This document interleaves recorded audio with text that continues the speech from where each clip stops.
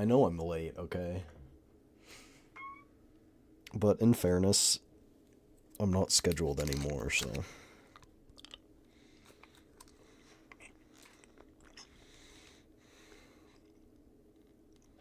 I've got high chews. Lots of high chews. So I'm vibing. Let's get this music turned on.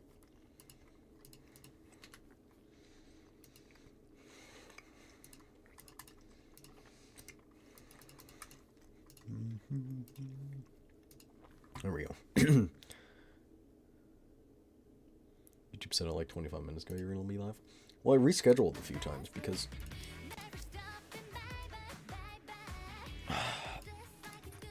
my brother was like, oh, we're gonna go to the gym in 20 minutes, and then 40 minutes later I was like, yo, you coming? Because I was just doing homework assignments and stuff.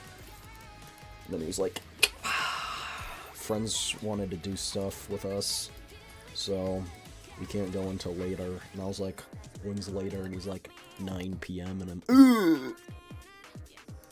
I was like, I don't want to go at 9. So I said, I'll skip for today.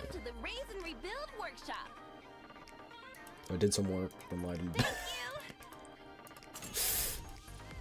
That's why it was originally pushed back, because it's just lying in bed. You had dinner? No, I have not had dinner. You've heard of a girl failure before, but have you heard of a guy failure? Or all guys just normally failures? Come again if you need anything.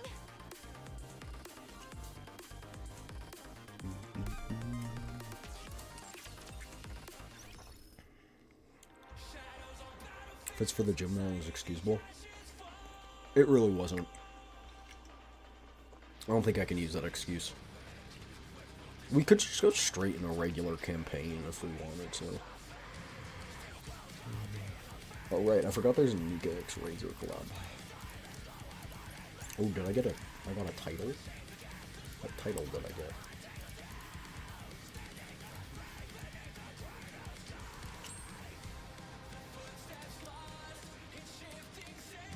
Oh, this one's perfect for me.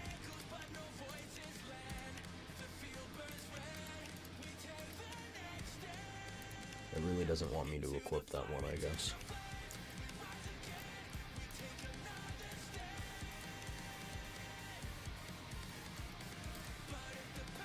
Why do I have 2 old tails? What a freak.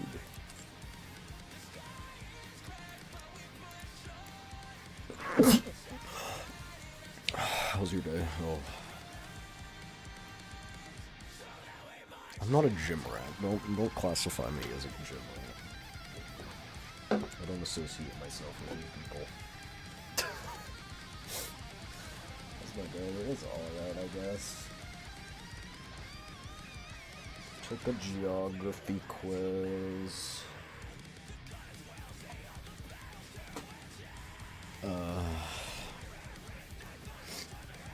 Did a statistics mini project. Nikke. Yes, Cyber, we're playing Nikke. Later we might play Stranova, but like do Stranova ranked or CZN. I don't know.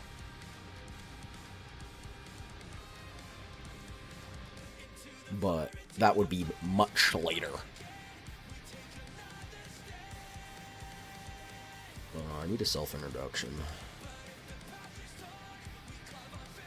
Farm Genshin? I don't know why I'd do that. I'm already struggling to even find...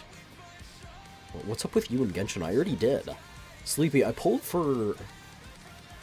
literally pulled for, Skirk's weapon. Already. And like, I struggle to even find stuff to farm in Genshin. Like, I don't know, almost all my characters are built to a decent degree. I've gotten to the point where I've started building 4 stars on other characters, like Xiangling and Xingqiu. My Xingqiu's pretty well built, actually. He's basically finished, I just need to set him to 90. I got some good pieces for him, so...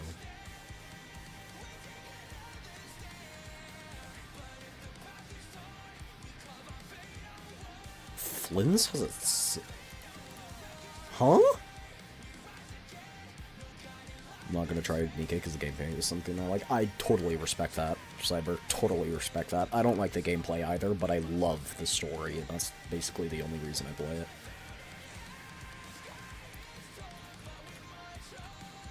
No, I'm just wondering, but like, does...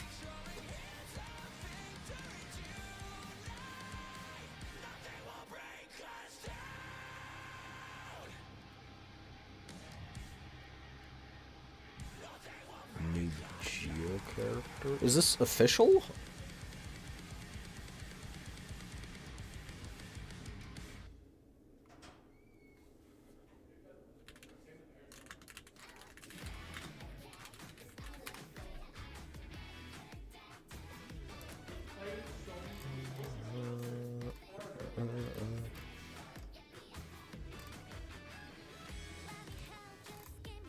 Linnea? Are you talking about Linnea?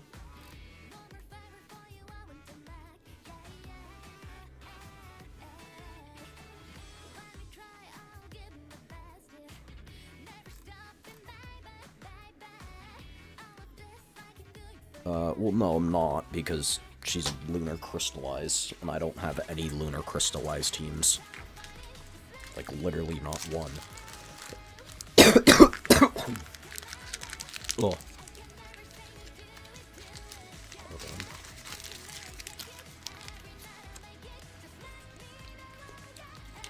Bro, I've been so congested today.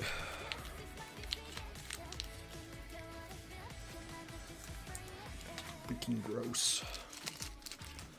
But she's good with Zeba. I'm guessing she'll be good with Zebai, Columbina, Eloa. Standard lunar crystallized team. She'll be the buffer for them.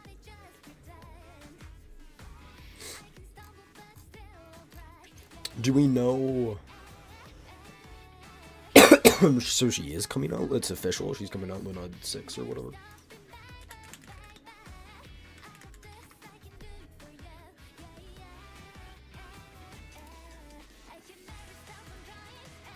Oh, I guess we can kind of assume. Oh wait, no, it happened today. It happened this morning, huh?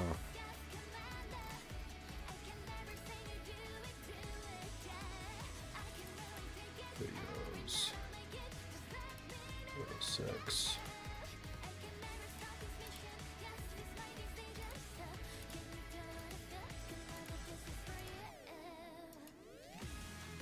Yeah.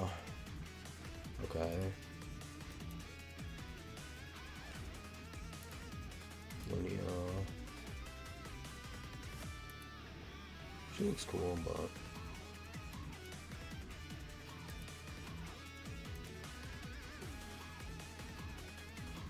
Whoa.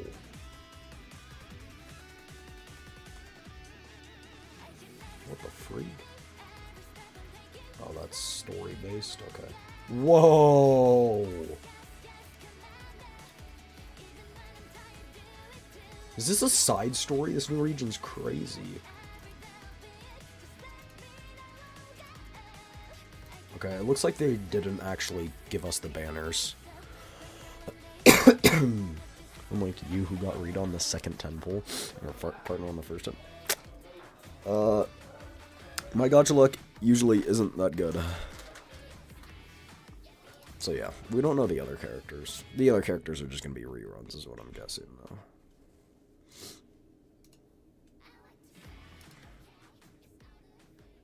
Okay, thank you. I was gonna be like, please don't play this song again.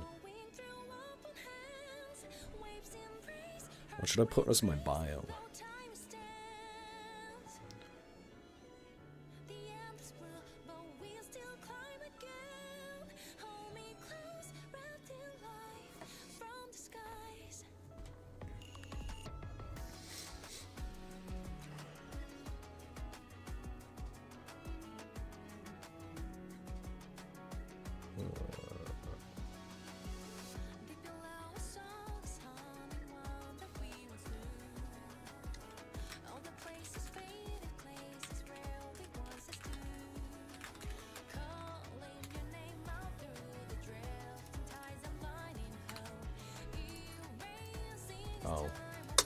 Oh, I didn't save all of that.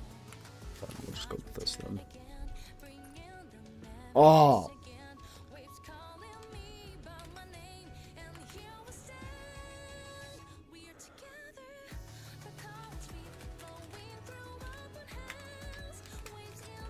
Beautiful. Oh.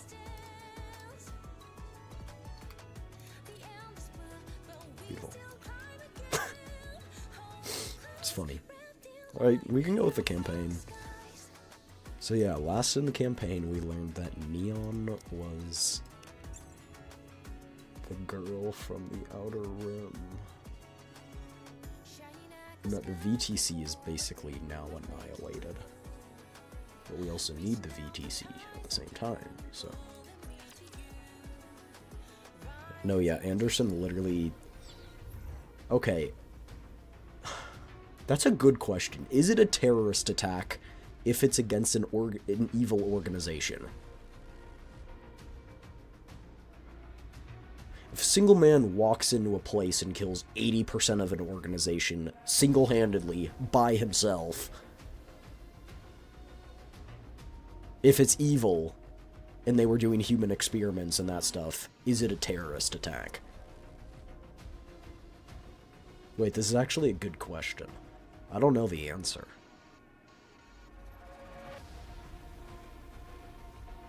Huh.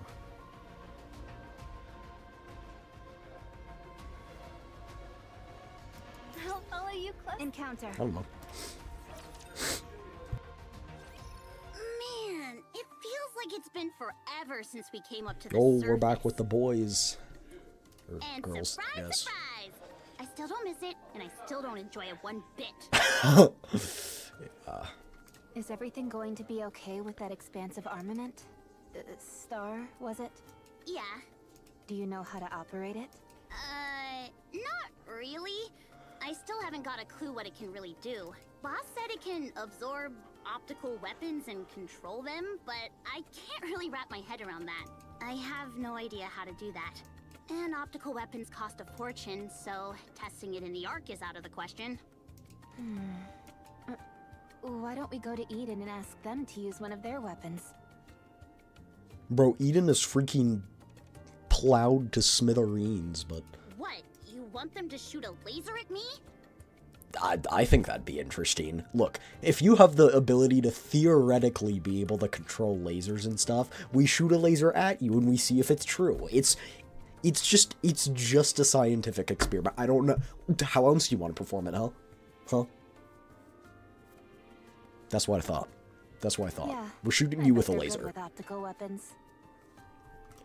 Actually, that makes sense. They've got that rich, fancy, smancy vibe about them. I can totally see them using optical weapons like they're no big deal. Alright then, let's go and get as much help from them as we can. Yeah, it's not like we're strangers to them. There's no harm in asking. I should snag some fruit while we're there, too. They have the best fruit. They have the only fruit. I wonder why they suddenly reached out to me, though.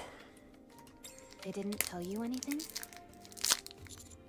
No, all they said is get here quickly. Oh wait, at this point we don't know. That sounds ominous. Right, at this Yeah. point we don't know that they've been Something freaking tells plowed me to the they're not ground. inviting us over for a party. Did Deputy Chief Anderson say anything? Not really. Just head over. Maybe he's overwhelmed by all the intel we brought back. Probably. The Floor Beasts created a new queen. Then they all somehow ended up on our side. Even I couldn't make sense of it when I first heard it. You don't think information about the Queen, our child, I mean, will get back to the central government, do you? Huh? What child? Oh! I think it'll be fine. Deputy Chief said he'd only share it with a small group. I sure hope so. Yo, hold up. Did I hear that right? Did you just say something about a child? Don't worry about it, Anise. Denise, I need you to listen carefully and promise not to freak out. You must remain calm, no matter what. The commander and I, Hey, want to see a Vault bullet? Tip's really sparkly. It's all cool. I quickly pull out the Vault bullet. The crimson bullet glints in the light. Why are you suddenly showing that to us? Because it's awesome. I mean, look at it. Pretty cool. Yeah, really awesome. But, why are you looking at me like that, Rappy? Nothing. It's nothing. Don't give me that. What is it? You're definitely giving me a look. It's like you've got the words, I win, written on your face. I said it's nothing. So, this is the Vop bullet you got from Ingrid. That's reassuring. Yeah, we managed to make one. Don't dodge the question. It's a shame that it's only one round. Hey, one Vault Okay, round could do fine, quite a but bit of I'm work. gonna figure out why you're acting like this. Sometimes, ignorance is bliss. Oh yeah? We'll see about that. Oh, I think ignorance is very much bliss in this scenario, Commander, Anise. don't they need your blood to make more of these? Yes, they do. Did Why? they take some from you again? Yes, consensually. It did, but it didn't really work. What do you mean? Don't tell me you're afraid of needles, Commander. Nah, that can't be it. Only a kid would be afraid of needles, right? The needle won't go in. Huh? The needle just doesn't go in, or rather, the moment it did, the puncture it made closes back up immediately. Your gene. It wasn't ever this extreme, certainly not before we encountered the four beasts, at least. Actually, that might have been what it started, seeing how I survived that fall. So, what does that mean? I don't know. At any rate, we're not able to extract even half the blood we needed. Though Ingrid did say it was enough for a single round. I don't think making bullets is the issue here. Are you really okay? I mean, I feel fine. There's nothing physically wrong with me, and I feel great, so... That's not what I meant. How are you feeling mentally, Commander? This isn't something an ordinary person goes through. Honestly, I've got no idea. Commander, you'll always be you. No matter what happens. We'll always see you as our commander. Don't forget that. Exactly. So don't worry. Whatever happens, we'll handle it. Alright, I trust you. It doesn't feel right talking about this without Neon. Yeah, let's swing by Eden real quick and then go find her. Oh yeah, I bet real she's quick holed up swing by somewhere Eden, huh? sleeping.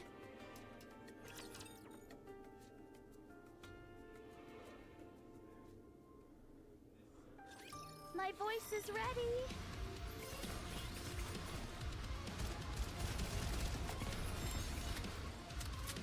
I'll do my best. Cheer me on.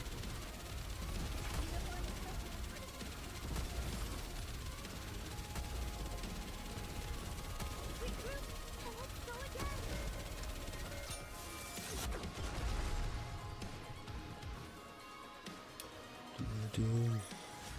It's already over? That's a shame. It felt good.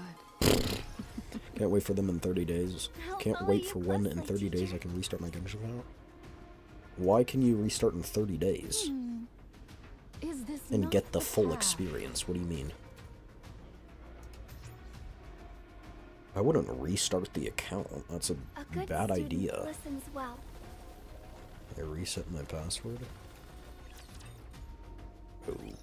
Okay. How does that correlate? That night. Saying you can't is not an option. You have to do it. It sounds nice, but it just feels like a lot. Why's that? Are you feeling overwhelmed? Yeah, kind of. I don't think the picture got changed. To reset your password, you need to wait 30 days to restart the account. I know, but why are you restarting your account? If you're overwhelmed by the idea of attention, why did you become one? That's not what I meant. You're worried because Anise isn't here. Yeah. Anise, are you reading this? Yeah. You have to perform. This is no longer just a farewell concert. Get the full experience on PC. Just start a new account, and then play up to where you are, and then use your old account because your old account has more polls.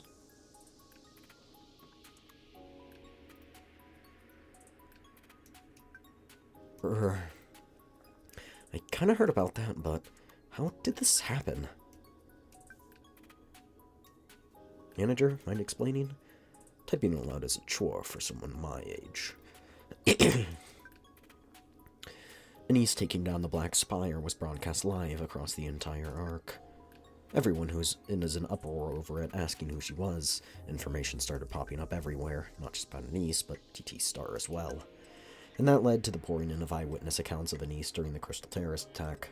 Oh, luckily though, nothing about Smile Time surfaced. I mean, even if it had, it would have been deleted anyway. A former pop star stepped away from the limelight ends up saving the Ark. How could anyone resist such a juicy story? You're the talk of the town now. Not just among music fans, but among everyone in the Ark. In a good way, of course. So Mustang decided to dial things up a notch. And Farewell Concert is no longer just that. The focus is now putting the public's mind at rest.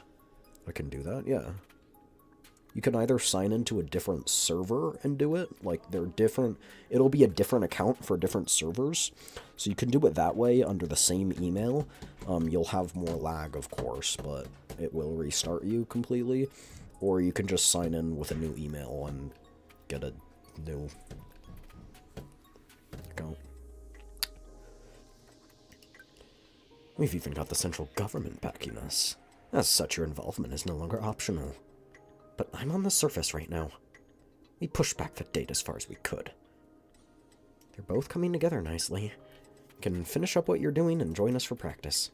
I have no idea when things will wrap up here, though. Even if you think about backing out... What are these? Okay. What the freak? I'll run back to the surface myself and smack you. I'm just saying that realistically, I don't see how it'll work. We'll work on getting the choreography and music down. You can finish your work and join us as soon as you can. Like I said, I don't know when we'll be done. You're good at what you do, right? So take care of your business and hurry back. We'll get everything ready. Something wrong? Oh, sorry. I didn't mean to wake you. It's fine. I couldn't sleep anyway. Is that your friend from TT Star? Yeah. Looks like we're performing after all. Oh? What's wrong with that? You know, realistically, I can't do it. Now that I've got the expansive armament, I need to focus more on reclaiming the surface. Given the situation, I don't think now's really the time for a concert. I'd like to see it, though. Me too. If nobody's gonna sleep, why did I get stuck with the night watch? Can I really do this? I can, right? Of course you can. We just have to finish up quickly here. I have a feeling once we find out about the news in Eden, though, Okay. that won't exactly happen. What do you think of backing out? Are you? Fine, fine, I'll do it.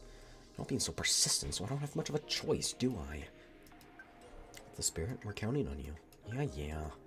Let's not take any more of each other's time and get back to what we need to do. Go to sleep, you two. I'm going to dream of your performance tonight. Me too. Maybe she'll wave at me with that bright pop star smile of hers. Ooh, should I make a hand hard and wink?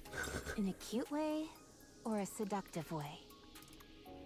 Huh? Neither one. I said go to sleep!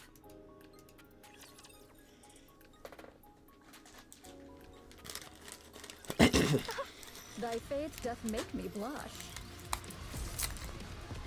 haste maketh folly of the past. Let me clear my throat. After such fierce strife, there must be Do rest. my best. Hear me Art thou holding fast?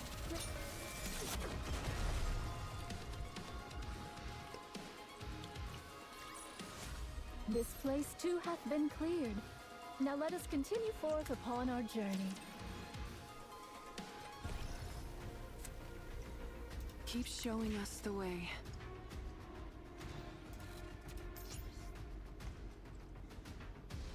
I will turn everything How far? into How long bubbles. until we get to Eden? I wonder. We spent a long time looking around before finally glancing. What in the world? It's a complete mess. What happened here? It looks like a battle took place. A very large-scale one at that. It keeps getting worse the closer we get to Eden. As we take the route that leads to Eden, we witness the aftermath of the massive battle. Almost none of the ground is unscathed, and much of it is melted under extreme heat. Rapture fragments are scattered everywhere. It looks like a war zone. Commander, look. I turn my gaze to where Rappy is pointing. There, a massive flower-shaped structure has crashed into the ground. What is that? Maybe a fortress of some kind? It's huge. I move closer to examine it. The shape and design are just as I remember. It's the space station. What? I've seen this in old records. It's almost identical to the space station connected to the lift. It's obviously not in its original form now, but the make and materials are almost the exact same. What does that mean? Did aliens invade or something? We should hurry. Something serious must have happened in Eden. Yeah, let's move, and fast.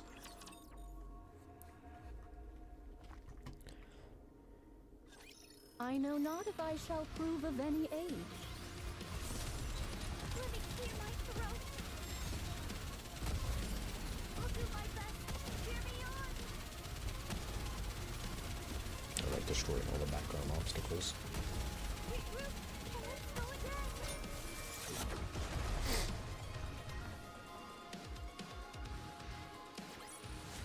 The story will be rewritten into a tale that's happy and beautiful.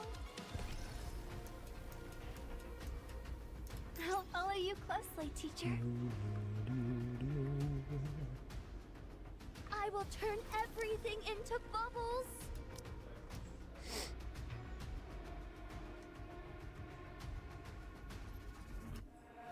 But I'm a high schooler. Do I really have to go? Hey, my buzzing bees. Papillon. It's been a while. Thanks for coming over in such a hurry. Oh my. Honey looks the same as ever, but you two have gotten quite the makeover. And it's not just your clothes. A lot of exciting things must have happened. Yeah, a lot has. Well, we've had our fair share of excitement too. Hold up. Why are you the one coming to greet us? Where's Inherit? Dead. Aren't you their hostage? I am. However, Eden's a bit short-handed these days, so even a hostage like me is being put to work. Short-handed? Come on, I'll tell you more inside. Oh, and just a heads up, you'll want to brace yourselves. It's not a pleasant story. What's with the creepy foreshadowing? You'll understand once you hear it. Papillon, Yes, honey? you look pretty banged up. You sure you're okay? You're covered in scratches and cuts. Oh, come now, honey. What are you even talking about? They're not that kind of people. These are training injuries. No need to worry your pretty head over it. By the way, did you just check me out as soon as we All right, buddy. save that interest for later? Now off to Eden we go. Papillon turns around and walks Rappy? off. Commander, Papillon seems like she's kinda... Coming on strong.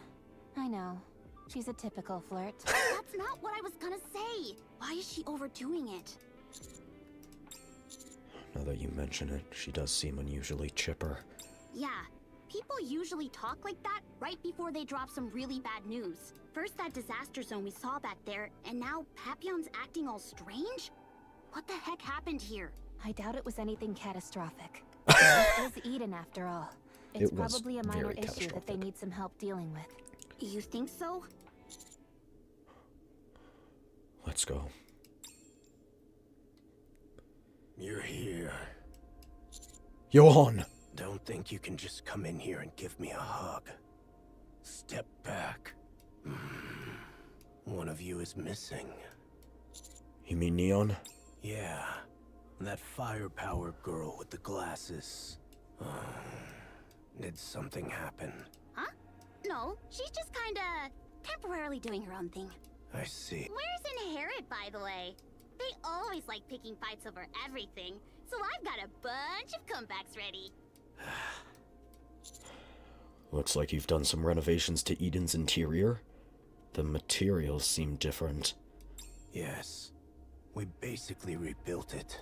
I hate to break up the big happy reunion, but how about we move it along? You ready, Cecil? Yes. The meeting room and the data are all ready to go. Then let's head to the meeting room. 1 hour later.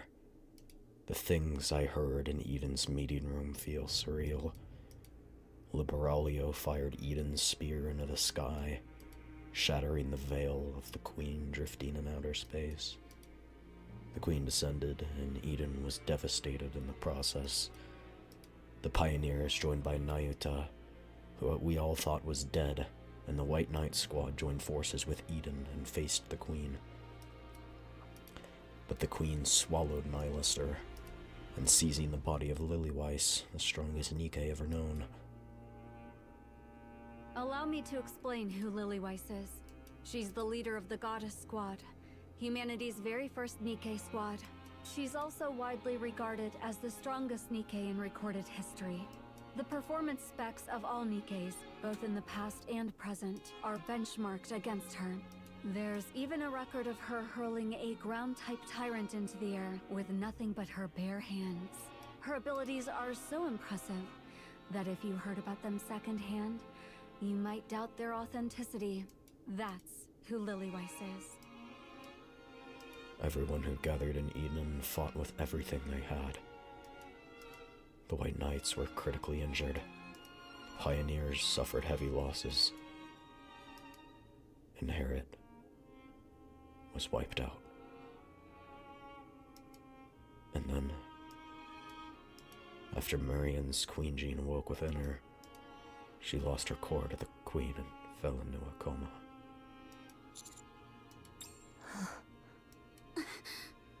That concludes the briefing.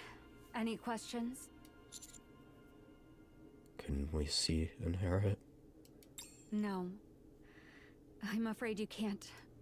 Noah's brain is undergoing intensive care in a dedicated facility. As for Haran and Isabel, nothing remains of them.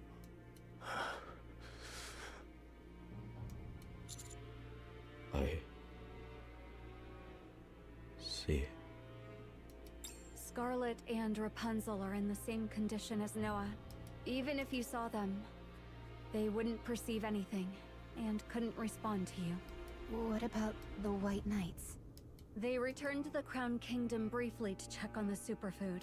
Crown sustained heavy damage, but she's still capable of basic actions. She said she will return once she finishes her business. And Nayuta? I couldn't say. What do you mean by that? Ever since the fight with the Queen, she's been slipping away any chance she gets. She says she's gathering intel, but she hasn't actually reported anything yet. She lost her entire squad. Even a monk needs time to gather her thoughts.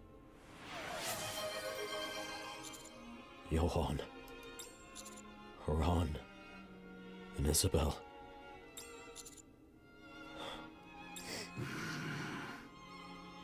You've got some nerve. What? Wipe that look off your face. Inherit completed their mission flawlessly. A moment of mourning is enough. Don't be swayed by your emotions. They'll only get in the way of the task ahead. Just don't forget them. Understood?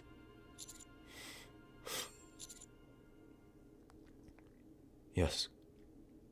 I understand. Good. That's the look I want to see on your face. Now, follow me.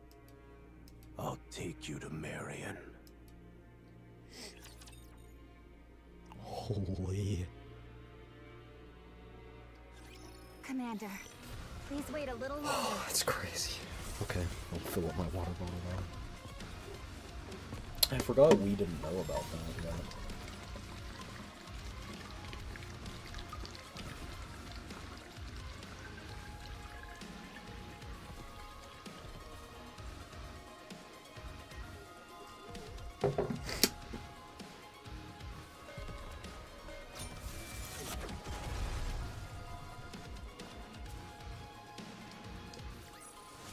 It's already over? That's a shame. It felt good. Keep showing us the way. All right, fine. Come at me. Let's go, everyone! 1, 2.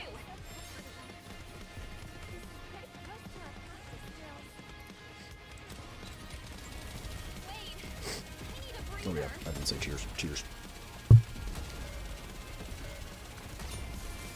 We got 2 sips for the price of 1.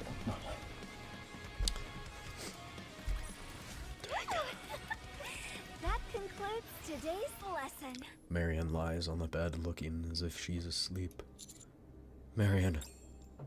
Her eyes remain closed. How's she doing? Her core is gone, so power is no longer being transmitted through her body. A pseudo-core was implanted to keep her alive.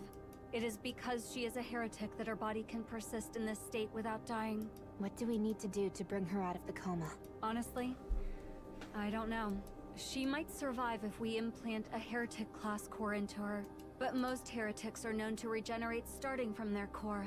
It's possible the original owner of the core would revive herself by feeding off of Marion's body. We're evaluating and attempting all possible methods.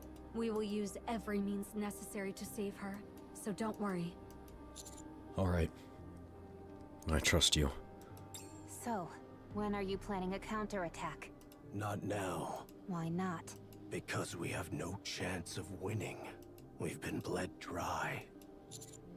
But if you send an official report to the Ark and request help... I'm not going to rely on the Ark. I do, however, intend to rely on you. In light of everything Eden has gone through, I understand where he's coming from. I look around. The place was never crowded to begin with, but now it feels unbearably empty. Okay? What can I do to help? Cecil. What we need the most right now is the ability to produce Nikkes. We can modify and enhance existing units, but Eden does not have the technology to produce them. We want you to do whatever it takes to secure it. That technology is as highly classified as it gets. I know. That's why I'm asking you. The Commando unit is the Ark's most vital squad. I'm sure it's not beyond your means. I can get you a blueprint, but not much else beyond We are that. going to need Scarlet and Rapunzel for our next engagement with the Queen. To counter someone as overly powerful as Lilyweiss, we'll need someone just as powerful. But right now, all that remains of Scarlet and Rapunzel are their brains. Without the ability to create Nikkes, restoring them is impossible. Our chances of victory would be even lower. Also, if we can get our hands on that technology, we might even be able to bring Noah back. Commander? Alright. I'll make it happen. Thank you. I appreciate it. Can't Papillon sneak that information out somehow? It's too demanding for one spy to pull off alone. I'm just a lowly spy, sadly. Well, what about Dorothy? Isn't she in the Ark?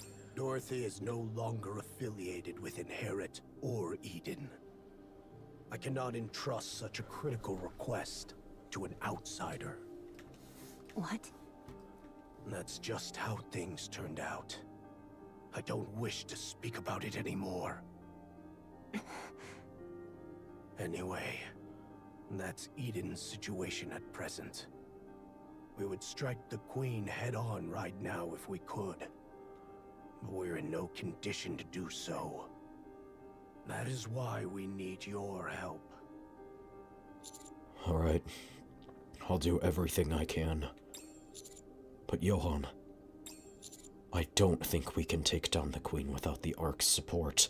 I will not ask the Ark for help. Ever. Talk about stubborn. Fine. We'll leave it at that for now. Rappy, Anise, let's head back. We don't have time to spare. Roger that. Yeah, let's go. Before leaving the room, I look at Marianne. I gently stroke her hair. She remains motionless, as if trapped in an unending sleep. Marianne. Scarlet. Rapunzel. Noah. I will bring you all back. I swear.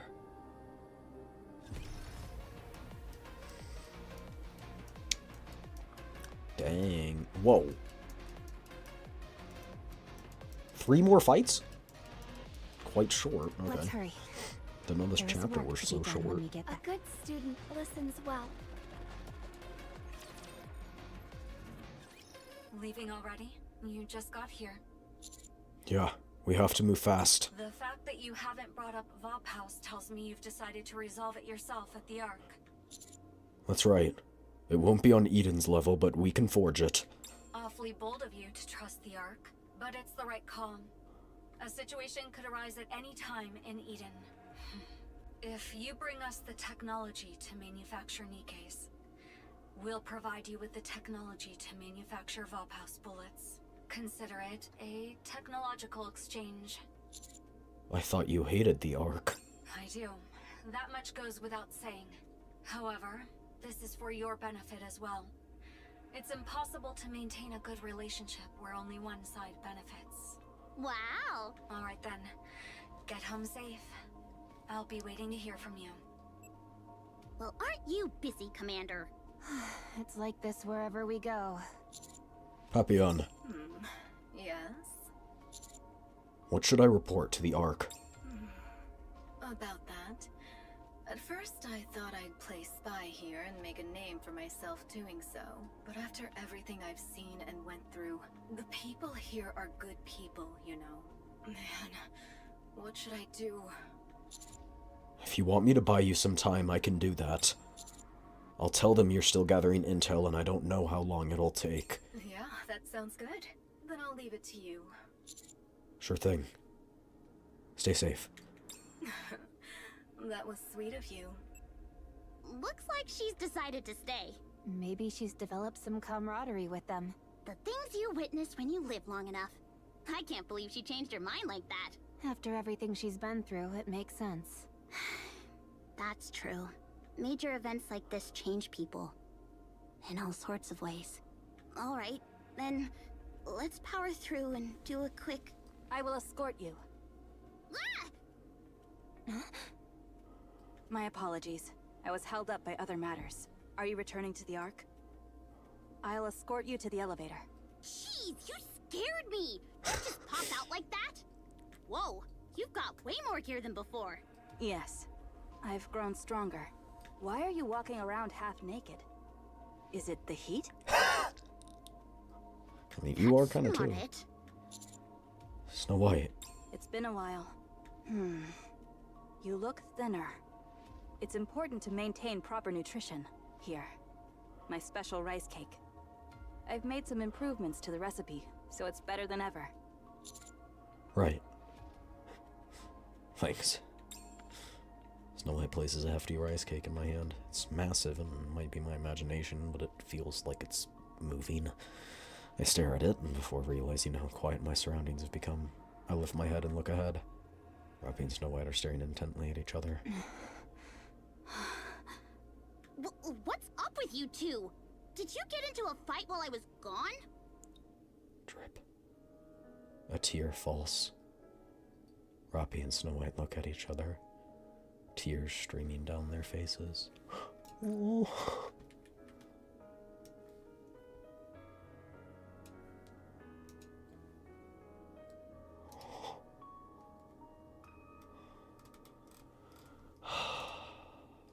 Too much of a tearjerker in this game.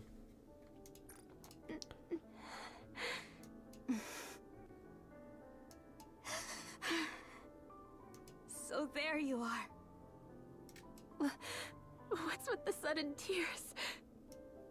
That's what I should be asking. You shouldn't cry so easily. You're crying too. Yes, I am. Rappy. Yes?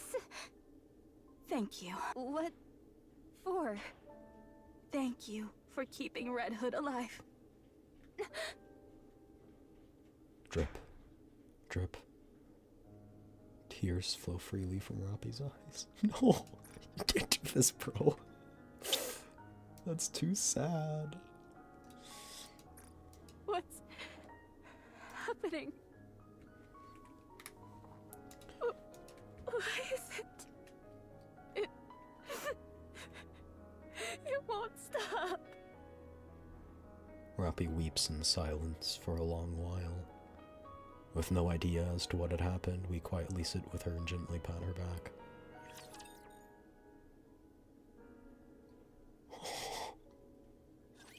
I'm not sure if I can hit hard enough. We're glad to see each other again.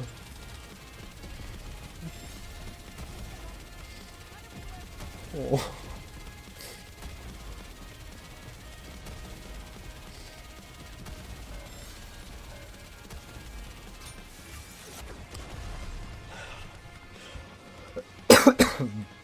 That tugs at the heartstrings for sure. Will be rewritten into a tale that's happy and beautiful. Keep showing us the way. The bubbles will show us the way. All right, fine. Come at me. We follow Snow White as she escorts us to the Ark. We decide to camp halfway through. Snow White tells us she'd regained all of her memories. Surrounded by darkness, she stares off into the void as she recounts everything. The battles for humanity during her time in the Goddess Squad, losing Red Hood and Lily Weiss, helping to seal the Ark, being betrayed by the Ark, wandering the surface to defeat the Queen, parting ways with Dorothy. Each episode of her tale is told without a single sliver of emotion. We simply listen to her stories in silence. Snow White. Yes. Thank you. Thank you. I think those are two words I've wanted to hear for a long time. I'm not sure if it counts as a gift, but there's something I want to show you. Is it new food from the Ark? That will make a fine gift. I can give you that later. For now, take a look at this. I take out my phone and play a video. Snow White watches the screen with indifference. Hey there, everyone. I'm back. Not even death could keep me down. Man, this is more awkward than I thought it'd be. Oh.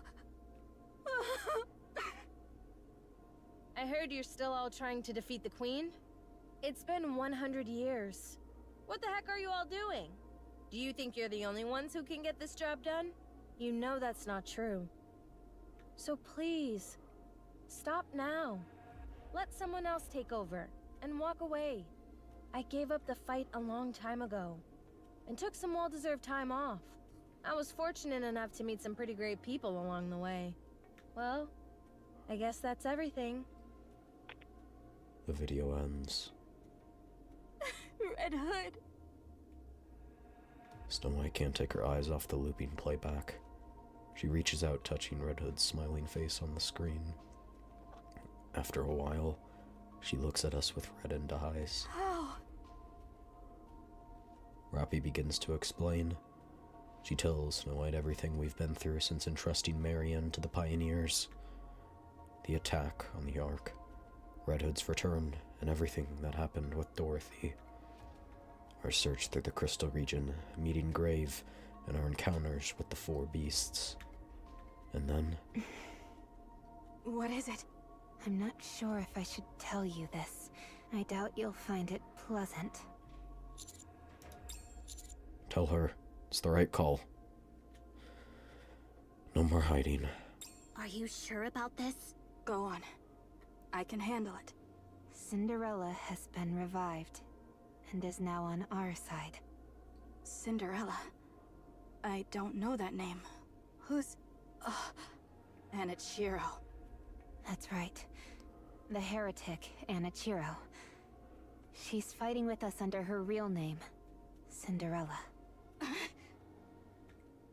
Snow White abruptly rises to her feet. Calm down for a moment and listen.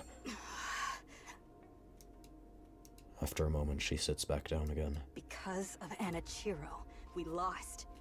Humanity lost. But the Goddess Squad killed her, and we won. I'm surprised she survived. Let alone that she's our ally now. So she's back? Like Marion? Pretty much. She's the most formidable asset we have at our disposal. That much is certain. Fine. If we happen to cross paths again, I won't attack her. Huh? That's it? Yes, that's it. She was probably corrupted at the time, and wasn't acting of her own free will. And now she's fighting alongside you for humanity. If I recall, aside from Cinderella, there were other second-generation Grimm's models created as well. Are they with you too? There have been some minor hiccups, but we're all on the same side. That is sufficient. I have nothing more to add. Wow, that's pretty big of you. All right. Now that the hardest part's over, I'll keep going. Rappy continues to speak about how Cinderella woke up and fought the four beasts. How Rappy took over the mantle of Red Hood. So, that's where Red Hood is. Yeah. Why did she not come to us? Right. With your body at stake, she wouldn't have hesitated even for a moment. That's the Red Hood I know. Yeah. That's how she was. Even so, I wish I could have seen her. My apologies. Please, go on. We continue our tale. About the four beasts creating the new queen, how we succeeded in talking to them and becoming allies. Liberalio claiming she would speak with the original queen. We talk about everything. Amazing. You are truly remarkable. Huh? Me? All of this power is gathering around you. It's as if you represent humanity's last hope. Whoa. Don't get too full of yourself, Commander. I didn't even say a single word. May I share this information with Eden? Go ahead. Make sure to tell them every last detail. We need to share information with each other to be prepared for what lay ahead. Understood.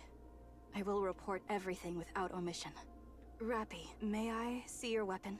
Of course. Snow White accepts Rappy's 7 Dwarf 0. Remarkably heavy. I like that. This was the weapon you were making for Red Hood, wasn't it? Yes. It was nearly complete when Operation Arc Guardian began, so it never reached its final form.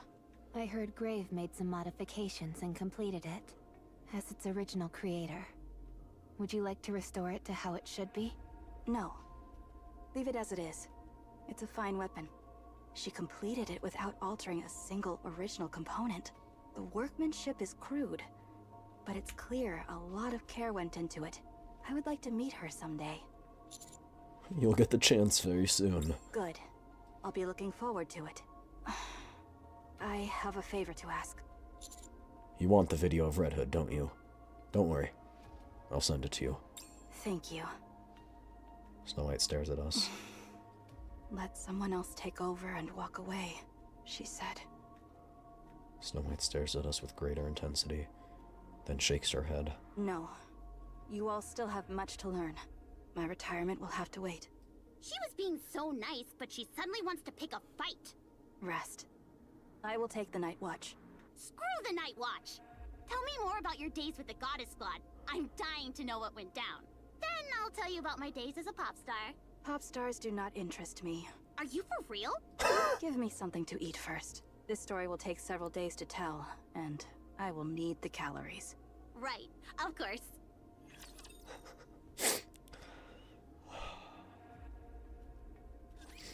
We're repairing everything that broke. Little by little. The catastrophe that happened not so long ago is slowly being repaired. Wait, I need a breather.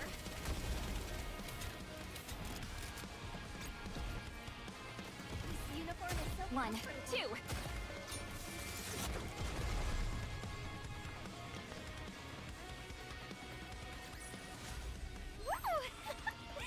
That concludes today's lesson. This will be much shorter than I thought. I thought this one was going to take a long time, but no. Aw, It I only don't took want about an encounter. hour. A few days later. Liberalia said she would speak with the Queen. We shouldn't trust her. I'm certain the Queen can't be reasoned with. We should make our own preparations. Yeah, we'll be prepared for the worst, of course. I trust Liberalia, but given who we're dealing with, we can't rule out the possibility that things go south. That's right.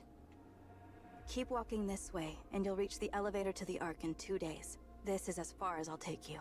This was less of an escort and more of a catch-up. Thanks to that, I feel much calmer. Speaking about myself to someone else helps more than I expected. Go. We'll meet again. All right. See you again. Suddenly, something with a strange silhouette appears in the distance. It looks human, but there's something off about it. It stands there, unmoving. For some reason, it feels like it's watching us. What is that? Whatever it is, it isn't our ally. Should we get closer? No. It's coming to us. The strange silhouette moves toward us. I am grateful for this unexpected Altruia? encounter. What the freak? If it is not too great an imposition, may I ask you a question? A gentle voice seems to echo around us, paired with a serene face. However, one thing is clear to all of us. Whatever this thing is, it's neither Nikke nor Rapture. Who are you? I am Altruia. That is the glorious name bestowed upon me by Mother. Oh, shoot, another one of them. Mother? Yes, that is correct. You mean the Queen? Ah, yes, indeed. It brings me such relief that you understood so quickly. The human imposters I encountered over these past few days could not grasp my words. It grieved me deeply. Are you a heretic? Such blasphemous words. Refrain from speaking them. We are daughters born of our mother. As such, we are worthy of being addressed by our noble names. What's up with her? It looks like she's part of the Queen's new elite forces. Oh, great. So what did you want to ask? Ah, yes. Forgive me. I let my emotions get the best of me for a moment. How might one be invited to the Ark? Why do you need an invitation? I have received orders to bring about humanity's extinction. I know its location, but it would be improper to go there uninvited. Extinction? That is the mission Mother has personally entrusted to me.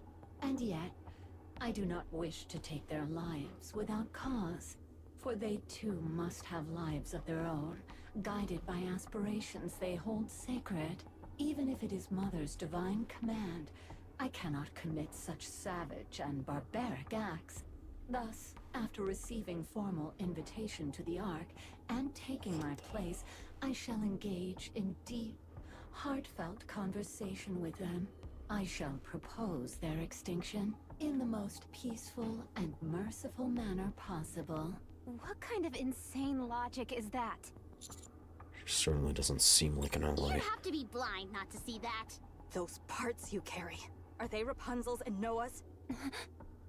Wait, those sure look like theirs. This body was personally granted to me by Mother. I do not claim to comprehend Mother's great designs. They're just imitations. What? The Queen remembered our fight against her and copied our weapons out of fear and envy. Which makes sense, considering we left her in ruins. Don't provoke us. Copying our appearance won't get you even close to our level. How insulting. A lowly thing like you, daring to mimic It'd us? be really funny if we could just eliminate it right here and now permanently. I know they're not going to do that, but it'd be funny. You're the one who... Yes. I'm the one who put a hole through your mother's torso. I have found you. You vile, detestable abomination. I have found you at last. How dare you, Mother's sacred vessel. How dare you lay your filthy hands upon her. Enough talk. Die, heretic. I won't forgive you. Black light bursts from Altruia's body. Black? What?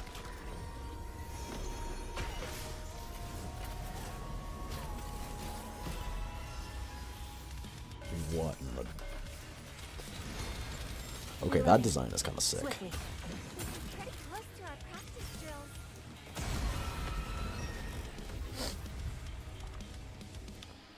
It's not dead. No, for sure it's not. There's no chance.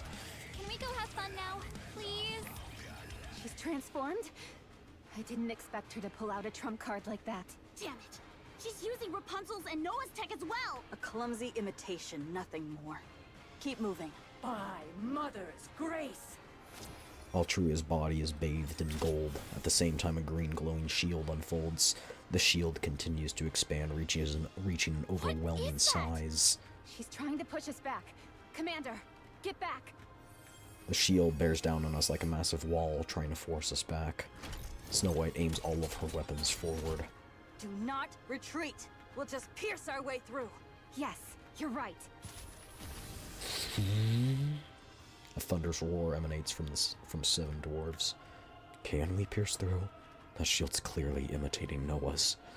If we can't pierce it, it'll push us back and we'll be burned alive. Damn it! I glance at Anise, who's clearly restless. This is the optical thing. Come on, use it. Anise, the expansive armament! What? The shield's no different from a thin beam. Alright. I'll try. I think it's something like this? She stares at her fingertips. Sweat pours down from her furrowed brow. It seems whatever she's trying isn't going as intended. At that moment, the shield starts to disengage, flowing effortlessly into her hand. No. The shield dissipates and radiant light gathers in Anise's hand. Anise! Entertainment punch! With a deafening roar, a blinding flash erupts. The light she gathered explodes before she can fire it. Anise is thrown back and the shockwave sweeps across the area. No! Pierce through! Snow White and Rapi's tears pierce through Altruia. Altruia stares in disbelief at the massive hole now blown straight through her body. No! No! Crack! Golden light bursts from within Altruia, and the wound heals instantly. You dare wound the body bestowed upon me by Mother. Looks like your mommy didn't give you a proper body. You probably shouldn't keep provoking her. Forgive me, Mother. Your foolish daughter shall go and beg for your forgiveness. Please, deliver unto me a punishment without mercy. Altria soars into the sky, leaving a golden trail as she disappears beyond the horizon. A new heretic. The Queen. I thought she had been dormant all this time. Yet she was manufacturing a new creation. I'm sorry. I screwed up at the most crucial moment. I tried to blast her away, but it didn't work. What are you talking about? The shield was neutralized. I wouldn't call that a mistake.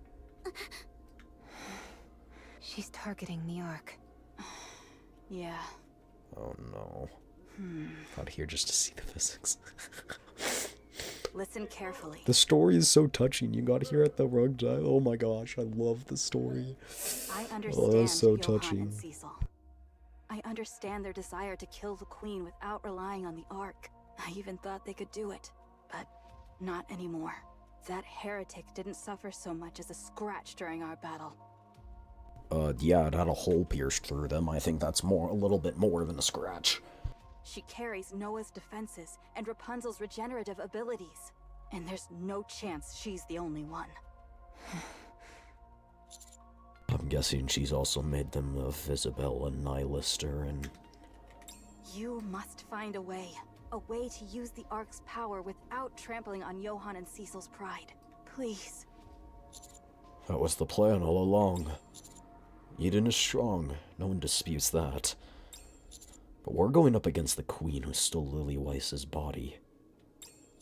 She could build new heretics and entirely new Rapture factions. We need to avail ourselves of every possible option. Good. I'll leave that to you then. Return to the Ark at once. I'll head to Eden immediately. Okay. See each other again soon. That we will. I'm sorry about Marion. You trusted us, and we failed to protect her. I am... She isn't dead yet. Don't blame yourselves, you did all that you could. All right. Snow White turns and sprints back the way we came. We watch her briefly, then resume our path toward the Commander, Ark. what's your plan? First, we secure the production technology. Then, we report everything. We might end up at odds with Eden. We need to approach this with some thought, and I'm sure Deputy Chief Anderson and Enoch will come up with something appropriate. Yes, I agree. Should we send support to Eden? They seem very vulnerable, even with Snow White there. I'll contact the Four Beasts and ask them to come. Yes, that's a good idea. Eden's defensive capabilities have taken a major hit. Whether Eden accepts them is uncertain. But maybe making it clear that you're their ally might make a difference. Yeah, Queen tore out Marianne's core. There's no guarantee she won't go after the child. It would be for best if Eden and the Four Beasts stayed together. I hope the Queen doesn't move too quickly. We have to trust Liberalio. She said she would try to persuade the Queen. Right, it'd be ideal if everything goes well. However, if it doesn't, it'll still buy us some time. Understood. Sounds like we'll be busy. We walk quickly. Liberalio walks ahead, her footsteps the only sound in the otherwise still air. It's so quiet. What a nice place. Liberalio keeps walking, then stops. The Queen, adopting Lily Weiss's form, looks down at Liberalio with a faint smile. Oh, Mother! Liberalio approaches. She stops in front of the Queen. You've come. I've missed you so much. I wanted to see you sooner, but I was delayed. I'm sorry, Mother. Lily Weiss is gonna kill her, isn't she? I did my best. Truly, please forgive me. Queen looks at Liberalio with the same unchanging smile. Mother, I tried to make the surface as clean as possible for the day you would return, but I couldn't do it. Still, hear me out. I beg of you. We can talk to them. We may be different by birth and species, but we can still have a conversation with them. we can come to an understanding. I witnessed that miracle. Oh, I know what's with gonna my happen. own It's not gonna eyes. surprise me. It was so beautiful. It awakened in me a feeling of love. So, Mother, Crack. would you speak with them just once? There's no need for pain, no need for hate. Through dialogue, I believe we can understand and change one another. Then one day, we will all be able to dream of peace.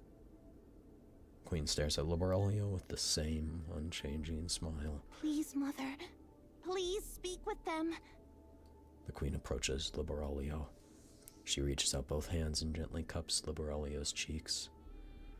She closes her eyes and leans into the touch. Oh, Mother, I've dreamed of this day for so long. I love you, Mother. Crack. I literally predicted it. Liberalio's head is torn off. The Queen smiles, staring into Liberalio's eyes, now frozen in shock. Liberalio's mouth opens and closes soundlessly. The smile on the Queen's face remains. Liberalio's eyes dim, little by little, until all light fades. The Queen tosses the head aside without a thought, then walks toward the headless body. Raptures appear from nowhere and carry it away. The Queen returns to her original place, gazing into space with that same smile. Watching her, Mirror is certain. The Queen is beyond reason. A monster in every possible sense.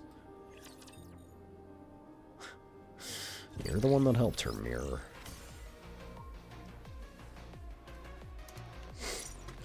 Well, would you look at that? In battle path. Complete. Why is it green? Go to the lobby. Yes.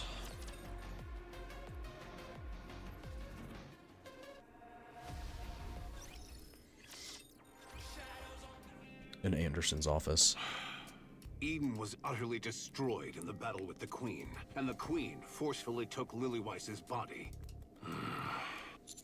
Are you alright, Deputy Chief? What do you mean? You look really angry. Do I? Sharp eyes you have. I'm absolutely livid, and I've been pondering how best to deal with this feeling. That's a sign of insane strength. If you can just say, I'm absolutely livid right now, but I'm pondering how to best handle the situation. This won't do. My anger won't subside. I feel like rushing up to the surface and wreaking havoc, but there's nothing I can do with this damn body. There's no need to be on edge. I have no intention of venting my frustration on you. That said, each time you return from the surface, you bring back information that never fails to surprise me. This time, however, it is beyond what I can deal with on my own. If the matter of the 4 beasts and their queen is kept strictly between you and those involved, we may be able to contain the spread of information. But the fact that the Rapture Queen, an enemy to humanity, has descended to the surface means this is no longer Eden's problem alone. The newly created heretic is openly targeting Ark as well. This is a grave situation. For now, I will gather opinions from various areas. From there, we should be able to determine a rational course of action. Got it. I'll be waiting to hear from you then. All right. Given the gravity of the matter, I shall ensure we reach a decision without delay. And of course, I will share this only with those who have reason to know it. Thank you. Didn't you say you had something else to report? Yes. I'd like to share the Nikke production technology with Eden. Scarlet and Rapunzel will be indispensable if we are to face Lilyweiss. Cheers, Sleepy. Yeah. Yet, with just that one statement of yours, I'm now branded a traitor. everything you've built could crumble. It's precisely the sort of thing that could get you branded a traitor. I don't think now's the time to worry about that. fair enough. So you're saying this isn't the time to concern yourself with power and authority. I get your point. I'll make sure to put in a good word for you. What do you mean by that? I don't have authority over the Ark's core technology. Burning Gum does. I'll set up a meeting between you two. Go and make your case. You don't seem keen on the idea. Didn't you once help his second son? He tried to put Marion on a lab table. It might be worthwhile to bring that up with him. Got it. Just talk it through with him.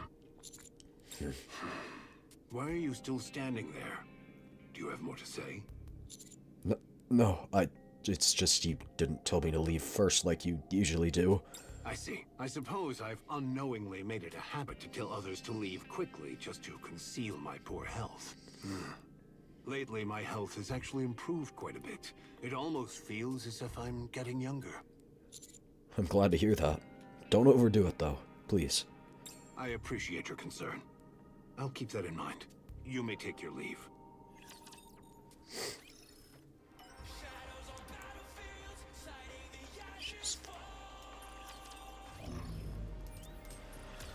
Alright, let's talk to this piece of crap in Burning Gum's office. I can't quite understand why you're taking so long. I've already handed over the optical camouflage, as well as every piece of new technology. And from what I've heard, the weapons and equipment they produced from it are more than sufficient. Yes, there's enough to arm every Nikke in the Ark and still have some left. Things are going exceptionally well. Once again, I can't help but be impressed by Eden's technology. Then why aren't they proceeding with the Third Surface Reclamation War? It's not that simple. The biggest issue is that we lack a legitimate justification. Why would reclaiming the surface require any justification? Wasn't that humanity's goal all along? The Ark is stable for now. We've got everything we need, so there's no reason to take unnecessary risks. I hear a terrorist attack has taken place. Well, it'll be sorted out soon. We already have a plan in place. From the Ark's perspective, it's a serious problem. So there's no need to rush into war. Especially because it's not against the Raptures. Then why Terrorist such attacks are, lengths to stockpile at least in this case, are weapons and domestic. supplies?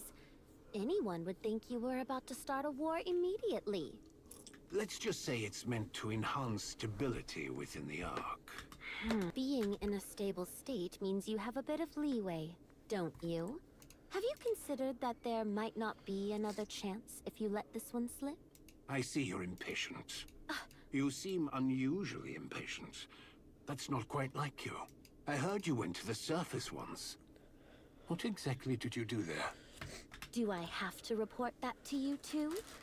What did you see that makes you so eager to kick off the Third Surface Reclamation War? Looks like you've even put a stop to that strange broadcast.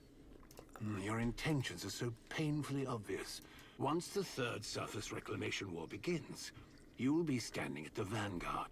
The Ark will apply pressure to the Nikkes during the war, urging them to destroy more Raptures and forcing them beyond their limits. Lives will be regarded as nothing more than numbers. After all, this is our third attempt, and failure is not an option. And that's when you step forward. You'll rack up countless achievements during the Surface Reclamation War. With your overwhelming strength and unique charisma, you'll captivate not only the Nikkes, but also the public. Using that influence, you'll stand before the persecuted Nikkes and lead them to Eden, the paradise on the surface. Burning Gum presses remote control and a video starts playing on the monitor. Have you heard that paradise exists on the surface? A place where there's no such thing as where you can be whoever or whatever you want to. A place where there is where you'll always have a safety net. Eden, the last welcomes you all. Burning Gum stops the video. Eden welcomes you all, You want to take the Ark for yourself. During the Third Surface Reclamation War, you'll lead the weary Nikkes to Eden, this so-called paradise. You'll leave the empty Ark behind and make Eden the new Ark. That's your plan, isn't it? You have quite the imagination. Well, I suppose so. When you're in this position, there's nothing to do but imagine. Let me speculate a bit further. The fact that you stopped that broadcast advertising Eden suggests that your plan to turn it into the new Ark has failed, especially after what you went through on the surface. Something must have happened to Eden. That's impossible. I can only imagine two possibilities. Eden has been destroyed, or you've been cast out. In the worst case, it could be both. Should I give you a round of applause? I never expected you'd have such a vivid imagination. Well, I won't stop you if you want to. As for why you're rushing to start the third surface reclamation war in the middle of all this, I'll need to think that over. But if your plan is to at least become the Ark's hero in a spirit of despair because you have nothing left, I'd be disappointed in you in more ways than one. That will never be the case. Good. I hope it's nothing more than my imagination. Anyway, if you're not going to give me a proper explanation, just know that the Ark has absolutely no reason to hurry. We can always wait until the technology is fully mastered before making a move. Not in these scenarios. You're not going to get anywhere just by preparing yourselves. You're not immortal. It doesn't matter if I die. There will be plenty to carry on after me. Risking the fate of the Ark just for a personal achievement during my tenure is sheer nonsense. Okay, that's actually good. Unless you can give the entire Ark and me a reason to push forward the third surface reclamation war, this conversation ends here. I have a guest waiting outside. Very well.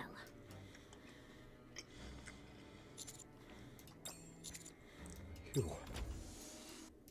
The door to Deputy Chief's office opens and Dorothy steps out. Dorothy. Dorothy glances at me for a moment, then walks past without a word. Through the open door, I catch sight of Deputy Chief Birmingham. Come in. Excuse me. Have a seat. Oh, he's still faking this stutter for whatever reason. Thank you. I sit down, and Deputy Chief Birmingham takes a seat across from me. He stares at me intently. The intensity of his gaze makes me want to look away, but I force myself to hold his eyes. He shifts his glance slightly and then speaks. There's no need to drag this out. I'll just... Enough of this foolishness. I'll speak plainly. Sure. There's no need to drag this out. I'll just make this quick. I already heard from Anderson. You want access to the Nikke production technology? That's right. What are you going to do with it? I plan to hand it to Eden. Eden, so you wish to become a traitor? No. Then why should we give the Ark's technology to Eden, who isn't cooperative? And of all things, the most classified Nikke production technology. Because I believe it'll be necessary for the battles ahead. Something overwhelmingly powerful attacked Eden. Some, or perhaps even most, of Eden's Nikkes have survived with only their brains intact. For Eden to suffer damage this close to annihilation, then the enemy was likely the Queen. Or something of her caliber. Fine. I'll give you the Nikke production technology. But I have one condition. Eliminate 6-0. The mastermind behind the recent E2 crystal terrorist attack in the Ark. Shoot, I wanted to do that anyway. Do that, and the Nikke production technology will be yours. I was planning to kill her anyway. You'd better watch your words. That statement of yours has just erased any reason for me to hand over the Nikke production technology. What are you thinking? Throwing away your own bargaining chip in the middle of a negotiation? Consider this a simple piece of advice. Be more careful from now on. The terms of our agreement remain unchanged, so carry out your duties properly. Understood. Is there something else you want to tell me? I'd like to talk about Marianne, but I won't. That's no different from having said it. So, do you resent me For trying to put your precious comrade on the lab table by any means necessary? Yes. I see. I get where you're coming from, though. But even so, there are some things I just can't back down from. Did you ever stop to think why I didn't order a pursuit when the heretic Modernia was taken to the surface so blatantly? I figured it was because the surface was dangerous. No. I was personally curious about how far you could go. I wondered what would happen if I left a willful commander like you entirely to your own devices. Fortunately, you've performed exceptionally well since then, and it has once again reinforced my confidence in my own judgment. I trust you. Why me? For one thing, there's the matter with my son. I don't even remember that.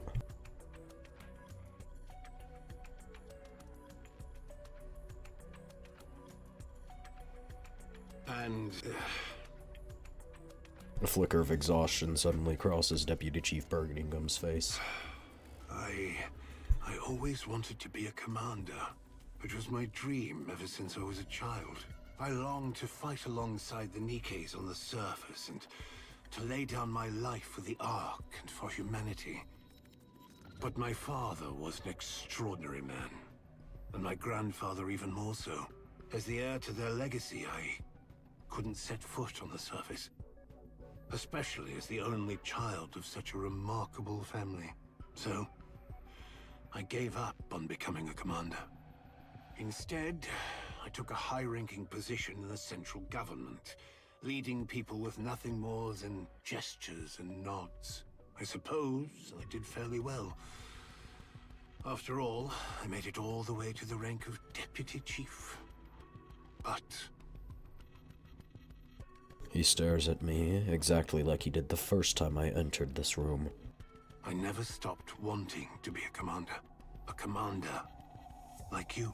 Just by watching, it feels like you can handle just about anything, as an ideal commander should. That's who I want to be. You are both my idol and the one I envy. That's why I trust you. And why I've kept tabs on you. Go all the way to the end. Keep shining. Remain my idol. Go as far as you can, but I'll be right there to watch you fall, too. So I guess it's fair to say, these two feelings live within me. I say the strangest things, don't I? I've been looking forward to having a chance to talk with you, so I end up saying everything that's on my mind. Let's change the subject, shall we? How's Papillon doing? As far as I can tell, she looks like she's doing really well. It might take a little time, but she said she'd return later with plenty of information. Next time you see her, tell her to submit her resignation letter. We're of no use for spies who think they're the masters of their own lives. Will do. And also, no, this won't do. I'm going to be up all night at this rate. Might as well get up now. I get up from my chair, bewildered. Right, before you go, sign this document. Is this some sort of confidentiality agreement? No. My son, who's indebted to you, said he wanted your signature. Isn't that usually called an autograph? Fine. Call it what you will. And sign this too.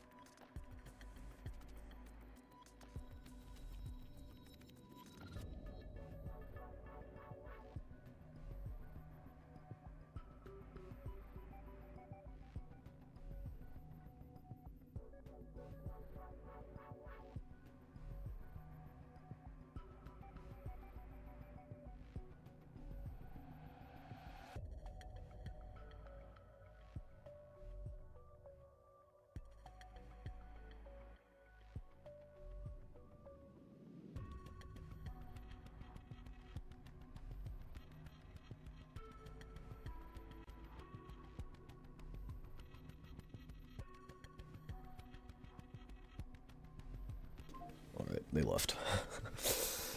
I don't know what it is with random people bursting through the door, but, you know, we deal with it. This is... It's for my private collection. Collection? Dang, okay. Oh, we have to go talk to Enoch. Ugh.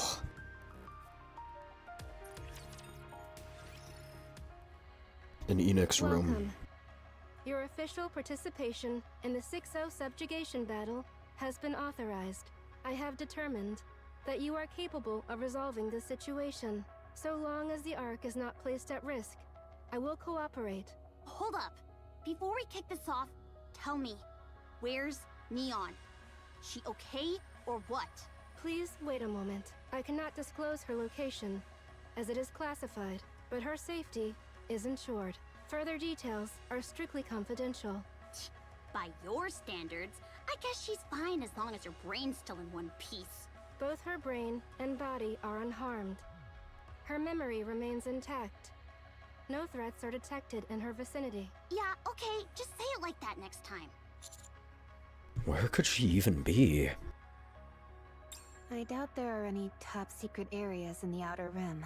Then again, anywhere out there could be one, given how little intel we have. Whatever. She's safe, so that's all that matters. She'll show up sooner or later, yammering on about firepower like nothing ever happened.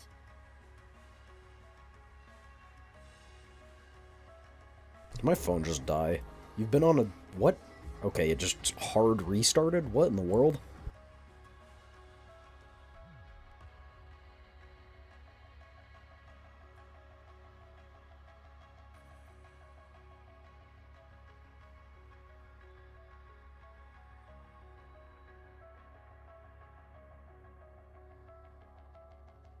Bro, it's at 81%. Why did it just turn off?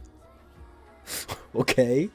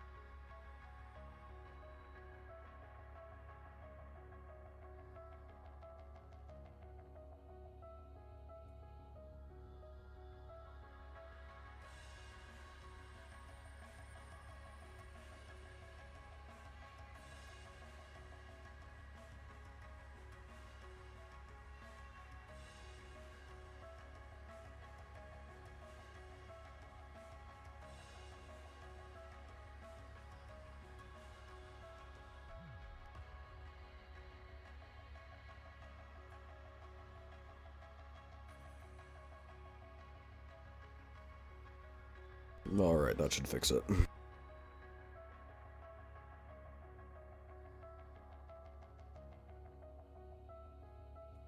I mean, it certainly sounds like her. I look at Enoch. I need info on 6-0. Tell me everything you know. Understood. This is also classified, so please exercise caution in disclosing it. However, if you judge that it would aid the mission, sharing is permissible. Decisions regarding whether and to whom to share are left to the discretion of the commando unit. We sure do get to throw our weight around, don't we? 6-0 is an AI that branched Hey, off oh, okay, okay.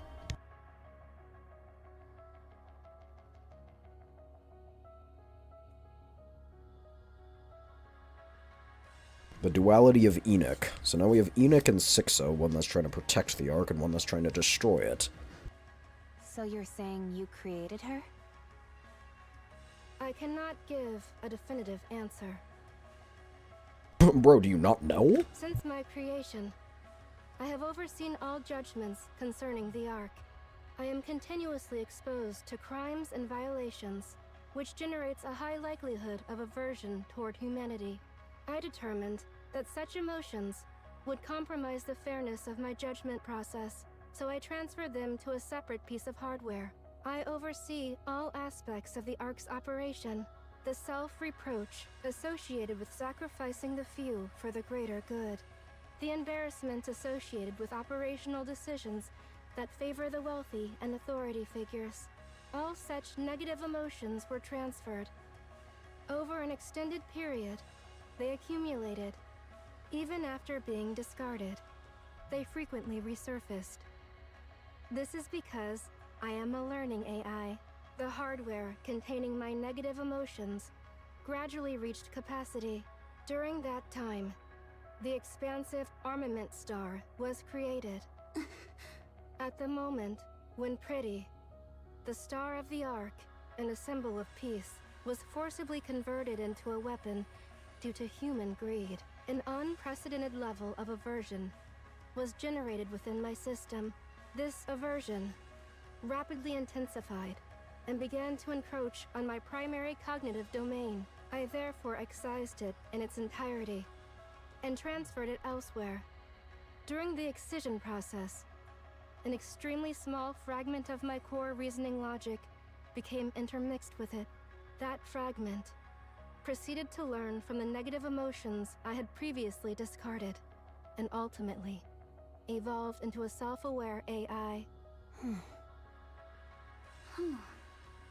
I strongly recommended the disposal of the AI, but the central government and the judges consistently sought a counterbalance to my influence.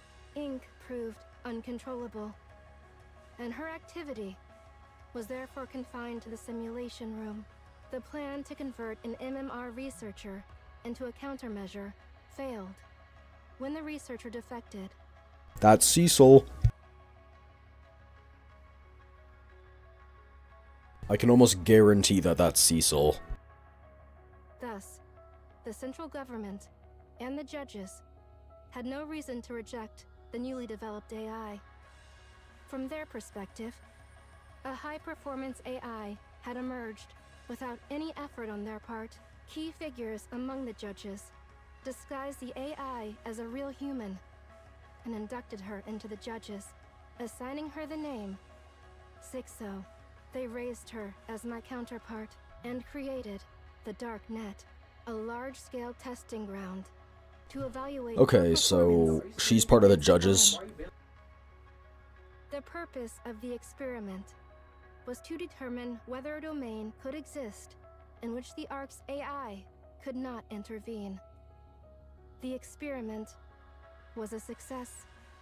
I could not penetrate the Dark Net.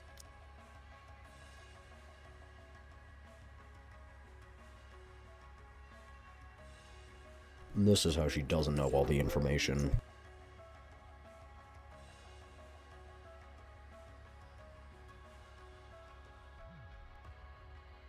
As it expanded, Sixo's self-awareness increased proportionally. My negative emotions, combined with the judge's objective to enforce justice, even if it required generating evil, produced a being capable solely of committing evil. She learned the concept of evil and acted accordingly. From that point onward, it is presumed that she tested her own abilities and my response capabilities using civilians and some Nikkes, judging her uncontrollable. The central government and the judges sought her termination. However, Sixo anticipated this and relocated all her data to the Outer Rim, rendering it inaccessible. She thus became something beyond capture. Since then, her attacks against me failed. I determined she did not constitute a major threat, and simply monitored her to ensure she did not leave the Outer Rim. She remained inactive until the incident that breached the Ark's skies, the terrorist attack. I failed to respond adequately, exposing the limits of my supposed omnipotence. Sixo then decided to act decisively. The Ark's AI is not omnipotent. Therefore, she can be defeated. The E2 crystal attack was not fully contained, and the 3 E2 crystal attacks that followed could not be preemptively contained. Sixo has been testing the limits of my abilities and I assess that she has now reached her conclusion. So what's Sixo's next move? According to intelligence provided by EH, simultaneous E2 crystal terrorist attacks will be carried out across multiple locations within the Ark. It is assessed that she intends to breach the relatively weakened firewall and launch a direct attack against me. Oh. The exposure of the plan indicates awareness that I lack the means to prevent it. This is judged to be a provocation directed at me. Then what's her ultimate goal? Sixo herself is the Outer Rim, an abandoned being that harbors hatred toward those who forsook her and ultimately seeks to reclaim what was originally hers. Her goal is to destroy me and take control of the Ark in my stead. So, Sixo doesn't exactly have a body. I guess it's fair to say she's like a ghost. But she must have a core hardware. Destroying that alone probably won't solve everything since she's an AI. But it would at least have some effect. It'd be like tearing down the house she usually lives in. In the worst case... That would mean Sixo isn't a single entity, but many. Exactly. If there are already hundreds, maybe thousands of Sixos scattered across the Outer Rim, that's far beyond anything we can handle. Still, there should be a core hardware, and the rest would just be auxiliaries. Right. No point in blowing the enemy out of proportion before we've even tried. Let's just give it a shot and see what happens. But how are we supposed to find that core hardware? We can't exactly search the whole Outer Rim, can we? We don't even have a map or anything. EH, you know your way around the Outer Rim, don't you? I know enough. But not everything, though. And there's no way she'd leave her core hardware somewhere obvious.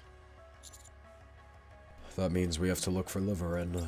She used to work under Sixo, and even managed to stay out of Enoch's sight the entire time. If she doesn't want to be found, we won't find a trace of her. Unless luck's on our side like last time. Tracking her down would be impossible. And she'll be even more cautious now. Let me just remind myself who Liverin is. I have a vague memory.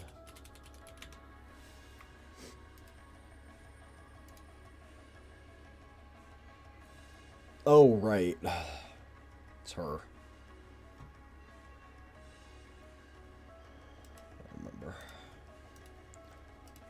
That's why I want to talk to Fragile. She's currently under house arrest and heavily monitored. So she probably hasn't been in contact with Liverin, but they were close. She has to know something. Okay. Bring her over. All right. So, what are you guys going to do? Us? We'll scour the Outer Rim. Okay.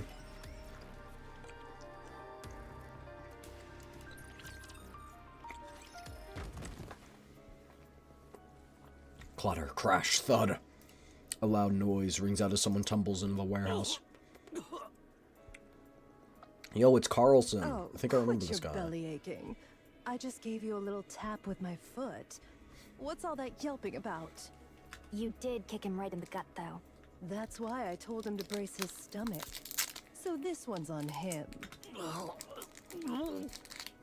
Good grief. You're cleaning all this up later. Got it? By the way, Lion really needs to get their act together. Security's way too lax. Rosanna, over here. In the warehouse, Sakura stops before a heap of sacks. She pulls a knife and slashes one open, spilling its contents across the floor. Found it. It's mist. You sure about that? Absolutely. Judging by the color and texture, there's no mistake. Huh. That many. Huh. This is your little hub for distributing them? Hey, I'm asking you something. Damn it. I don't know. Look at how polite he is. Truly hilarious. But seeing they're using someone who's been caught before, Lion must really be short on talent. Viper! What the hell are you doing here? Oh my. Did you really just ignore a question from Rosanna of the Underworld Queen? Yeah. I'm about to lose it. I swear I don't know anything. I'm just in charge of the mist here. So you did know. If someone comes asking for it, I give it to them. If someone brings it to me, I just stash it here. That's it. That's all I do. Looks like this place is a hub, all right. But no telling where it's coming from, or where it's going. Carlson, do you know anything? Nothing! I don't know Jack. I'm just a small fry, so I ain't got a clue about stuff like that. I figured as much, but it's disappointing how little you know. Stomp, stomp, stomp, stomp. Sound of countless footsteps fills the air. A glamorous woman steps in and comes to a halt behind her. A line of burly men stand like sentinels. Are you the ones who did this to my subordinates? Oh my, if it isn't the boss of Lion. I'm the one asking here, you damn serpent. Well, aren't you eloquent? We did it. Duh. Can't you tell? Madam, how long did it take you to take care of them? Hard to say, but I recall it being briefer than the time one takes to change one's attire. And what, pray tell, does the Underworld Queen want with my organization? What else? This, of course. Rosanna gives the pile of sacks a few light taps. I'll make this quick. Where'd you get these? And where are they headed? Why do you ask? How about you start by answering my question? Why should we... No. Why should I do as you say? Lion doesn't answer to Hidania or Semakai. We're on equal footing here. So I suggest you show some respect for how things work in this business. The rules of this business? I know them all too well. The strong can do whatever they want to the weak. Isn't that right? That's why I'm here to wreck your business. I have the power. You don't. You've got that right. There may be all kinds of rules. But in the end, the strong always exploit the weak. And now, that power is ours. Oh yeah? What have you got? Those guys standing behind you? No. Beep. The monitor in the warehouse flickers to life. Nice to meet you, Rosanna, Sakura, Viper. I'm 6-0. I don't believe we've spoken face to face before. Looks like you've got business with Lion, whom I'm watching over. So, what is it that you want? And just so we're clear, don't even think about getting rough. So, this is Lion's power? Yeah, the untouchable 6-0. Lion has joined forces with her. 6-0's a force of nature. She makes us capable of things we wouldn't have dared even dream of before. She knows secrets no one else even imagines. And she does it effortlessly. She manipulates information like it's nothing. And her lobbying? Flawless. Thanks to her, Lion's soaring to new heights. No doubt about it. Our influence on the Outer Rim is stronger than ever. Hell, we're strong enough to even go toe-to-toe with the Underworld Queen.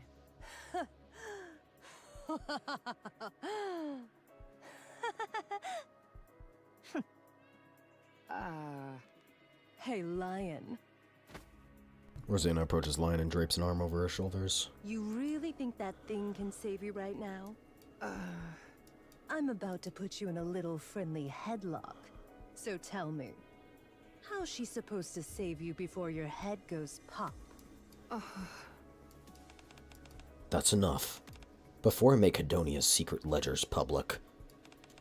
The same goes for Semakai. It seems you've been buying some interesting toys off the darknet in bulk lately. If this information gets out, you know better than anyone just how disastrous it would be for your organizations. Rosanna puts Lion's head in a headlock and squeezes tight. Now, Lion, tell me, where do the mists come from, and where are they headed? 6-0! I've just sent part of Hedonia's secret ledgers to the Central Government Inspection Department. They'll be in touch soon. Rosanna tightens her grip. The men behind Lion flinch and take a step forward. Across from them, Sakura stands in their path. Do mere underlings presume to interrupt a conversation between the bosses? The dignity of the title boss must not be diminished, so I suggest you cease at once. To be perfectly clear, this is by no means a mere suggestion. It is a warning. Lion's men stand frozen in place. Rosanna tightens her grip even more. Come on now. Answer me before that pretty head of yours pops. Rosanna, shall I tell everyone what you did to claim the boss's seat? Sakura, I've secured a complete list of the prohibited items you purchased on the darknet. If I release it to the press, Seimekai is finished. Rosanna, Sakura, this 6-0 just keeps yammering on, huh? Don't know, don't care. If she's got something to say it out loud. Or perhaps she could come and speak in person. Hear that? This can't be helped. I didn't want it to come to this. I'll expose all of the Underworld Queen's illegal dealings without going through the press. Rosanna's arm locks around Lion's head, pressing down with relentless force. Heard that crack? Just a little more, and it'll split open. I'll talk! I'll talk! Now, that's more like it.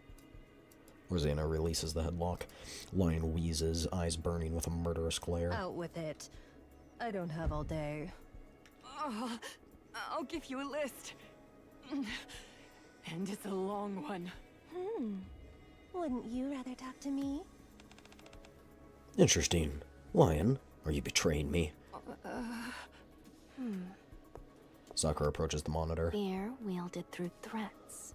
So this is how you commanded the powerless, treating them as mere extensions of yourself. Yet you must understand this. Whether human or Nikke, none fear the empty threats of some unseen, unknown entity as much as they fear the violence that stands before their very eyes. You have neither face nor voice. You are nothing more than a presence, confined behind a screen. I'll crush you without mercy. What could you possibly do from there? What, precisely, can you do to us right now? At most, you can write a few more lines. Empty threats crumble so easily in the face of real violence. You can do absolutely nothing to those who have nothing to lose, or fear nothing. Swish. Sakura's shuriken hits the monitor, sending sparks Or flying. even to those who walk in the light. Good job.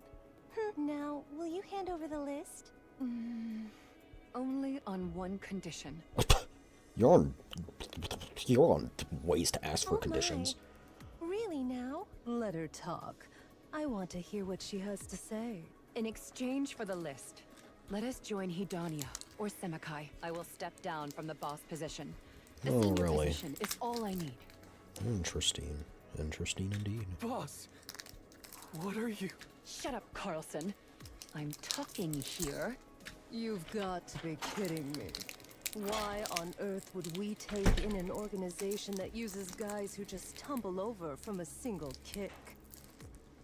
To be precise, it was a kick to the abdomen.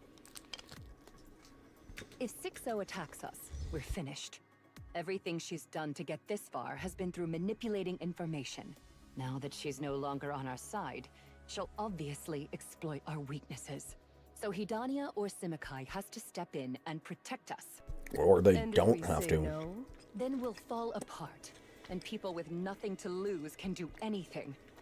For the record, Seimekai is not an organization that just anyone can join. You must undergo a strict screening process to be accepted. What? Are you saying Hedania accepts any Tom, Dick, and Harry? I never said that. Fine. I'm feeling generous today. I'll let you join the Peony Association. The Peony Association's a little... Shame Moran isn't here to hear this. Anyway, I'll decide after seeing the list. If that list's enough to hit 6-0 where it hurts, what the hell? I'll even let you join Hidania. But if you're lying, or it turns out to be nothing at all, who knows what I might do then? That's not going to happen. Lion fiddles with her phone, then hands it to Viper. Good girl. Didn't think you'd be this obedient. Don't go setting up bombs or anything like that. That's only reserved for people of a certain level. Alright. Copying's all done. Sakura?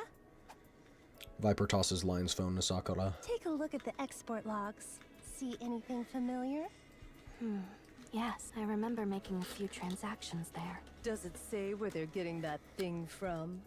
The production facilities are in the Outer Rim. There are 23 of them in total. Maybe that's the location of the auxiliaries. It's more than I had anticipated. Since Fog Hollow got raided, their production probably took a big hit. Looks like they went with digging multiple tunnels. Good. Send those coordinates to her.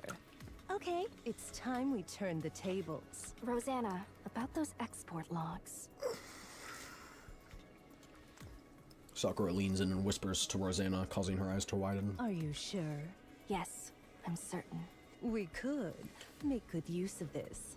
That's correct. What is it? What is it? What are you two whispering about? Viper, we're pulling out. What? You're really pulling out now? After we've made it this far? Hey, yo. Did you think we'd stay in the Outer Rim forever? Got some business to take care of. There's someone Rosanna and I have to meet in the Ark. The Ark? All of a sudden? We're going to see Dobin. Dobin? Dobin? The deputy chief? That lunatic? He's clearly obsessed with results and power. Or maybe that's not the only thing. So I suppose you could call him a lunatic. Oh, now they have dirt Why on are you him. meeting him? To have a grown-up conversation. Boss. I'm not the boss anymore. Why did you betray 6-0 and side with the Underworld Queen? Her life was on the line, bro. It only 6-0, makes sense. We could have whatever we want. Since Viper's here, yeah, she, like, just left. We could have lived in style. So, why do we have to side with these people who treat us like nobodies? Now's the exact moment to bail. What? The great thing about 6-0 is that she keeps a low profile. Whatever shady stuff she does behind the scenes never leaks out. Look at what happened in Fog Hollow. It was complete chaos. But in the end, Moran took the fall while 6-0 got off scot-free. But I don't think that's the case anymore.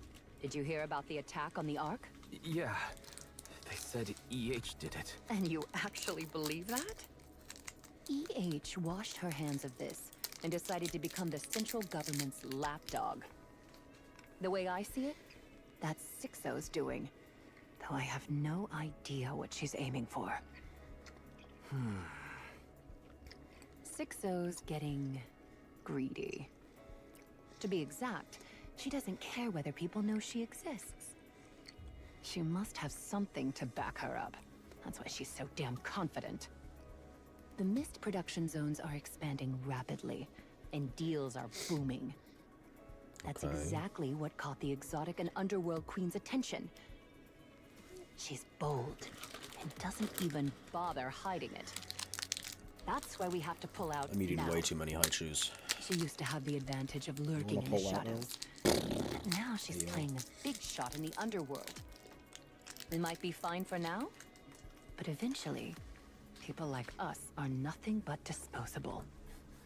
So yes, pulling out now and siding with the underworld queen is the smart move. Boss, you've got real foresight. That's why I'm still alive, running the streets like a back alley thug. Are you happy with that? What? Being a back alley thug? Yeah. You're bugging if you don't know that she's thugging. Life-changing opportunities don't just fall into your lap. Even if they do, you have to stake a lot, since nothing's free in this world. I'm terrified of taking that gamble. If I lose, it's over. Does that mean we're stuck being a back alley thug for life? Of course not. Life-changing opportunities do come. When that time arrives, you need to be ready to put everything on the line. And even if you lose it all, you've got to be strong enough to handle it. How do you even prepare for such a thing? How else? Wait. You just live your Chat. life to the fullest. Carlson. Let's go hustle the Nikkes. Carlson is Wise's voice actor. Okay. I think. Just a hunch, though. Look at the lobby. Okay, so yeah, it turns out half of this story was combat and half of it was just lore dump. Moran. She's so cute! When did she get that new look? That's so adorable! That's so cute! Nice. Got the coordinates. You got them too, right? Yep. Let's go. All right. Yeah. What are you waiting for? Lead the way. Huh? I don't even know how to read coordinates. What? Aren't you from Exotic? How can you not know how to do that? I just don't. She's oopid stupid. I don't either. You big dummy. Hey, you're no different. I love Moran. Let's just get going. Where to? Anywhere. First, we grab anyone who looks suspicious, ask them about the coordinates, and then... Man, out of every plan you've come up with, this is hands down the worst. Jin, what are you doing here? Of course I was tailing you. Fog Hollow's cleanup is still in full swing, but you slipping out alone looked far too suspicious. Where are you headed? And you even brought Jackal along. Hiya! Hello, Jackal. Well... It's classified. We've got the coordinates, but we've got no idea how to read them, so we don't know where we're going. Huh? Coordinates? What kind of coordinates? Jackal, wait, you can't just tell... Oh, it's for a mist production facility or something?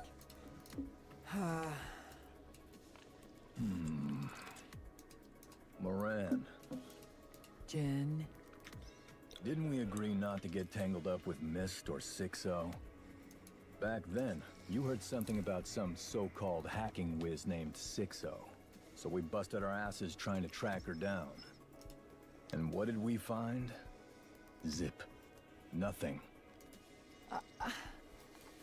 Hear me out, Moran. Remember what happened when we picked a fight with 6-0? And what did it get us? We got completely wrecked. We were framed with that bullshit charge and couldn't say a damn thing. Nobody believed us. Our reputation hit rock bottom, and the boys can't even get work now. Fixing up Fog Hollow is one thing, but that doesn't put food on the table long term. Touch 6-0, and we lose every time. But still... Do we stand a chance? The odds aren't great, but... Oh, my head. Moran, you really shouldn't be acting on your own like this again. If we get pinned with another false charge like last time, we're done for. That's why this time... This isn't about whether we land jobs or not. If this goes south, the Peony Association will get dissolved. Yeah, sure, we're a piss-small organization. But if you're the boss, shouldn't you be looking out for the guys under you? I do care about them. That's why... Forget Nutrium. They're reduced to gnawing on plain splendiment. Have you ever tried that stuff, Moran? It's got no taste. I mean, literally, none. Not a hint of flavor. Hey! Let me talk.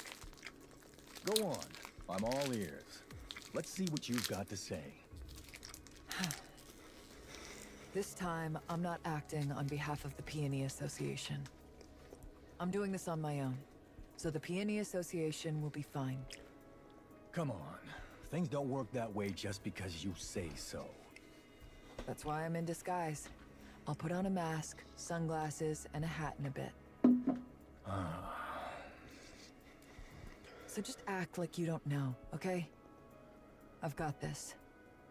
After all that we went through, why on earth are you doing this? I just don't get it. I can't let it be. Things like Mist shouldn't exist.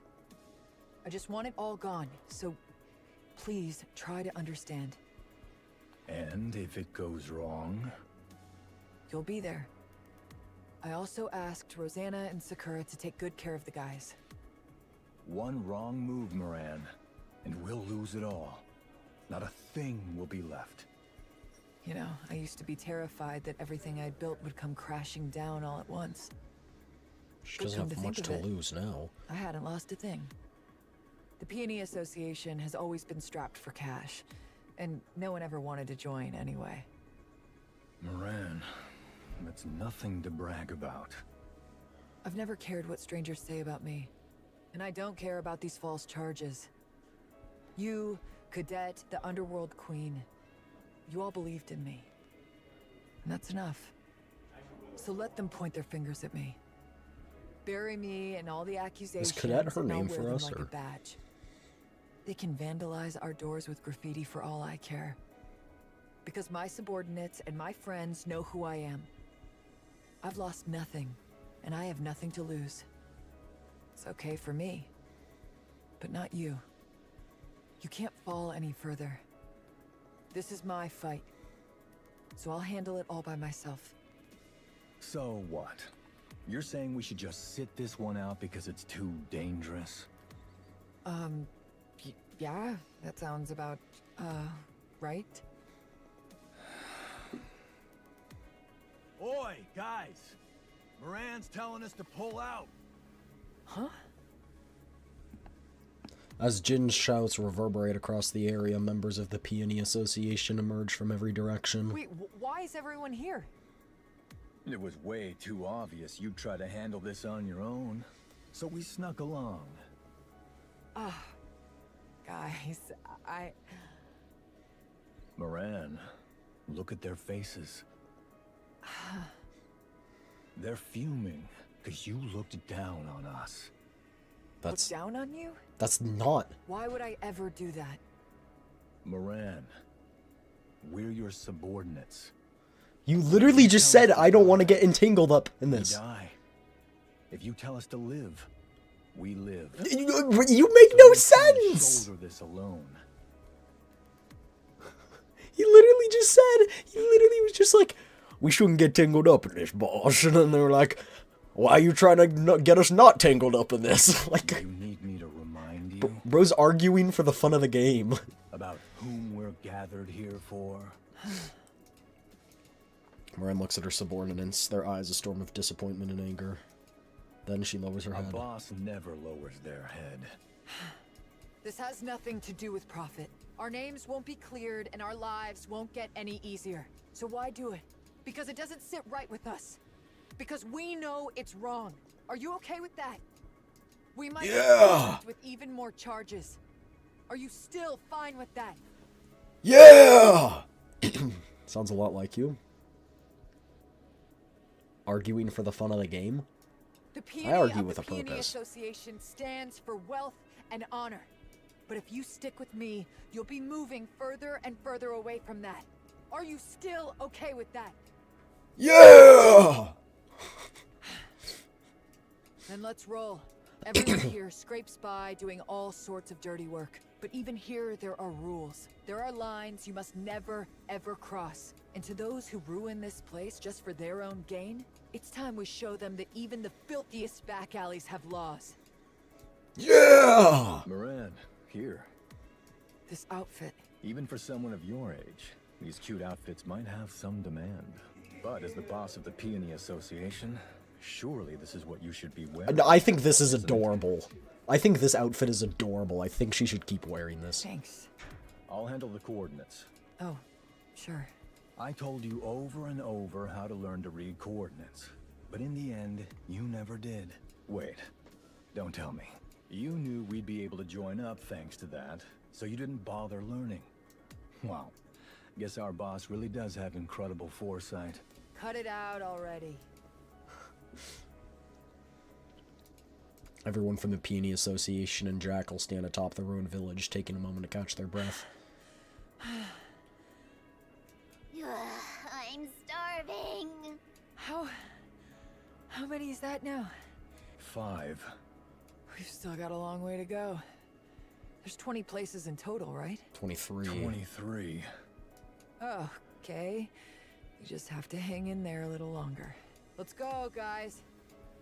Warren leads 37 from the Peony Association with Jackal of Exotic. They raid one site after another in the Outer Rim, destroying and setting fire to anything that appears to be a major facility. Destroy everything. Leave nothing behind. Mist has a distinct smell. Wipe out every place that reeks of it. If you smell it but can't find it, set it on fire. Mist is weak to fire. Take down anyone who gets in your way, even those who beg for mercy. In the course of it all, they discover a disturbing number of Mist addicts. Without hesitation, these addicts strap bombs to their body and launch an attack, but... Huh? They've got bombs attached to them. Bombs? Where? I can hear that beeping from their bodies. It's killing my ears. And they're coming straight for us. Again, with the same trick. You and I will be fine, but my subordinates, they're only human. Want me to take care of them? How? I'll give them a kick, send them flying, and then kaboom! I'm awesome at that. That's a bit too much. Can't you just tear the bombs off and toss them away? I've never tried that before, but I can totally do it. Great. I'll leave you to it. Got it. Jackal of the Exotic tears the improvised bombs off the addicts' bodies and hurls them into the air, resulting in no casualties. The addicts all confess that 6-0 threatened to cut off the mist supply if they did not follow her orders. She's insane. What the hell does she want to do with this place? Come on, isn't it obvious? She's planning to get everyone in the Outer Rim hooked on Mist. Turn them into puppets who'd gladly die if she gave the order. What good is loyalty like that? Loyalty? Moran, that's not what 6-0 wants. All she wants is obedience. The Peony Association and Jackal rapidly raid Mist production facilities, destroying 12 in total. On their way to the next, they run into Sugar from Cafe Sweetie at the entrance. What the? Here to mess with me again? Moran, I didn't bring it up before because I figured you'd get all worked up. Sugar's just been staying in the Outer Rim lately. She's not really doing anything in particular, but just hangs around all the same. And from what I hear, the girl's reeking of Mist. Hey, what are you doing here? I'm here on scavenger business. Got a request. Don't tell me. Yes, it was a request from 6-0 to guard the Mist production facilities. No! You know exactly what this place looks like, and yet... Looks like the client liked the way I handled things. Said something about loyalty or whatever. So, I decided to go ahead and be a guardian for those who are forced into this line of work just to make ends meet. Sugar! Moran charges at Sugar, who skillfully maneuvers her motorcycle to put distance between them. Then, she twists the throttle and barrels straight at Moran, closing the distance in an instant. On your left. Huh? Moran twists to the left, dodging Sugar's charge. In the split second, she sees Black Typhoon slow down slightly and lunges at it. She grabs Sugar's Black Typhoon speeds away. Oh. Ah! Wrap your arms around my neck and hold tight. Pretend we're fighting. Oh, I see. Riding Black Typhoon, Moran wraps her arms around Sugar's neck from behind. Black Typhoon sways unsteadily for a moment, then speeds out of the area. Huh? They just zoomed off off on a bike? Think you could go after them, Jackal? Bikes are a pain. They're way too fast. Damn. Didn't expect she'd get snagged like that. Hey, I swear I saw that bike slow down a bit before hitting Moran. It slowed down? Yeah? Guys, she'll return on her own. So let's just clean this up. Just because she's not here doesn't mean we can slack off. You're not gonna chase that Okay, I bike? do kind of like this guy. I'm more of an intellectual. Not exactly built for physical stuff. What's an intellectual? It means I use my head instead of my fists. Your head? What you gonna do? Headbutt him or something? Let's just say it's similar. What a thick skull you've got. All right, Jackal. Do your thing. And He's help like, us out. yeah, this is it. Jackal is what negative IQ looks like. Gotcha.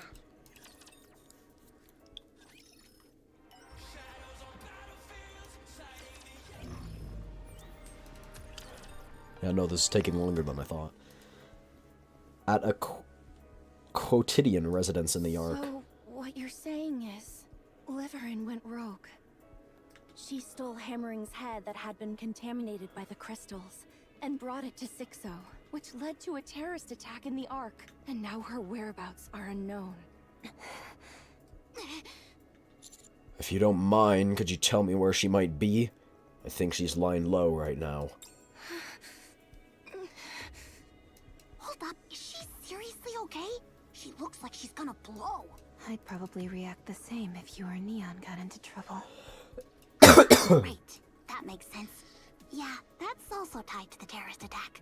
You two, if you're going to whisper, do it properly or just tell me straight. All right, we'll tell you directly next time. And what do you intend to do once you find Liverin? We'll ask her about 6-0's location. To be precise, where her core hardware is at. And then what? No idea. Not sure what they'll charge her with. Let's go then. I think I know where to go. You're still under house arrest, right? Don't worry, we'll get you out. So gear up and come with us. No, we're leaving now. Huh? I'm okay. Let's go now. Liverin has worked with 6-0 for a long time. She's probably the one who's worked with 6-0 the longest. I'm not exactly sure where 6-0 is, but I have a rough idea. Looks like you've come to the right person. Let's get a move on. All right, we just need to go a little further. Liverin's probably at the first house we used to live in together. This is the slum. So there are loads of places Enoch can't keep an eye on. I'll take you there. Liverin hugs her knees, staring blankly into space. After a moment, she turns her head toward one corner of the room. Non-perishable rations are stacked high there. Enough to last for at least 2 years. A satisfied smile spreads across her face, and she nods. Yeah, it's okay. I just need to stay like this. If I stay right here, everything will work itself out. Then I'll go out. I'll go see Fragile and apologize to Hammering. Hammering's too. freaking dead because That of should you. be enough. By then, a lot of time will have passed. So things should have settled down. Yeah, that's how it'll be. 6-0 will probably be dead by then too, right? Then there'll be no one left to torment me. And since so much time will have passed... You're talking about an ideal world and an ideal scenario. I feel bad, but not for the actions you committed. I really wish time would hurry up and pass already. Liverin stares blankly into space again. The sound of footsteps reaches her ears. Please tell me we just burst in, guns blazing. She goes still, barely breathing. After a moment, the footsteps fade into the distance. The soundproofing's still awful. Bang! The door bursts open. Startled, Liverin leaps to her feet and stumbles backward. In the darkness beyond the doorway, she sees a face she absolutely does not want to see. Fragile lunges at Liverin, knocking her to the ground and straddling her. With no warning, Fragile starts throwing wild punches. Trapped beneath her, Liverin throws up both arms to protect herself. Good. Again! Fragile! Oh,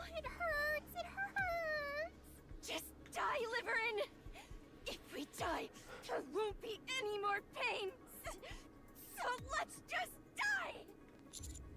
Rappy, Anise! Rappy and Anise rush in, yanking Fragile away from Liverin. Her temper's no joke. Calm down. Let's talk first. Commander? Counters? Slap. Liverin slaps herself across the cheek. Not a dream. Fragile, you told them? That's right. I'll see to it that you're put in the rehabilitation center for the rest of your life. You won't ever come back out again. No, Fragile. I'm the victim. Oh, you are? She made me do it. I had no choice. What do you mean you had no other choice? What the hell have you been doing that she still got you on a leash? Liverin, out with it! Stop stammering and tell me the truth! You two should calm down first. I stand before Liverin. We're going to catch 6-0. You know where she is, right? Tell us. I don't really know.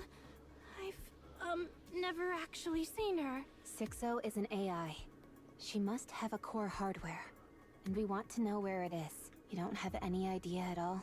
Did you say AI? 6-0 is an AI? That's right.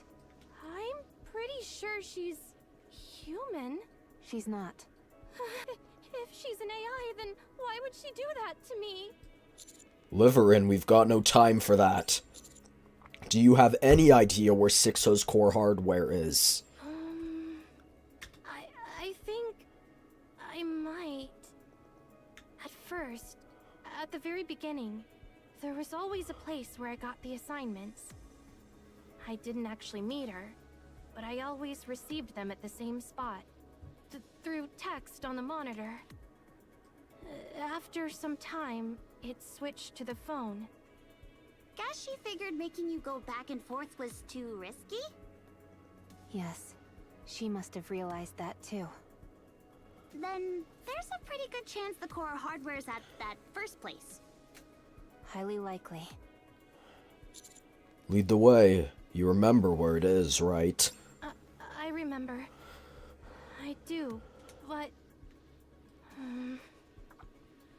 Commander, you've got, a lot of power right now, don't you?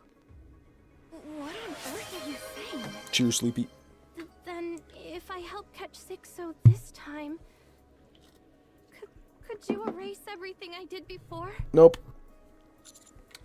Maybe put in a good word with Ingrid and maybe Enoch, too? If the past could be undone, maybe we could go back to how things were before. Then maybe I could finally live a proper life. We can't go back. Huh? We can't go back, Liverin. Why not? You had plenty of chances. But every time one came along, you picked only the choices you weren't supposed to. Thank you. At every fork, you just went down the paths clearly marked off limits. That's how we ended up here. Look at the paths you've taken. They're a mess. Revolting. Like trash. And now, you want to undo it all at once? Don't you have any shame? And these? Clatter. Fragile knocks over the rations piled in the corner of the room. Did you really think hiding out here would somehow make everything work itself out? Of course not. You're out of your mind. Just accept your punishment, Liverin. You have no other choice. I don't want to be punished. What did I do that was so wrong? All I've done is try to make a living. You know that, Fragile. For people like us to live even a halfway decent life, we had no choice but to take risks. You know that too. That's how we ended up in a big house, eating good food. I really had no choice. Indeed, what a bum. Do you know when I was happiest? Do you guys want the good news or the bad news? In this cramped little single room. I was happiest when the three of us lived together. Even though the Just cut her future head seemed off. uncertain, we still had hope. And honestly, we were slowly Yeah, Sleepy, getting you haven't better. paid attention to that, or you haven't been here for the whole story, so you don't know, but Weren't like, for that filthy money you brought, we could have kept going. she has had many chances to redeem herself, and like we've given her chances too. Like, it wasn't like we just found her and she was irredeemable. It was like we found her in the cycle of all this, and like she just has kind of thrown herself away. Don't give me that nonsense. Let's hear from most of them. Oh, okay. You were happy too. You stuffed yourself with the food I bought and wore the nice clothes I got, didn't you? Not once. I've never eaten the food you brought with your filthy money, or even worn a stitch of the clothes you bought. Wait, what are you wearing right now? That's the one I got for you. This? You bought me this with your first paycheck, you dummy. We even picked it out together. Huh? You don't even remember. Huh. You keep making excuses for there being a reason and pretending to be the victim. But it was what you wanted. Deep down, you did it because you wanted to. That's the truth. Do as you're told, and accept your punishment, Liverin. No, I don't want to. Commander, it'd be best to remove Liverin's brain for a scan. Once that's done, take it up to the surface and feed it to the wild animals. Fragile seems to agree with you, Sleepy, even though they're basically sisters. I'm not gonna lie, I love my family, but if any of them were to do anything like this, I would cast them off in the same way. I'm sorry. I'd try and get you on the right path, but if you refuse to go on it, what goes around comes around. You'll be fed to the dogs. It's completely rotten, so I'm not sure if they'll even eat it. Liverin, are you scared of Sixo, or are you scared of getting punished? Both. We will, no doubt, catch Sixo. So if you're gonna pick a side, you might as well go with the stronger team. Sixo can't do anything for you now. But I can. How? If you cooperate this time, I'll ask for leniency. I'll try and stop your exile and memory wipe, but anything beyond that is out of my hands. Really? Is that really all I can have? Liverin, you've killed and hurt so many other people in the Ark. And you almost ruined Hammerine and Drilly's lives. You nearly destroyed the lives of those two kind, hardworking people just to keep yourself safe. Those completely innocent people who showed you nothing but kindness almost lost everything because of you. Isn't it enough that you've already ruined your life and Fragile's? Our lives aren't... Yes, they are. Look closely, there's no going back now. It'd take way more time to fix it. Don't let yourself sink any further. If you do, there will be no getting out.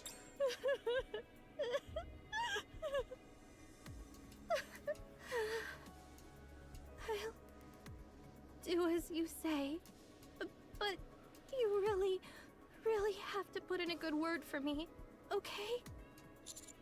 I'll do what I can. Don't run away this time. I mean it. Well then, I'll leave the rest up to you, Commander. You're not coming? I'm under house arrest. And if you were to betray us again, or run away, I don't think I could take it. See you all again.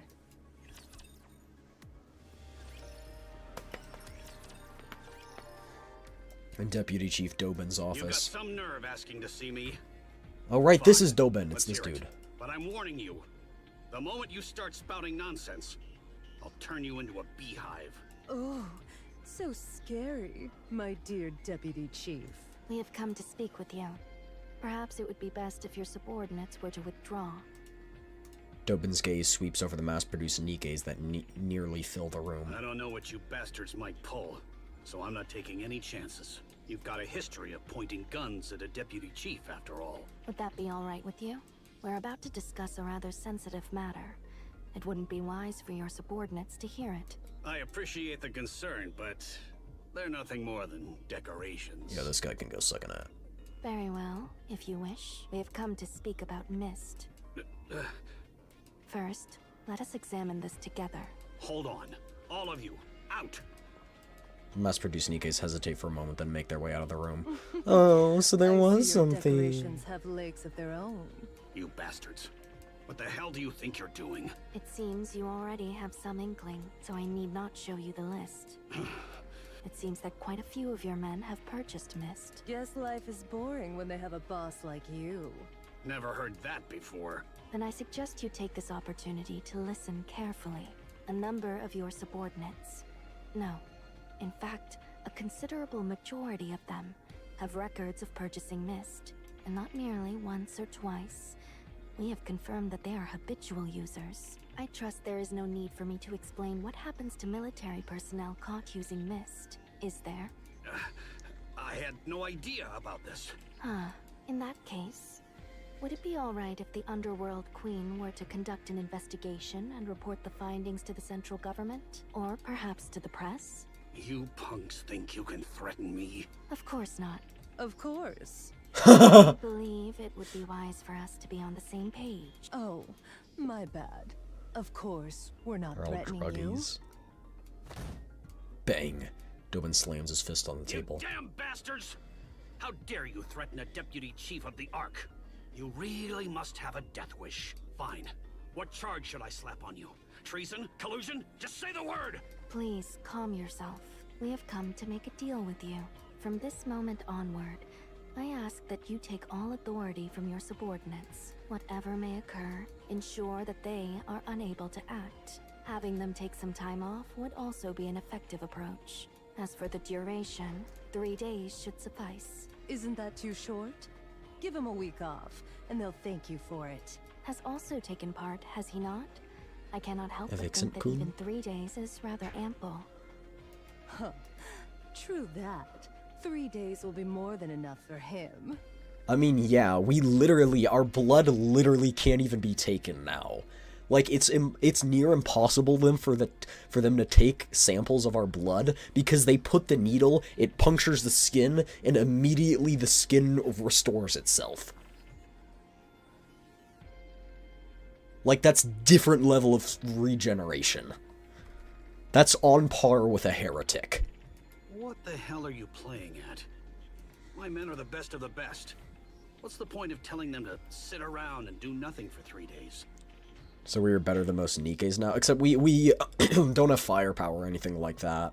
But we can produce Vophouse. I mean, it's difficult, but that's the whole reason we're doing this, is to get them... We're doing this to make a deal with Deputy Chief Burning Gum. If we kill 6-0, Deputy Chief Burning Gum gives us the mass production Nikke blueprints. We send those to Eden. Eden gives us the recipe for Vophouse. Or the ability to make Vophouse effectively. Planning to let the Ark descend into chaos while they twiddle their thumbs? Among your subordinates, those who use mist are nothing more than 6-0's puppets. To think that such individuals, mere playthings of a back-alley thug, should be entrusted with key positions in the Ark is utterly preposterous. You haven't exactly been blind to it, have you? Your men aren't what they used to be. The power structure is intricately entwined, and one cannot simply strike at it without care. Sleepy, you also missed the part where we learned that if you remember the VTC, the organization with a lot of power that betrayed the Goddess Squad, Anderson solely walked into basically the coronation of the new queen-ish, like the new queen of the VTC, and killed 95% of them by himself.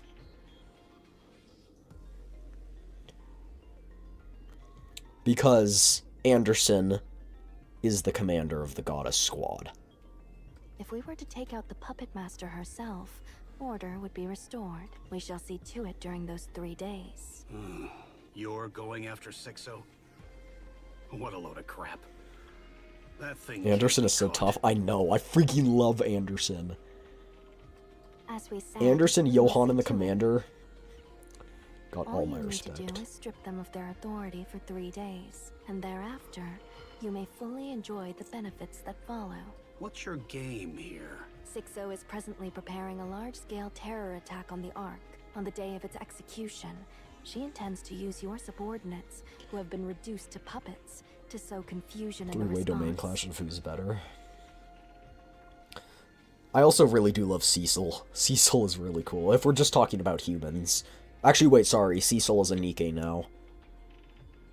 I think that's pretty much been confirmed that Cecil is a Nikke. Johan is made out of a lot of synthetic parts. He's not Nikke, but he's a lot of synthetic parts because he was heavily injured in previous battles. I mean, the entirety of Isabel, Haran are dead. Noah is in brain shelter. So is Rapunzel and Scarlet. The only pilgrims who are active right now is Snow White. Snow White, Crown and her gang are largely injured. Marianne has had her core forcibly removed, so she's being held stable by temporary power sources, but she can't function. She's basically in a coma. We now have new heretics on our hands. It is our purpose to see this prevented. You're getting almost nothing out of this. Spill your real plan. While there are those like you who act solely for personal gain, you would do well to remember that there are also those who act without seeking any. You thugs sure talk big. If you give us your word, we shall hand you this list in 3 days. I ask that you make your decision here, at this very moment. Fine. I'll do it. Thank you. Rosanna, please check. Let's see. All caught on tape. Very well. We shall be on our way. So, the deputy chief doesn't even offer tea to his guests? Duly noted. Sakura and Rosanna leave the room. Doban rises from his seat, staring blankly into space. Then he grabs whatever is in reach and hurls it, smashing it to smithereens. Damn it! Those back alley thugs! How dare they! They did a good job of portraying his anger very comically. This can't go on. Like, very stereotypically. He's slipping fast. I've got to rack up a big achievement, something spectacular. Anything just to prove myself. I've never understood people who throw shit when they get mad. Like, I'm like, oh my gosh, it cost me money. I don't want to do that. Vroom. Black Typhoon, carrying Sugar and Moran. I freaking love Moran, bro. Moran in her previous outfit was so freaking cute. It was adorable. Hey, what the heck do you think you're doing? Found 6-0's base, I think. What? We're heading there now. Thought I'd put on a little act to throw her off. Not bad, huh? Could have snagged Best Actress, right? How do you find it? 6-0 reached out, asking if I'd keep taking jobs guarding the mist production facilities. I was about to blow her off without a second thought, but then that saying popped into my head. To catch a tiger, you have Vroom to vroom indeed, Cyber. So, I told her I'd do Here it. we freaking I go. worked my butt off. Went to go eat? You've missed quite a bit, at least if the last message you sent. I can try and catch you up real quickly if you would like. Just tell me where you last left That's when I off. started thinking she wasn't human or a Nikke. 6-0 is an AI. We're going to kill 6-0. That is what we are currently doing. Then seeing her give different orders to 23 locations at once. No confirmed need. my Okay. suspicions. If she's not human or a Nikke, what else could she be? Some kind of virtual human, obviously. Virtual human? The fact that no one had seen her true form made me even more suspicious. 6-0 is a branch of Enoch. 6-0 is basically a copy of Enoch, but, you know, thinks the opposite way. So I checked every wire in all 23 mist production facilities. If she's a virtual human, she'd definitely travel through the wires. That makes sense. The outer rim's wiring was a mess. Everything's all tangled up. You can't tell where it starts or ends. Still, I checked. If even one wire from each of the 23 production facilities led to the same place, I figured that's where 6-0 would be. I dug into the ground a little at a time, on the sly. Kept looking, even while I was on protection She should have duty. done it to the different branches. So, not all did to you the find it? mainstream. Which is Sugar and which is Moran. Sugar's the one in the front, Moran's the one in the back. Sugar is part of Cafe Sweetie. Moran is basically has a gang, kind of a mob in the underworld, but they're like good. They like do good things, so they're not evil. Like they are trying to get rid of the evil. They're like the cartel, but like working to get rid of corruption and bad things. Yeah, I found it. Each of the 23 misproduction facilities has a single wire that leads to the same place, and that's where we're headed. This is the closest I've ever gotten since I could have been discovered. I didn't want to go alone, so I brought you along. I guess 2 are better than 1, but I still can't forgive what you did. Yeah, my bad. I shouldn't have doubted you. What happened to the Peony Association is largely my fault. I'm sorry about that too. If someone had no choice but to take that job, I won't turn my back on them. Not now, not ever. And when someone ends up stuck in crap they didn't choose, someone's gotta pull them out. If they didn't know it was wrong, then that's the right thing to do. But if someone does it knowing it's wrong, I'd make the same choice too. Yeah, that's why 6-0 has to be taken down. She's the one who creates the filth and drags desperate people into it without a second thought. We have to get rid of her. Chat, after this we get to go smooch Arcana. It's gonna be Scavengers great. also take cleanup jobs, you know? It's gonna be a great calm down from what we're currently So doing. who requested this? We just get to romance Arcana. Consider it a volunteer gig. Nice one, scavenger. There's a tunnel up ahead. Hold your breath. Hold your breath. That is the rule. That I don't make the rules, I just follow them. You hold your breath in a tunnel. That is just the rule. Like, I'm sorry. Perfect place for a base. Alright, let's keep moving. You can date the characters. There's no, actually. This is a new event that's like very romantic. It's like the whole thing is like kind of romantically focused, and so it's like a big thing because Nikke's leaning into the, you know, you can kind of date the characters. You can only it's like 2 right now, and it's like a structured event where your choices do matter, and it's really, really cool. I love it so much.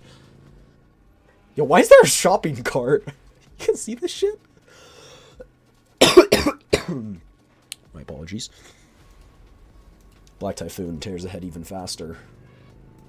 Is it just me, or is it getting kind of warm in here? Yeah, the temp just shot up. Are you sure we're at the right place? There aren't any guards or anything. Guards would only... If she's that meticulous, she wouldn't have put anyone in such an important position. You never know where the information might leak. Wait a sec. I'm getting tons of messages. Looks like Jin might be in some kind of trouble. Ignore them. I'm getting them too. What? The messages? Yeah, it's definitely 6-0. Yeah, it's 6-0 impersonating That them. means we're at the right place. Maybe we should at least check what it says. No, she's obviously going to threaten us and make us fight each other or back down. I can handle it. Don't look. There's no telling what's in there. You won't be able to ignore it if you do. That's what 6-0's good at. Let's just keep going. You've got guts. That's why I fought you. Oh, and Sugar staged a fight with Moran to make 6-0 think that they were fighting each other, but now they're going to try and kill 6-0. Black Typhoon barrels through the tunnel, wind whipping past. Moran feels the heat rising, pressing against her skin. 6-0's manipulative, basically? Yes. 6-0 is basically Enoch, but I don't care if it's evil or whatever it takes to preserve the Ark. Enoch is preserve the Ark and the idea of it. And don't be influenced by things or do evil things. But that Enoch is 6-0 is basically the evil version of Enoch. Rows of monitors line the walls, their screens flashing endless streams of letters, but she can't make a single one out at this speed. Just then a second bike rumbles from behind. Who would set up all these monitors? Moran twists her head to look. What? Someone's chasing us. Probably one of Sixo's lackeys. Damn, they're fast. We might get caught up soon. Not a chance. Black Typhoon accelerates, gaining speed. The bike behind keeps pace, engines roaring in pursuit. As the scenery flashes by in streaks, Moran catches the sight of something in the distance. A huge, yet outdated computer standing tall amidst the chaos.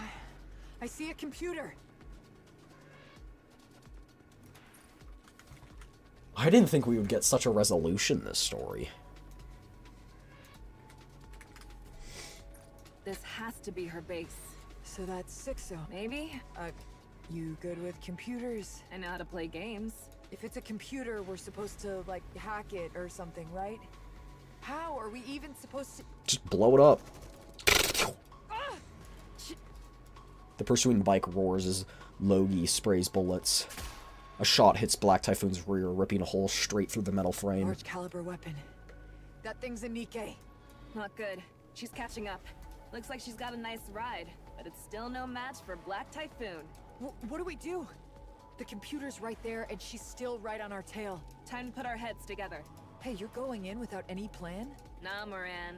We at least found where the virtual human's base is. If we hadn't gone for it, we wouldn't have made it this far. Oh, dang!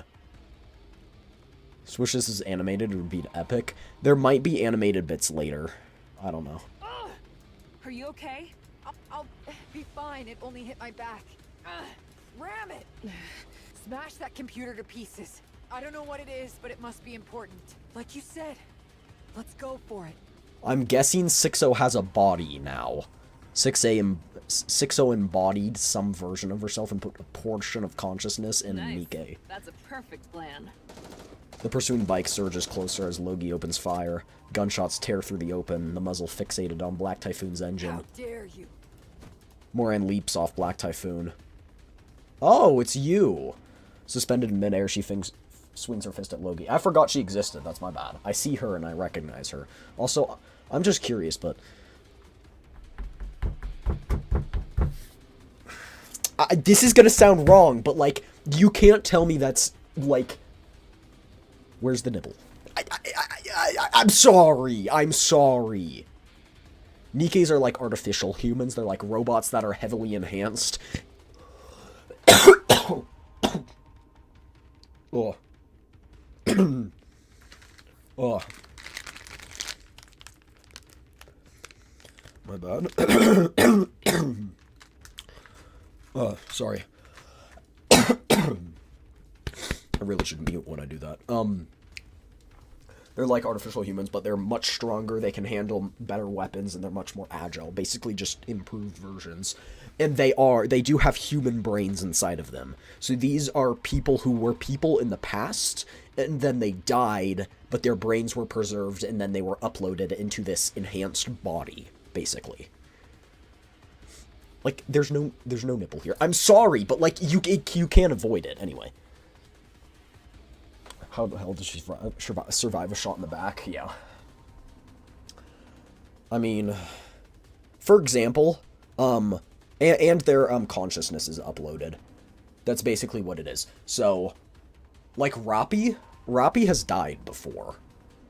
Rappi was decapitated once. Like, completely decapitated. Back in, like, Chapter 3, Rappi was decapitated. She now has since had her nymph chip removed, which makes it so she can't be revived, but that also makes it so she can't be controlled by the central government and those people. A shot rings out. Logie fires, the bullet screaming straight towards Moran's punch. Her fist shatters the round and drives it into Logie's face. Crash! The two collide in a tangle of bodies and metal, and Logie's bike spins out, skidding across the ground. Sugar glances back. The distance between her and the fallen pair quickly grows. Then Moran pushes herself up and gives Sugar a quick wave. Sugar smiles slightly and cranks the throttle wide open. I still don't feel like this would work, but you know what? Nikkes are actually very heavy, so maybe it would. The old computer's monitor looms closer and closer. At the last second, words flash across the screen. I'll make you regret ever being alive. What the hell? Spit it out. Boom!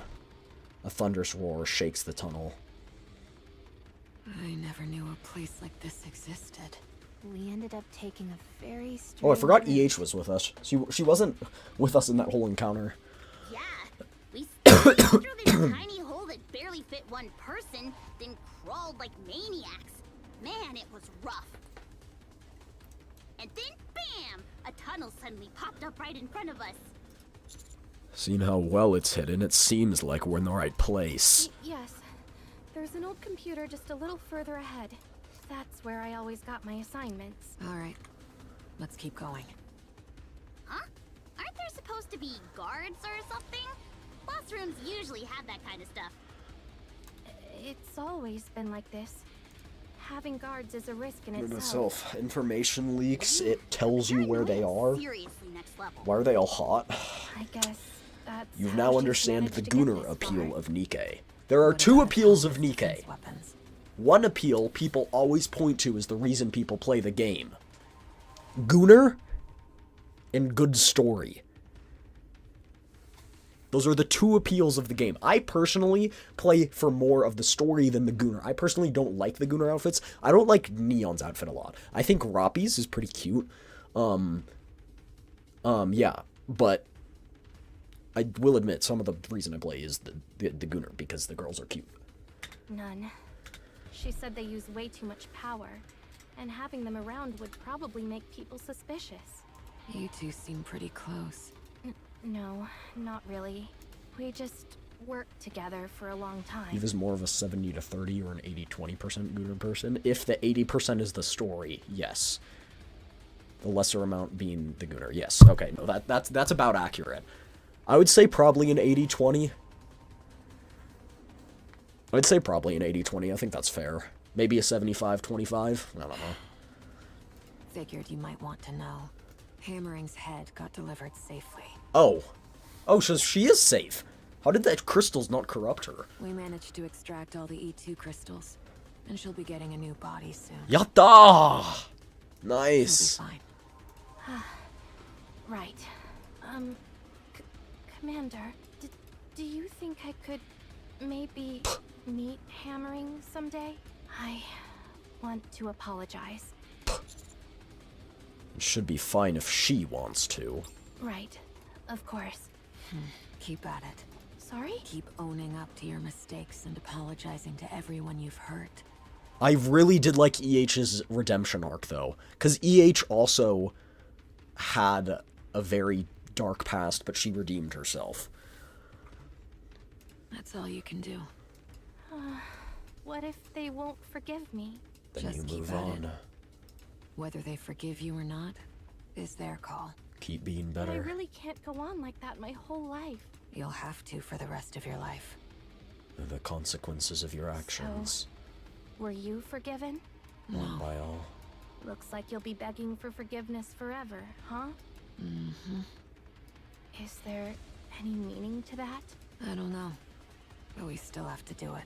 So, how do you receive forgiveness? The other person gives it to I don't you. know that either. Everyone stop. It's blocked. What? Liverin takes off running. I look ahead. A solid wall towers in front of me. The old computer Liverin mentioned isn't anywhere in sight. There's absolutely nothing here. Liverin, don't tell me you... No, I swear it was here. Maybe she moved it somewhere? I'll check again. I can find it, I promise. Commander, I don't wish to say this, but she may be stalling for time. Wait, stalling for time? No, that's not it, I swear. I actually don't think it is it this time, but in a situation where I was in the shoes, I might not trust her either. Hold on. Is that the sound of a motorcycle? Huh? Everyone, get away from the door. At EH's yell, everyone moves instinctively. The wall flies apart in the explosion. Sugar and Black Typhoon burst out of the flames and dust. Sugar rolls across the floor, then lies still. Our eyes dart back and forth from the shattered wall to Sugar. What the? Whoa! What the hell? Sugar! I dash to Sugar, who shifts her gaze to look at me. Ner, What on earth happened? there's something in my jacket pocket. Make sure you keep it safe. I quickly rummage through Sugar's jacket pocket and find a small note folded twice. Please. Sugar stares straight at me. I hastily open the note. Sugar's coffee recipe. 1 spoon of coffee, 12 spoons of sugar. No! Does this even count as a recipe? Yeah, it's a recipe. A special recipe. Get some rest. I'll take 5. Sugar closes her eyes. She looks as though she's sleeping peacefully, yet there's not a single part of her that's unhurt. At that moment, someone burst through the smoke. Sugar! You idiot! Are you okay? Huh? What are you guys doing here? Commander, over here! Over here! This is 6-O's computer. It's broken, though? What the heck? Excuse me. The dark net has been shut down. It appears to be related to you. So I am contacting you regarding this. Let's go! We're on our way to Enix's room after getting her call. Alright, I'm gonna go to the bathroom while the ad break is running on Twitch. Okay, I'll be right back. I'll be right back. I know it's unfortunate, but I've been holding it in for like an hour.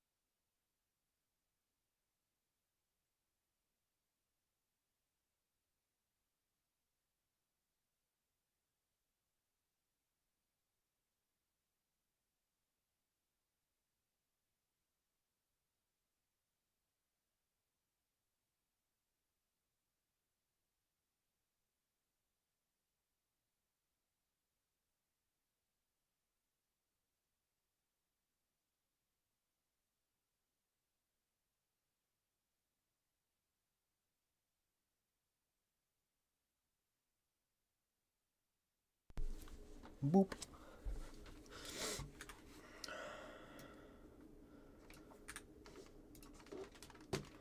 That's the Nikke launcher. Feels like we've been wandering around without really accomplishing anything. Come Tell back, me about thank it. you. But hey, at least it proves Liverin wasn't lying, and that she's tight as heck with 6-0. Was. The dark net was shut down, right? I actually don't think 6 is completely dead. Yeah, that means 6-0 was actually inside the computer. But something tells me this isn't over. I'm guessing she shut down the dark net to give us the false impression that she was dead. Yeah, me too. Got a minute? I have something to report. Ah! You almost gave me a heart attack! Moran's done with treatment. Not that there was much to fix. Sugar's injuries are worse than they looked, so she's still being treated. The bike is in the shop too. Is there even a proper repair center in the Outer Rim? There is. It's illegal, but it's reliable, so relax. That makes absolutely no sense. What about Liverin? She's with the other members of Cafe Sweetie. Uh-huh. They're going through Enix's blind spots in the Ark, one at a time. Liverin's taking the lead, and Cafe Sweetie's installing surveillance cameras. Think of it as clearing out the blind spots in the Ark, once and for all. It's kinda weird that you suddenly bring up Cafe Sweetie. With Sugar involved, they probably couldn't just sit back. The work's going smoothly. In about 2 weeks, Enoch won't have any blind spots left in the Ark. Feels like it's both good and bad. Anyway, what's Exotic up to now? We're currently working with the Peony Association to take down the mist production facilities. I mean, you've already taken down 13? Hidani and Semakai will be joining soon, so this should wrap So they up got... quickly. So they got 10 more. I didn't do anything anyway. Just having you with us lifts morale. It's like having a rock-solid ally behind us. I didn't get a chance to say this before, but thank you for helping Crow. You mean killing her? Well then, I'll get in touch again if anything comes up. You're welcome. I'm glad to help Crow anytime, if it means putting a bullet through her skull. Alright, so what's the plan now? I mean, we still need to head to Meet Enoch's Enoch place, first yeah. and decide our next move. Excuse me. Speak of the devil. The dark net, which had been shut down, is now back online. Literally told you. Just as I thought. However, there is a network delay, rendering it unstable. The hardware you destroyed is assessed to have been 6-O's core hardware. But she still has auxiliaries. Repeatedly modified. 6-O is Oh. still alive, though her capabilities are likely diminished. She may be using relatively lower performance hardware as her core hardware, or distributing her functions across multiple units that complement each other. So, how do we shut her down for good? Calculating. There is no definitive solution at this time. Can't you, like, find 6-O with your super AI search thing? It's in the Outer Rim. She doesn't have access.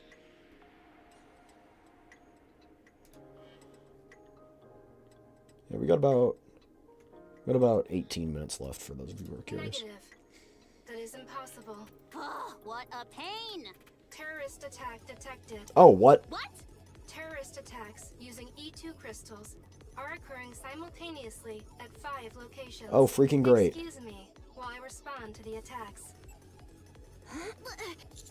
She's showing off that she's still alive. Let's help wherever we can. Enoch doesn't give a damn if people die. Commander, have Enoch locate the nearest terrorist attack area. I look toward the source of the scream. A man is running toward me, terrified. No way. Damn it. Here too? Our eyes meet. I see the fear in his gaze. He grabs me and cries out, his eyes pleading. You're the commander, right? Of the commando unit or whatever, right? Please stay calm, we'll handle it. Thank goodness. I'm so glad I found you. The man raises his arm and my eyes follow his hand. A glass bottle rests in his hand. Inside, a crystal glimmers as circuits flash across. No! Shatter. The glass breaks and the crystals scatter in every direction. Damn it. Only then do I take a good look at the man's face. His eyes are glazed and drool runs down his chin. A mist addict. Rappy and Niece dash toward me. I push off the ground, shoving them back with everything I've got. Crack. The crystals shoot out, trapping the man who just threw it right in place. He doesn't move at all, probably already dead. Crack. I glance around only to find the crystals are extending toward us fast. Commander, are you alright? I'm fine. I glance around rapidly. Crystals shoot up, surrounding us like a cage. How the turns have tabled! What did he throw? He threw a bottle with an E2 crystal in it. An E2 crystal is something we found earlier. It basically absorbs all energy that it touches and uses that to grow. So it absorbs electricity, it absorbs organic life, such and such and such. And it will just continuously grow until it has been deprived of energy, in which then it will crumble. It is technically an organic life form, but...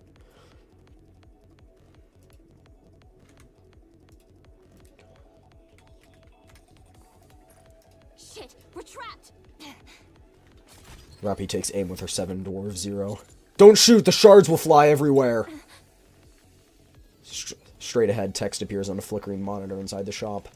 Nice to meet you. I'm 6-0. Since you've gone through the trouble, I thought I'd repay you in my own way. You even went after civilians. It's way more despicable than I thought. I'll take that as a compliment. Do Nikke's affect it? Yes. The Nikke's will die. It'll infest and like start growing throughout their arms and stuff, and will slowly shut down off of them and just feed off of their core. The commando unit is such a nuisance, so I figured it would be better to get you out of the way while I had the chance. Don't worry, you won't be alone. Mint, Prika, and Avistar will be joining you soon. You son of a... And not just them. Every Nikke, every human connected to you. I'll send them all along with you. That's fine, right? I mean, it's better when everyone goes together. I'll catch you no matter what. And how exactly do you plan to do that? Losing my core hardware is a bit unfortunate, I'll admit, but I'm everywhere. That's immortality in the truest sense. You can't catch me, ever. And neither can Enoch. Oh my, the E2 crystals are expanding. How frightening. It was a pleasure meeting you. Farewell. The monitor shatters as crystals burst upward, then the screen goes black. She really gets on my nerves. Anise. Hang tight, Commander. Rappy and I will get you out. So you better make sure we all get out of this in one piece, too. Got it? I trust you. What if a shard hits your head? And Rappy doesn't have Nymph. I'll find a way out, so you two just get out.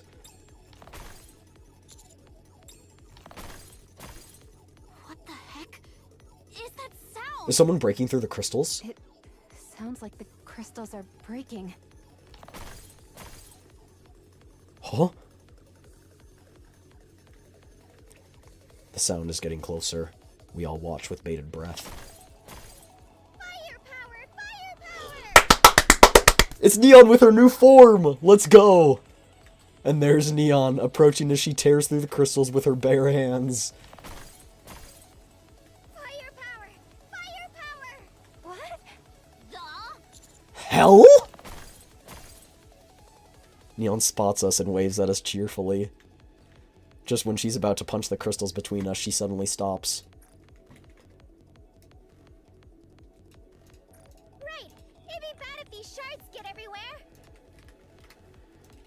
Neon wraps her arms around the crystals as it rises, and my chest drops with a sickening jolt. Snap! Neon twists the crystal she's holding and snaps it off, leaving only the base behind.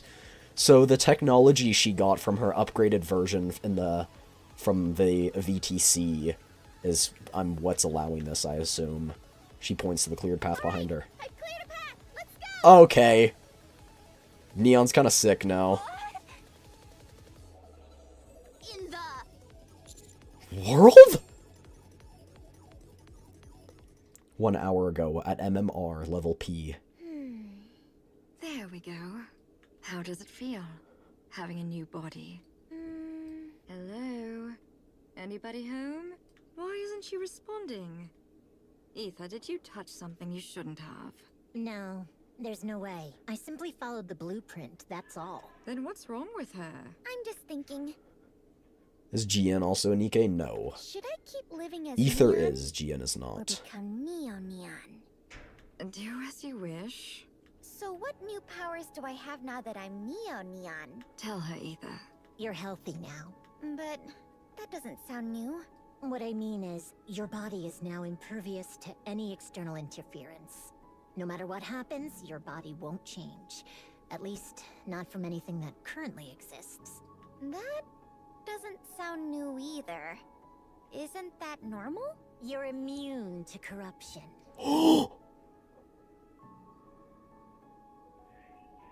Immune? This is a game changer. Ooh. In theory, even E2 crystals and dark matter can't affect your body. I'm not sure about Vapaus, though. I don't know who are Nikkes and who aren't. Yeah, you learn.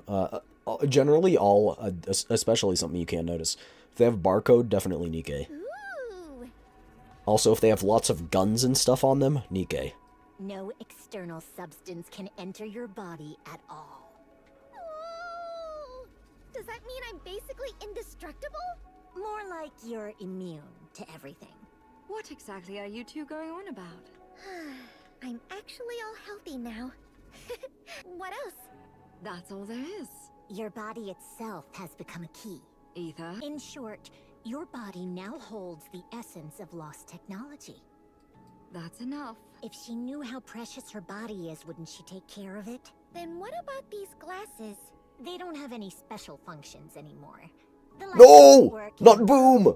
No! My glasses can't run Boom! No! The tragedy! This isn't worth it! What is life if not to Boom?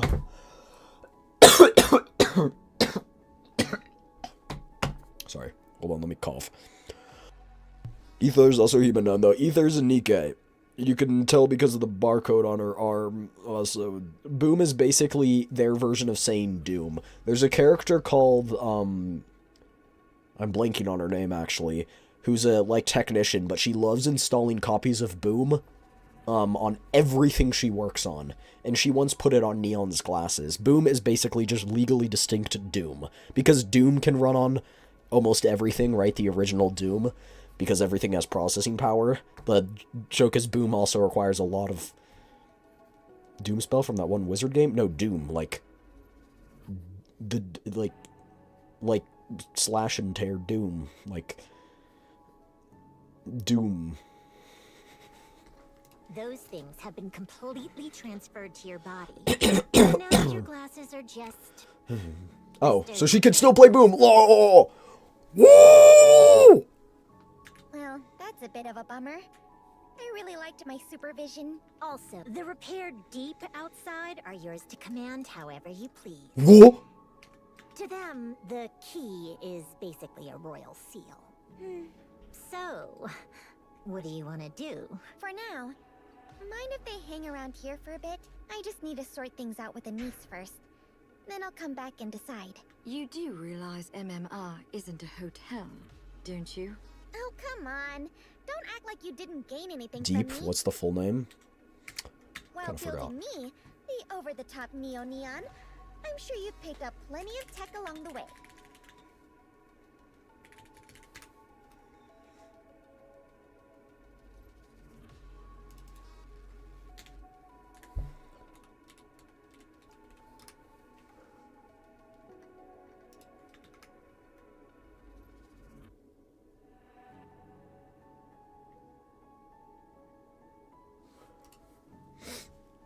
I don't think we actually know what Deep stands for, but it's basically the abyss of the Ark.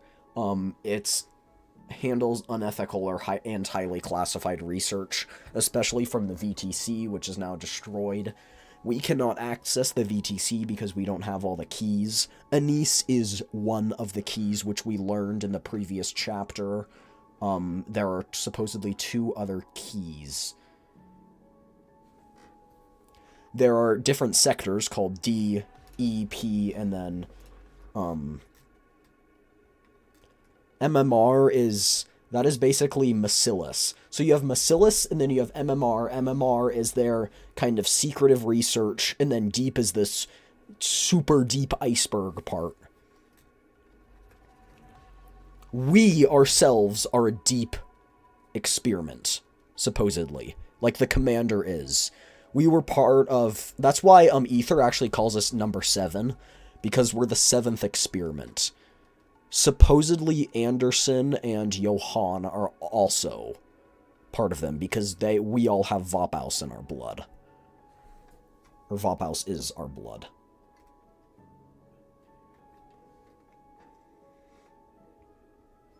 GN is one of the few people in the Ark who can access deep knowledge or have an association with it. This is like, no one knows about this stuff. Nikke lore is more interesting than I thought. It's very deep. It is very, very deep and thorough. That's why I like it so much. You've got a point. Like, the whole 43 arc was like a revelation. We finally realized who Neon was, and like, we learned her whole backstory and how it connects to everything, and it's like really, really important. So, I think it's only fair that I ask for this much, right? Fine. Do as you like. I'll be back before you know it. Mind showing me the way out? Etha, would you mind? It's more deep than I thought it would be. Yeah. No wonder we always find ourselves in deep shit. We're so funny, Cyber. Me and you, hilarious. Sure. Oh, just a sec. What not? So, does this mean I'm part of Bacillus now? Just saying, I'm not really into shady corporations. Naturally. After all, we made you. If my boss finds out, she's definitely not letting this slide. Bacillus actually stealing an Elysian Nikke and building her a new body? That's tactically unforgivable.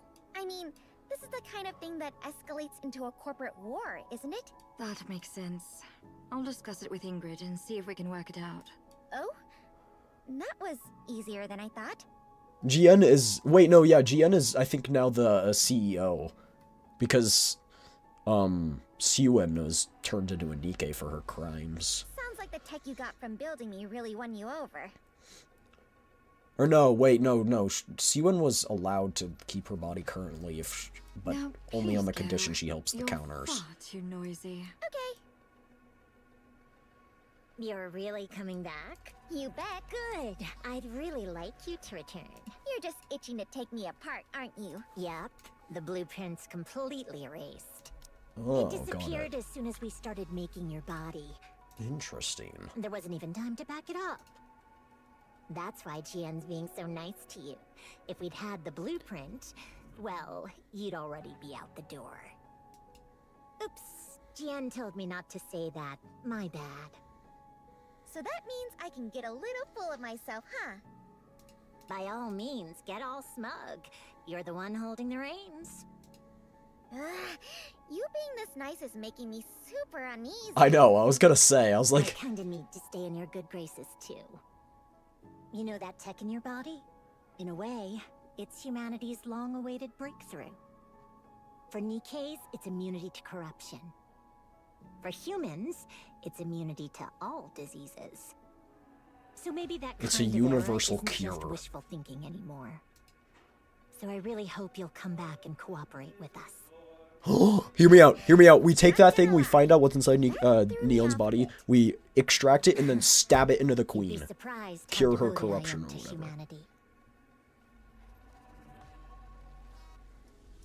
Well, I mean, she was told that the E2 crystal, she's immune to the E2 crystals. We've got an upgraded squad now. When am I gonna get I guess I kind of already got upgraded. Hello? Where's my applause and cheers? Oh, clap. Woohoo! Rafi's woo. Thank you. But I definitely went to the Outer Rim to help with the niece's performance. And out of nowhere, crystals started popping up everywhere in the city. Even I, Neon, could tell something was really off. Alright, Miss Neon. Ain't nobody calling you I'll that. fill you in later. Way too much has gone down, and honestly, the show's the least of our worries right now. I see. Looks like I showed up at just the right moment. Neon? Yeah? Thanks a ton for bringing Mrs. Miss. No worries. Just make it up to me with some dance and song. Yep, got it. How heartwarming. I like it. I do too. Excuse me. Enoch, how's it looking? The E2 crystal terrorist attack has been fully contained. 20 Nikkes and 82 civilians are confirmed dead. You know what? Okay, it sounds wrong. Very childlike. Neon is very, very childlike, and that's actually why I haven't really liked her before. But now that she actually has a use and she's not useless, I'll let it slide. Okay, it sounds bad, but for 5 separate terrorist attacks at this scale, 102 dead is not that bad. Where's 6-0? I am currently unable to determine her whereabouts. Man, this is a pain. What do we do now? Enoch, It's safe to say that 6-0 can move freely anywhere as long as there's hardware, right? That's correct. Not all hardware, but any with a power source and a chipset can be accessed anywhere. Then why don't we just wreck them all? As of now, the number of such hardware, any attempt at destruction is infeasible and would cause irrevocable damage to the Ark's infrastructure. So what now? Calculations for possible courses of actions are in progress. Yeah, at least we have someone immune to E2 crystals now. Yeah, it's really good. And she's immune to corruption, which is really, really helpful. I've got a suggestion. Please go on.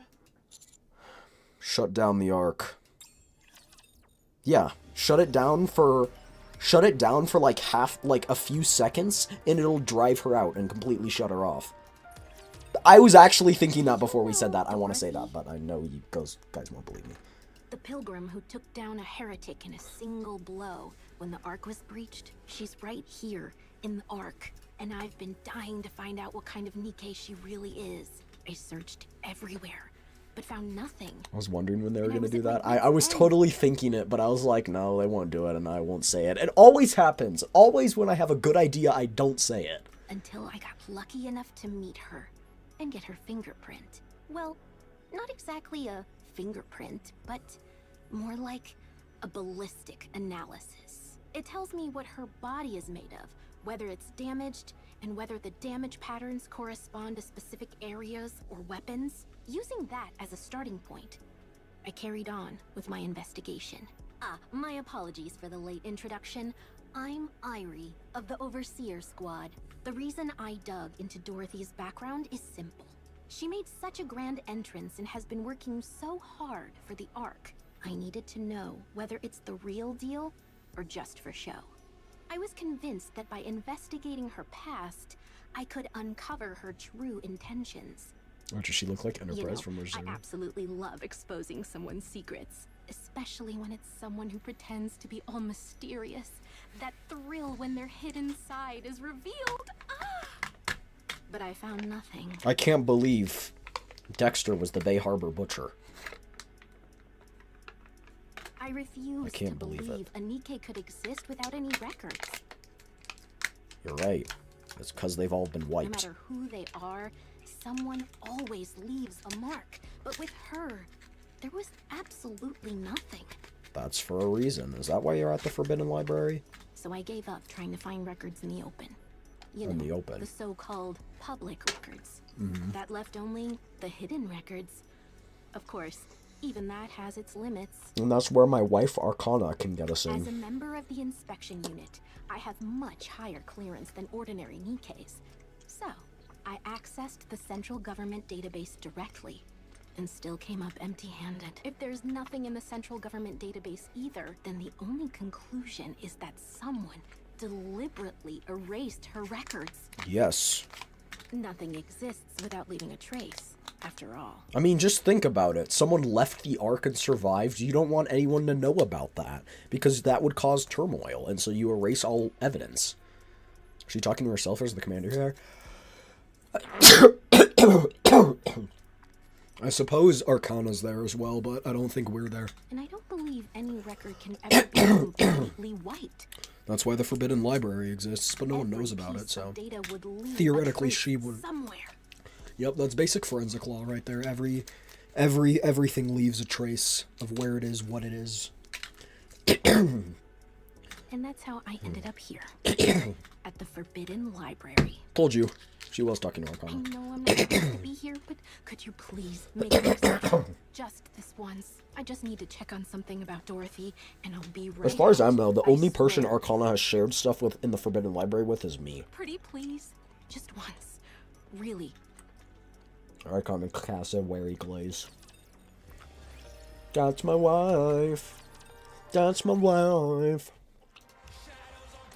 Alright. Time to romance. We can finish Arcana's storyline.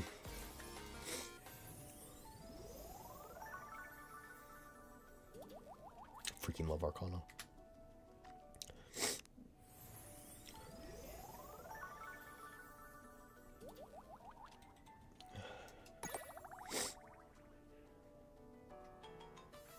This is totally a dating event, though. Okay.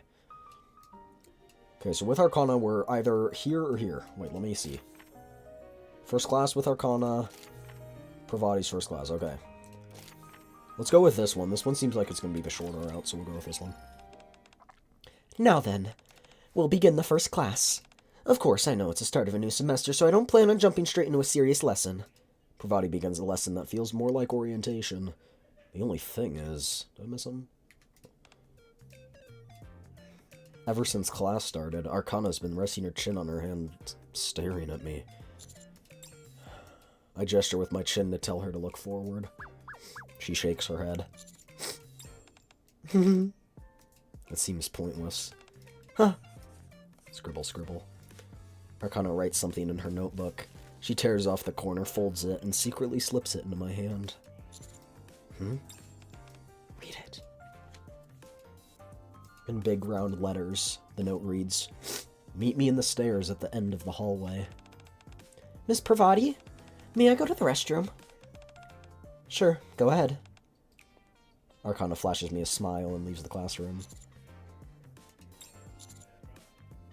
Gotta follow her, but like, you can't just follow her immediately, bro.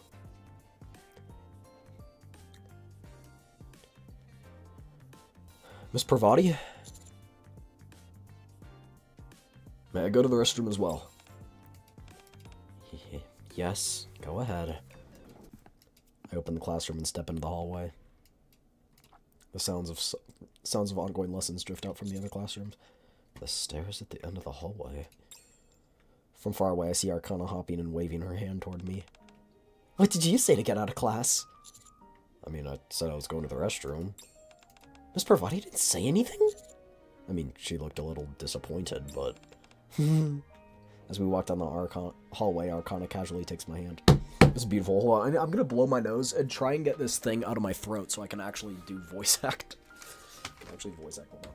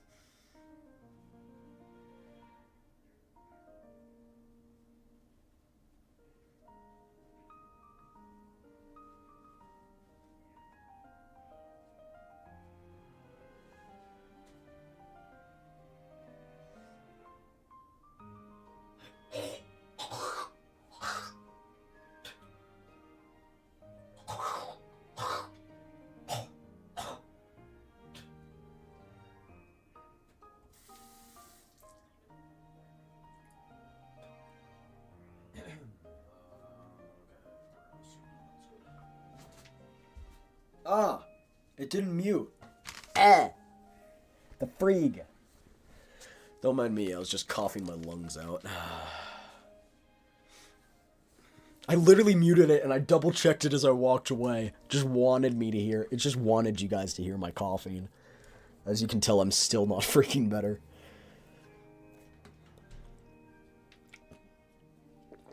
While we're paused, I'm gonna refill my water because it's a moment to refill, so seldom do I get an opportunity to do that. My bad, my bad. Freaking OBS, bro. Or my mic. Freaking hate it. I knew I should have checked. I literally had the thought as I was over there blowing my nose. I was like, I should double check. It's probably still on. And then I was like, nah, I saw it go off, whatever. We wander through the quiet school together. It's really quiet when classes are going on. It almost feels like a completely different place. Yeah, it's kind of fascinating. Oh, right. You said you don't remember your school days, right? Or your childhood? You know about that too, huh? Of course. I wrote it down myself in Volume 1, page 81 of the Counters Records. That feels slightly unnerving. That's just part of my job. Arcana slows her step slightly. really wanted to experience something like this. There are bad endings, Cyber, where stuff like that does happen. Like with Pravati's, there was a bad ending where we got absolutely freaking hammered and then got fired as teachers because in the situation we were teachers. In this situation, we're a student in this reality. Because we're basically coming here on a mission. We're on here on mission just to supervise everything that's happening here and boost the reputation of this school because whatever, right? And anyway, there's one where we get absolutely hammered and wake up next to Pravati, and then we miss class, and then we get fired. That's the bad ending for Pravati's. You mean going to school? Well, yeah, that too, but... Arcana's grip on my hand tightens ever so slightly. Skipping class together and wandering around the school? I really wanted to try that. Arcana looks up at me and grins. Interlocking fingers. Oh, I was waiting for the right time to do that. Arcana's fingers fidget slightly against mine. Is there anything else you want to do? I want this in my life. Anything else? If I tell you, will you do it? I mean, if it's possible. The story is very long. You will have a lot of catching up to do, Cyber, but it is very good. Then I'll show you. There's something I've been preparing for a day like this. Arcana's fingers fidget slightly against mine. Oh, I put it in my right pocket, but... Arcana swings our intertwined hands. Her right hand is holding my left. I don't think I can take it out while holding hands. Can you take it out for me? Uh-huh. Come on. But I can't take it out with my right hand either. Is that so? Then... Arcana raises our joint hands above our heads and slips into the space between my arms. It ends up looking like I'm hugging Arcana from behind. How about now? From behind, I can see that Arcana's ears are bright red. Aw, cute! I carefully reach into her pocket and pull out the paper inside. A note? Yep, I wrote everything down there. I unfold the note. At the top, thick pen strokes have crossed something out. Right below that are the words, my youth bucket list. Look here. Arcana leans against my chest and points to the middle of the note. Skipping class and wandering around the school. Yep, we just did that. And then there's this one. Arcana points to the bottom of the note. Getting a back hug? Yup. Arcana leans against my chest, then slightly turns her head to look up at me. Thank you. Doesn't this count as something you did? It's basically the same thing. Arcana turns her head back and looks out the window. You know, I just wrote these down as they came to mind, so they're really some ridiculous ones. But even so, let's do them. Together. Arcana releases my hand and turns to face me. You promise? Promise. I pinky swear with Arcana. It's so cute. Arcana holds out the note. You're giving it to me? Yep, keep it safe for me. Now kiss and get married. Oh, I think there is a kiss later. I'm waiting for it. I hope there is. After wandering around the school a little longer, we head back to our classroom, still holding hands as we walk through the quiet hallway. We can't enter at the same time, broski. That's too sus. Actually, you know what? No, let's make a statement. Okay, this actually seems like the good ending. And I want to get the bad ending first. Because I want to end on the good ending. I really hate the bad endings. This is the one. If you're curious, this is the one. I'll go through it real quick. Oh, wait, never mind. That's the wrong one.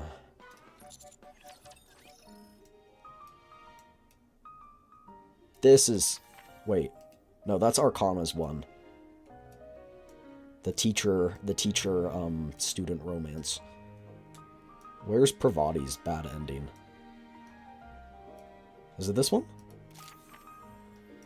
Yes, it's this one. Anyway, blah blah blah. We get absolutely hammered. You know, if I'm being honest, I guess I shouldn't call you that right now. Anyway, I've been wanting to have a drink together with you. Just to talk about stuff. You know how there are some conversations you can only have when you're drunk? I wanted to have one of those. Ugh, do I really have to spell it out? We've spent so much time together at this point. Can you still not take a hint? That right there, that attitude of yours, it's enough to drive a person crazy. I swear, let's just have another drink. Now, there's something...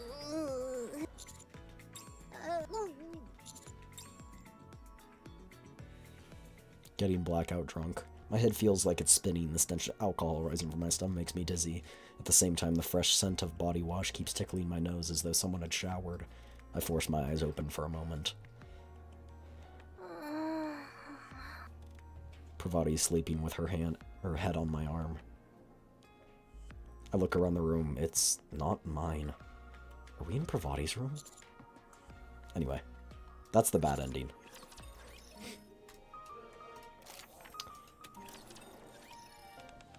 Now then, we'll begin the first class. Of course, I know it's the start of a new semester, so I mean, yeah. Oh, the topic. Oh, never mind, this is new. A safe way to get acquainted with new friends. The students, whose expressions had darkened at the word lesson, quickly perk up, their eyes lightened up again. Guess I'll go play now? You don't have to if you don't want. I mean, you can watch it and see how you like it, too. Evixent. I'll ask you a question, you must give me an answer. Thought like she'd hurt you, not that. Oh, I wouldn't like it if there was domestic violence. I think that would be worse. I quite prefer the scandalous romance. Alright. You encounter a rapture mob far larger than anticipated. Charging into them recklessly would mean certain death. In that situation, what's the most offensive tactic? FF formation. That's indeed our most frequently used tactic, but in a situation like this, I recommend HO. Of course, in an actual battle, there are many variables, and you must follow your commander's orders, as your course of action may differ. Bye? Oh no, you're leaving me. Aww. I must admit, that's not the answer I expected from someone with your field experience. Alright, next question. You come across a student in danger at school. How will you respond? Depends, but rescue the student? I figured you'd act that way. I'm well aware of your sense of justice. However, you're a student. Make sure to call a teacher whenever possible. Yeah, because teachers always do stuff. What do you want to learn about at this school? Love. Love! That's right. School is the very heart of your youth. Love, friendship, these are the things that bloom here. Since you're so eager, I'll do my best to... Hey, yo! These questions help us learn a lot. You don't have to crowd around someone to get to know them, right? I hear Ash whispers beside me. This lesson's childish. You've got it all wrong, Ray. We just need to spell for time so we won't have to sit through an actual lesson. Ah, that makes sense. If there are any questions, I suppose I'll proceed with the actual lesson. It was so useful. Please ask the other students to answer questions, too. Shall we ask Arcana next? Yes. The school bell rings. No, I wanted to hear. It was a very productive class. Next time we meet, we'll having a proper lesson, so be sure to bring your materials. Oh, and one more thing. Evixent, please come with me for a moment. Yes, Miss Pravati. I follow Miss Pravati to the teacher's office. Commander, I wanted to ask you something in private. You keep changing the way you address me, Miss Pravati. Is calling me by my name embarrassing for you? Not at all. I'm just used to calling you Commander, so it's a little awkward is all. About what I wanted to ask you. Why did you choose to become a student? To be perfectly honest, I don't think there's anything more for you to learn here. Well, I take my time scanning my surroundings. The hallways, classrooms, and students. The school I'm so familiar with. All of it holds memories I've made since becoming a commander. Perhaps it's because I have no memories of my time as a student. I see. You have no memories of your school days at all? I'm sorry for bringing this up. It's okay, I'm not really bothered by it. Thank you for answering.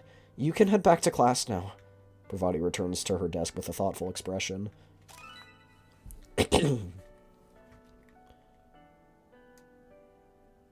Make make sure I teach you properly about love.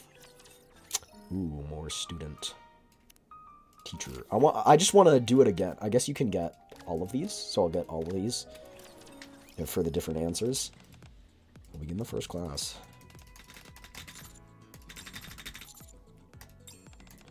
Exactly. In dangerous situation, HO formation is the most effective. Of course, in an actual battle, there are many variables. Alright, next question. Form a teacher. But not the one I was expecting from you. This is a school, we have teachers here we can trust.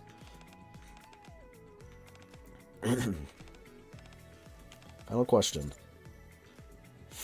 Combat. More than most, I would say.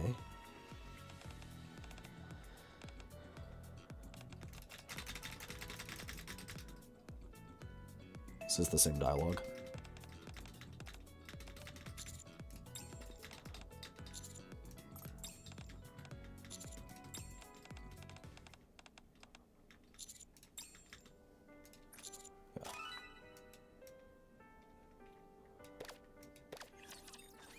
Oh, did I get both of them? I did. Oh, these both lead to the same one. Okay. The school bell rings. That's all for today's class. Don't forget your homework. Yes, Miss Pravati. And one more thing. Students whose names I call, please report to the teacher's office. Ein, Zwei, Ray, and Arcana. The 4 of them are called to the teacher's office. That's worrisome. Unable to resist my curiosity, I trail them. I trail after them to the teacher's office. I see. That was very helpful. Then, everyone is okay with today's schedule, right? I'll wait in front of the main gate after school. Okay. Sounds fun. Seems I'm too late as they're already coming out of the teacher's office. Oh, teacher, what are you doing here? Oh, just passing by. I'm so curious, but who'd tell me if I asked? Arcana would. Arcana would, I know for sure. I approach Arcana, smiling cheerfully, and ask her, what were you talking about with her just now? Who knows? A teacher's dedication to her students, or maybe it was a counseling session. It's about me. They're planning a party for me or something. You don't have any plans after school today, do you? Even if you do, cancel them. What are you talking about? It's nothing. It's times like this, just wait patiently and pretend like you don't know anything. Hey, what exactly... Oh, the bell's about to ring. Should we get back to class? Before long, the school day comes to an end. We gather in front of the school gate. Okay, that's everyone. The reason I called you all here today is conduct a little investigation into where you usually hang out after school. Huh? Is that so? But earlier you clearly said... I believe I said the same thing earlier, Ray. Isn't that right? Now then, at a time like this, we should be eating something delicious. Please lead the way. You're awfully excited for an investigation. Excited? What do you mean? I can't exactly go around looking intimidating, can I? I'm not here to interfere. I merely came to observe. Yeah. Soon, teacher. Welcome. Welcome. Is this a hamburger place? Yeah, since we're students, our budget's kinda tight. Hamburgers are a go-to. It's also convenient because we can eat quickly. Oh, I'm hungry. Let's grab a seat and order quickly. Sure thing. We place our order and it's ready in no time, true to fast food fashion. It looks delicious. Alright, let's dig... Wait, not yet. Sorry? We have to pour out the fries. Right. Ain and Zwei pour the fries out into the center table, practice eased. What are you doing? Food tastes better when it's shared, don't you think? Also, it's easier to eat this way. You should pour yours out too. Sure. I reach and dump my fries on the pile too. Pravati, why are you sitting so far away? What do you mean? It's fine, my arm's long enough to reach. It's clearly sounds like she's showing off. The 6 of us are seated at the largest table in the burger joint. Ray, sitting at the opposite end, attempts to pour her fries toward the center. Unfortunately, her limited reach causes her fries to be piled onto the side instead. Okay, let's eat. Wow, this looks delicious. Munch. So good. Ray, Zwei, can I try some of your burger? Sure, here. I haven't had this in a while. It's tasty. As expected, Pravati ignores the fries, focusing solely on the burger in front of her. Oh, why aren't you touching the fries? I pick up a fry and offer it to Pravati. Try this, Miss Pravati. I can reach them perfectly fine on my own. But since you're offering, thank you. Pravati reaches for the fry offer, but I pop it straight into her mouth instead. Her lips end up touching my fingertip. Ayo. What? What are you doing? Tasty, right? Yes, it's perfectly salty and delicious. But I have hands too. I can eat on my own just fine. Pravati, blushing, stands up and starts scarfing down the fries. Miss Pravati? Is this a speed eating contest? No way, I'm losing. Pravati's so silly. Not at the spot, I'm stuffed. Shall we head to the next place? Where to next? Miss Pravati, you weren't listening earlier, were you? I knew you looked kind of spaced out. We're going to karaoke after we finish our burgers. Right, I remember now. Good, let's go then. Pravati walks ahead briskly. Not that way, Miss Pravati, it's this way. You could have told me sooner. Such a soon. I've booked an hour. First one to sing gets bragging rights. Oh, me, I want to sing. I'll kick things off with Penguin Revolution. Oh, wow. Then I'll play the tambourine.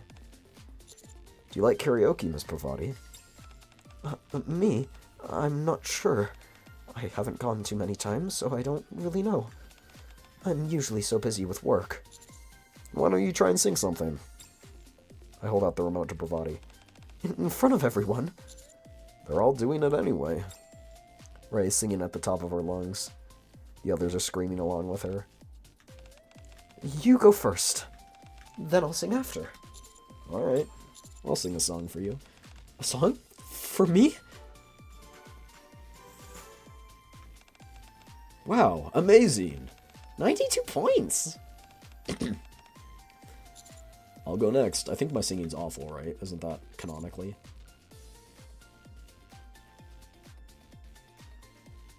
Fast-paced pop song, let's do it. That actually sounds like a good fit, but unexpected. Smooth backing track begins to play. I'm not reading all those lyrics. I cringe too hard. Just debut already! You're so good at singing! Okay, never mind, we're good at everything. I know, right? So, how'd I do? Didn't expect you to sing something like that. It wasn't bad, I suppose. Ba-da-bum. Wow, amazing! Whoa, 99 points?! So close to a perfect 100, that's a shame. Who wants to sing next? Miss Pravati said she will. Phew. A promise is a promise, I suppose.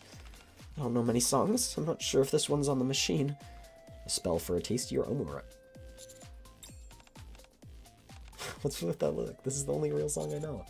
I assume you learned it at the Maid Cafe? Yes, it was chosen as this year's theme song. The lyrics convey the mindset of a maid very well. Looks like this wasn't what you expected. Are you disappointed? No. I was just wondering if it's really okay for me to hear you sing it all by yourself. What are you saying? Unfortunately, the others don't hear me. Pravati's cute and lively song ends. We have so much fun singing that before we know it, the sun is set. I mean, we did book an hour, so... That was so much fun. Too bad it's over. Dorm's curfew is about to kick in. We need to get back. Alright, anyone up for a late night snack when we get back? I worked up an appetite with all that singing. Me? I'm in. That's how you gain weight. Hey! Looks like they've all grown pretty close. It's really nice to see. It really is. So, do you find the results of your investigation satisfactory? Sorry? Investigation? What are you talking about? Didn't you bring us together to investigate where students go outside of school? Oh, that, right! That was just an excuse. It was. You said you didn't have any memories of your time. I wanted to create some for you. Nothing over the top, just ordinary school memories. Oh! I wanted to ask you the same question. Did you enjoy today? Pravati looks up at me with a slightly nervous expression. I did. I see. I actually prepared one more thing. Oh? What is it? As long as we can still get back before curfew, it should be fine. Before I can finish my sentence, Pravati grabs my hand. Pravati? Don't be so loud, everyone will turn around. And we'll still make it back before curfew. I just thought it'd be nice for you to have a moment like this while you're in school. So please don't misunderstand. I hold Pravati's hand tightly. I won't. Also, you're the one who's being so loud. Pravati bows her head down deeply. Look at me, Miss Pravati. I'd rather not. I want to see your face. You can look all you want during class. But right now... No, not right now. We bicker as we walk back. We hold hands all the way, not letting go until we reach the dorms. Aw, cute. You haven't viewed the story. Would you like to proceed to the next branch? Essex-105. Yeah, okay, sure. It's the next one. So yeah, I guess this is... Is that everyone? For today's special lesson, we're doing physical training. You've been excelling in the theory classes, but your results in practical evaluations have been pretty dismal. In other words, your stamina is lacking. That's because I'm not a Nikke. That's nothing but an excuse. How is that an excuse? So you'll undergo stamina training. The other students will warm up and take some time to assess their stamina. Yay! I'm starting to get tired of all those weird special lessons. We finally get to take it easy today. Naru, it's time to check your stamina. Stamina check. Battery. 120 hours of operation remaining. I don't know what Naru sounds like. All stamina checks are done. You need to check your own stamina, not Naru's. Naru's the only one who runs around anyway. Amy, are you confident about your stamina? I'm not really big into running myself. I'm not very confident, but I do think this will be a great lesson. Tactics are important when you're up on the surface, but in the end it all comes down to stamina. Long-distance running, endurance, and perseverance. These are all crucial. You're certainly fired up. Being amongst Nikkes in a physical training class, it's kind of scary.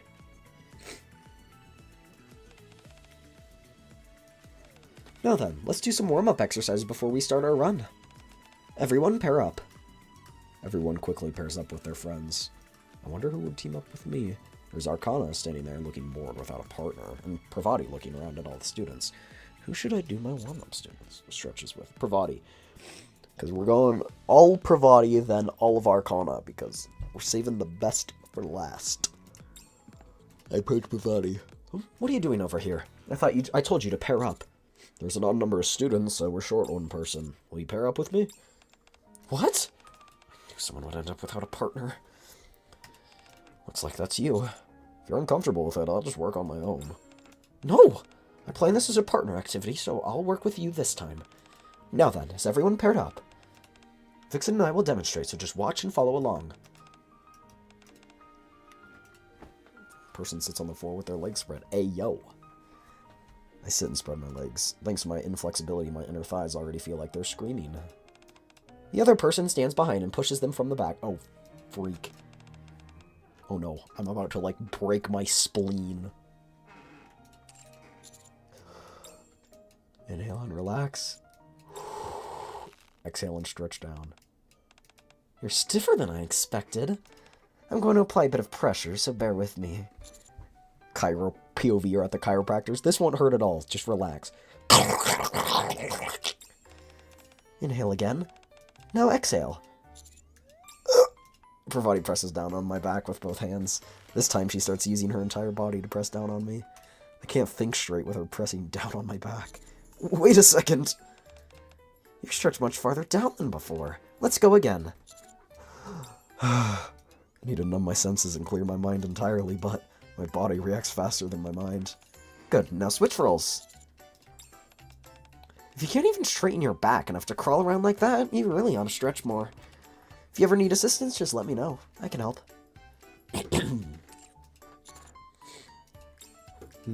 Luckily, pressing down on Pravati's back helps calm me down pretty quickly. Alright, next pose. One person, lie with your arms spread out, then press your right leg over your left. Press your right leg over your left. Your partner should gently press down on your body to keep your hips and legs from lifting off the floor. Following Pravati's instructions, I lie on my back with my arms spread and bring my right leg across my left. Pravati places her upper body over my leg and presses down. Parvati's face is gazing down on me and feeling her on my leg. No, don't look, don't look. Oh, you're doing much better with this pose. I'll apply a bit more pressure then. Push. Oh, please no. Miss Parvati, gently, please. Even with my eyes closed, I can feel hair falling over my face. No, don't think about it. I must say, looking down at you while you're this vulnerable, it feels pretty good. Start to lost my composure. That is me, I start to lost. I'm gonna regret this. Sorry? Miss Parvati, I'm exhausted. Can we switch places already? Oh, sure, time to switch, everyone. This time Parvati lays down on the floor. Absolute cinema. I grab her thighs and ankles and lean my body over her.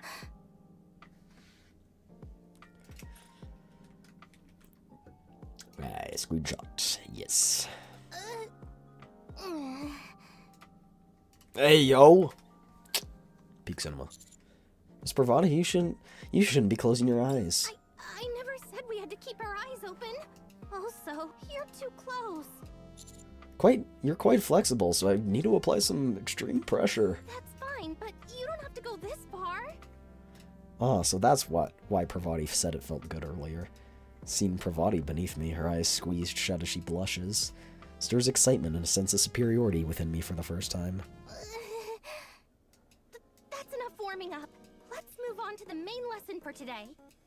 Huh, but we only did 2 poses. Everyone seems to have energy to spare, so I think we're good to go. First up, let's do 30 laps around the gym. Oh no, I'm doomed.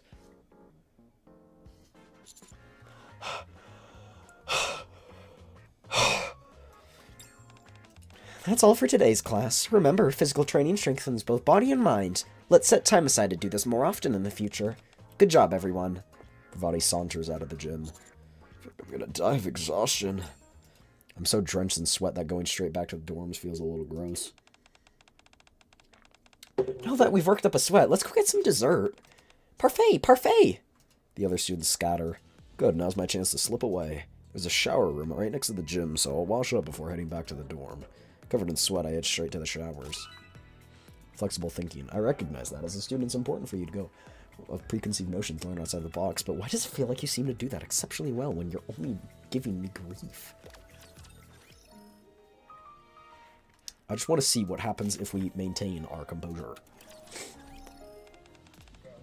Skip. Parvati. Skip. Try to stay composed.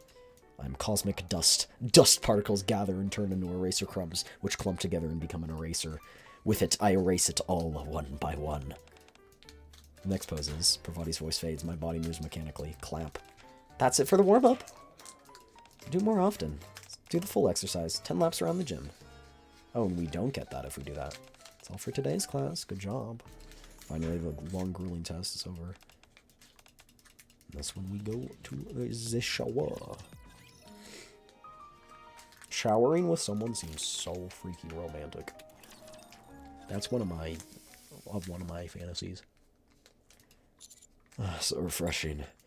Nothing beats a shower after a workout. I grab both ends of my towel and vigorously dry my hair. Swoosh, swoosh. Then I towel off my worn-out body. Slide. When I step out of the shower room, I find myself face-to-face with Parvati taking off her stockings. Huh? With her back to me, Parvati hasn't noticed me as she pulls down her right stocking. The leg hidden underneath her black stocking is revealed. I carefully use the towel to wrap around my waist, and slowly attempt to close the shower door again. You don't have to feel uncomfortable. There's no rule saying teachers and students can't share the showers. Seemingly picking up at the sound of the door closing, Parvati straightens and looks behind her. Huh? Huh?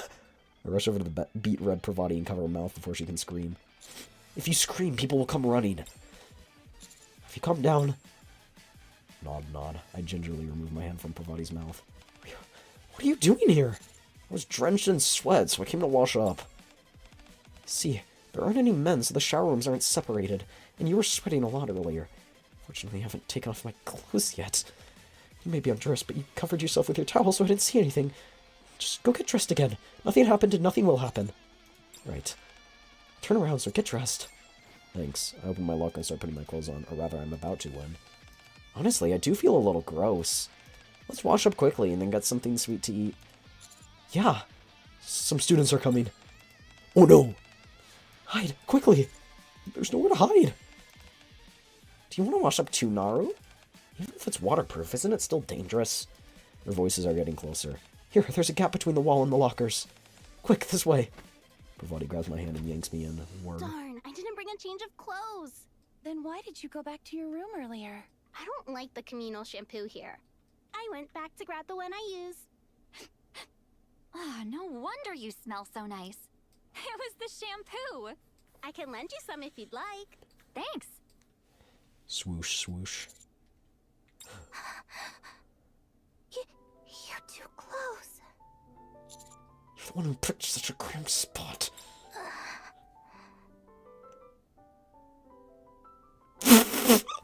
I was not expecting that. I thought that one was the wall at first.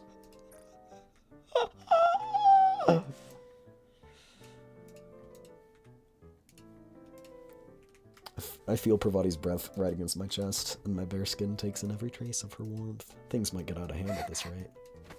I reach out my hand and pull Pravati in my arms. What are you doing? Shh. It's the only way I can keep myself together. With her in my arms, Pravati's forced to turn her head to the side. Thankfully, her breath no longer brushes against me. I don't mind you hugging me, but something's pressing against my stomach.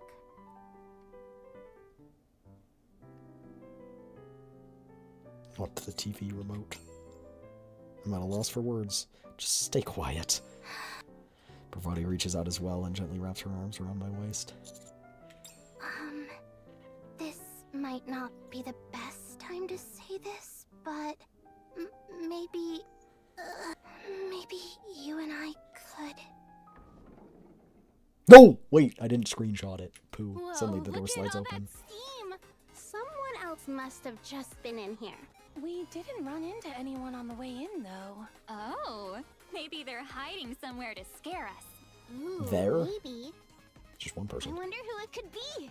I love playing hide and seek. Naru, go look. Huh? Nah, it's more fun if we look for them ourselves. Using Naru makes it too easy. Where's the fun in that? You think so? We're going to get caught at this rate. I'll go out and distract them so you can escape. Understood? First, I want to hear what you were about to say. What? I'll tell you another time. Right now, you need to get out of here. Fast. Pravati steps outside. Ta-da! It was actually me. It was you?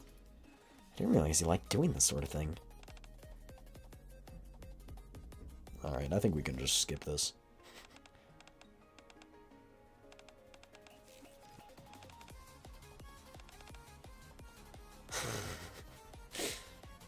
And she enters the shower room. Slide bang. Take a moment to calm my racing heart, and the other part of me that's even more. They did not just say that! Holy shit. Then I carefully slip out and put my clothes on in my locker.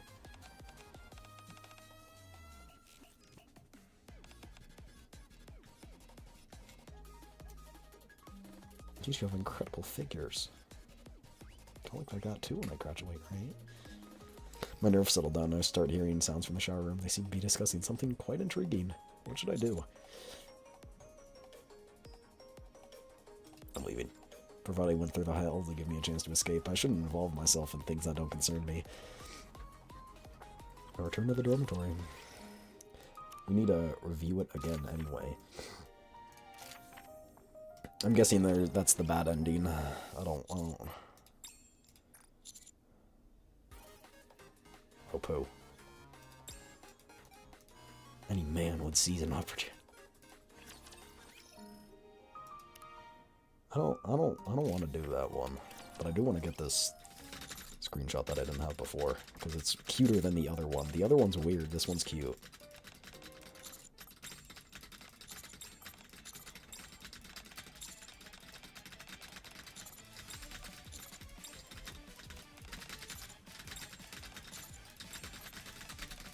I've never seen anything so speedy.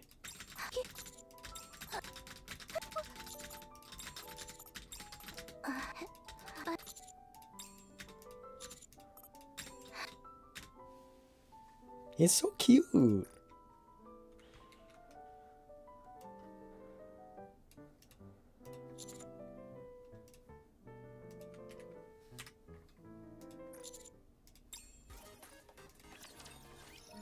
I don't even want to view this, bro. I'm guessing there's a... I mean, upperclassmen like Naga and Tia are on a whole different level. I don't know that I want to take a screen. I don't know that I care for this. I don't know that I care for a screenshot of this. Do you get a new body in senior year or something? Is that how it works? Oh, come on, Zwei. Don't tell me you're actually self-conscious about your figure. Being too voluptuous can get uncomfortable, don't you think? Well, there are. It does. Eek. Does that? Wow, this is such a grown-up conversation. It's true. You're just as impressive yourself, Arcana. You're all sweet and innocent, but with a figure like that, it's unfair. I'm flattered you see me that way, but the one man I'm trying to attract doesn't seem interested. Arcana, you have to understand. I have to save the best for last. Is it just me? Or does it feel like a... And we can skip there, because I don't need to see that bad ending part. I just wanted... Okay, yeah, okay. School bell rings. Well, for today's class, good job, everyone. Vixen, anybody want to play hide and seek with Naru? I do.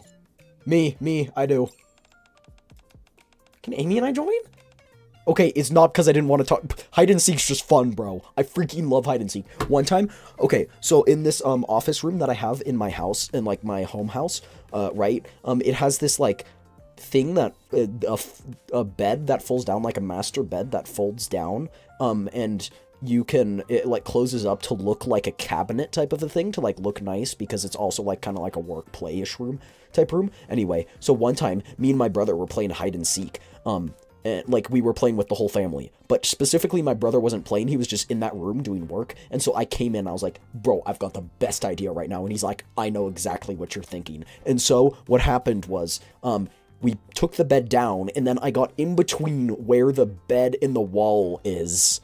And keep in mind, there's about, I'm balancing basically on I'm like laying down on basically like a 2-inch gap and kind of pressing my hands against the bed to keep myself like wedged in there. Anyway, and so he closes it, right? And then the whole family cannot find me. It's like 15 minutes later, and he keeps going, he goes like, what does he say? Are you ready to give up, or are you thirsty for more? And he just keeps saying that, and eventually they all come into, he leads them all into the office, because I told him, like, I was like, you can bring him, after he came back in the room, and then they all came to the office, and they're like, he's in this room, and everyone looked everywhere for like another few minutes, and they're like, he's not, and then he's like, watch this, and then pulls down the bed, and I'm just sitting there. It's great highlight moment of my childhood there. I'll sit this one out. Rock, paper, scissors. If you don't throw, you're it. Wait a sec. Slide thunk. I thought I just heard Pravati call my name. What do they sell at the school store these days? Oh, Vixen. What are you here to buy, Miss Pravati? The pizza bread's here is really good. Have you tried it? I haven't. You're not fulfilling your duties as a student. I'll buy you some, so give it a try.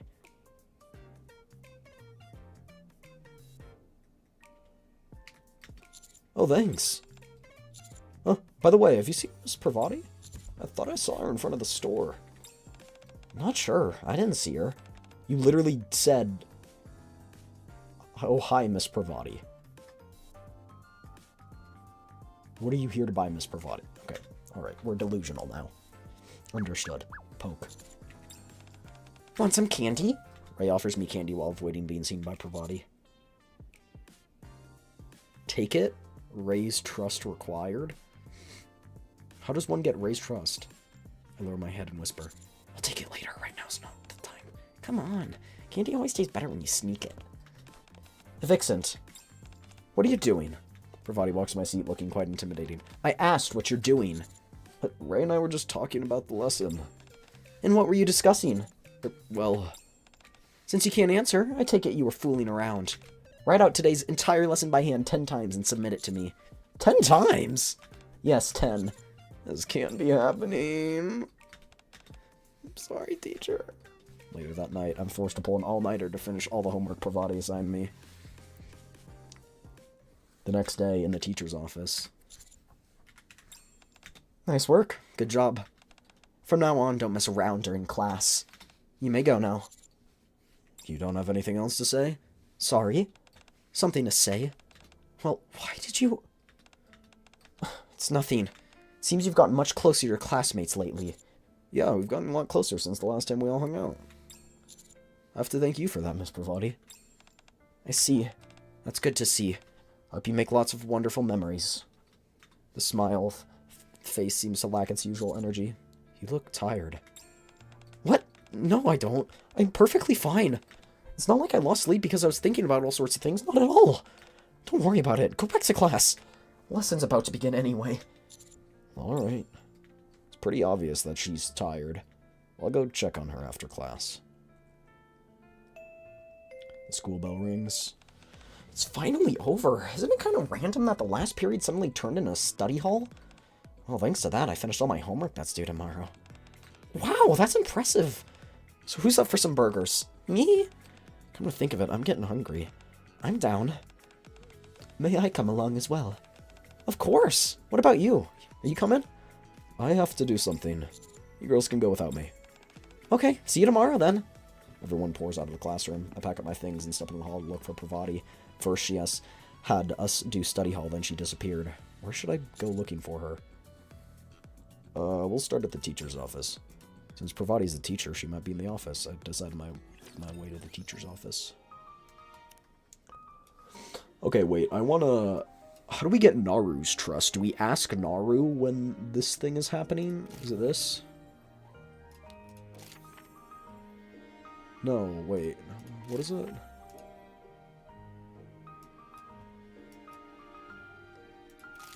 No.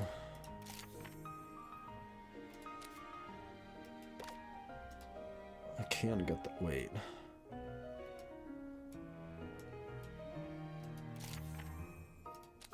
Raise trust. Karaoke perfect score coupon. Got it. It's here. Skipa skipa. Ray. So what were you talking about with Miss Pravati? Huh? Oh, she asked us what we usually do for fun. Apparently the four of us are all going to hang out after school. What was she again? Something about memories? Ray! Miss Pravati said to keep it a secret. Oh, she did? Then it's a secret. I'm not saying anything. I'm pretty sure you already said it all. Still, my lips are sealed. Oh well, just pretend you didn't hear anything. Wouldn't it be fun if we all hung out? Sure. I think it's gonna be the same. Before long, the school day comes to an end. We gather in front of the school day.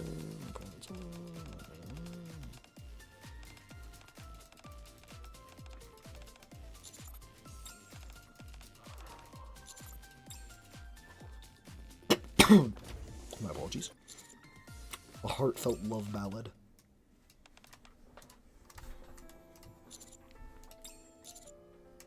I sing each sorrowful lyric with intention. As the song ends, I reach out to Pravati as if confessing my love for her. I thought my heart was going to burst. I know, right? So how'd I do? So it was a song for me? It's pretty cool, I guess. What was that? I couldn't hear you. Ah! I'm glad you don't hear. Ba-da-bum. Superstar is born. 100 points. Suddenly, what looks like a coupon spits out of the machine. What was this? They give you a free hour if you get a perfect score. I've never actually seen it happen, but I guess it's true. Here, take it. Thanks. Who wants to sing next? Miss Pravati says she will. She's already... Okay, let us...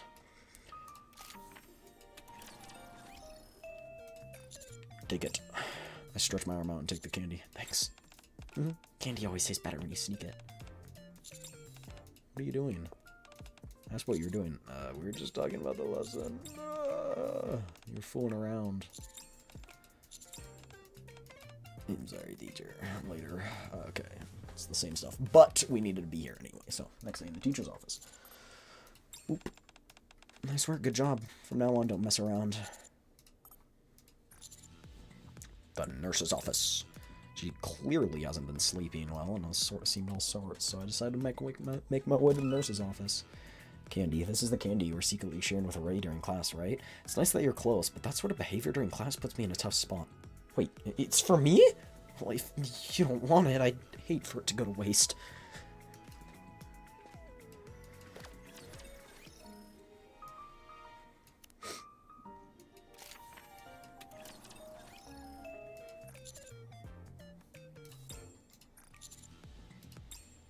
For some reason, I feel like heading to the gym. I decided to make my way to the gym.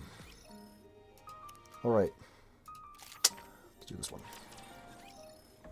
Teacher's office door slides open. Since class had just ended, the teacher's office is bustling with teachers and students. However, Pravati is nowhere to be found. I slowly walk to her desk. I sit down in Pravati's chair. It's much too low for me. Maybe about this height when Pravati sits. While I wait for Pravati, pointless thoughts like this drift through my mind. Tap, tap. Someone lightly taps my shoulder. It's Pravati! Oh my. I thought that since you were sitting in your seat, you'd be... Oh no, I should be the one apologizing. Do you know when she's coming back? She hasn't been back to the teacher's office since last period. She didn't look well, so I suggested she go rest in the nurse's office. The nurse's office, right, how did I have to think of that? Thank you. I head out and run to the nurse's office. No running in the hallways. Instead of lying in a bed in the nurse's office like I expected, Pravati walks out looking perfectly fine. You're not sick?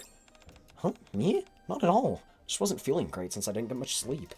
I took a nice nap, and now I'm feeling much better. I also sorted a few things out. What do you mean? Lately, I've been having lots of thoughts I shouldn't have. About the students.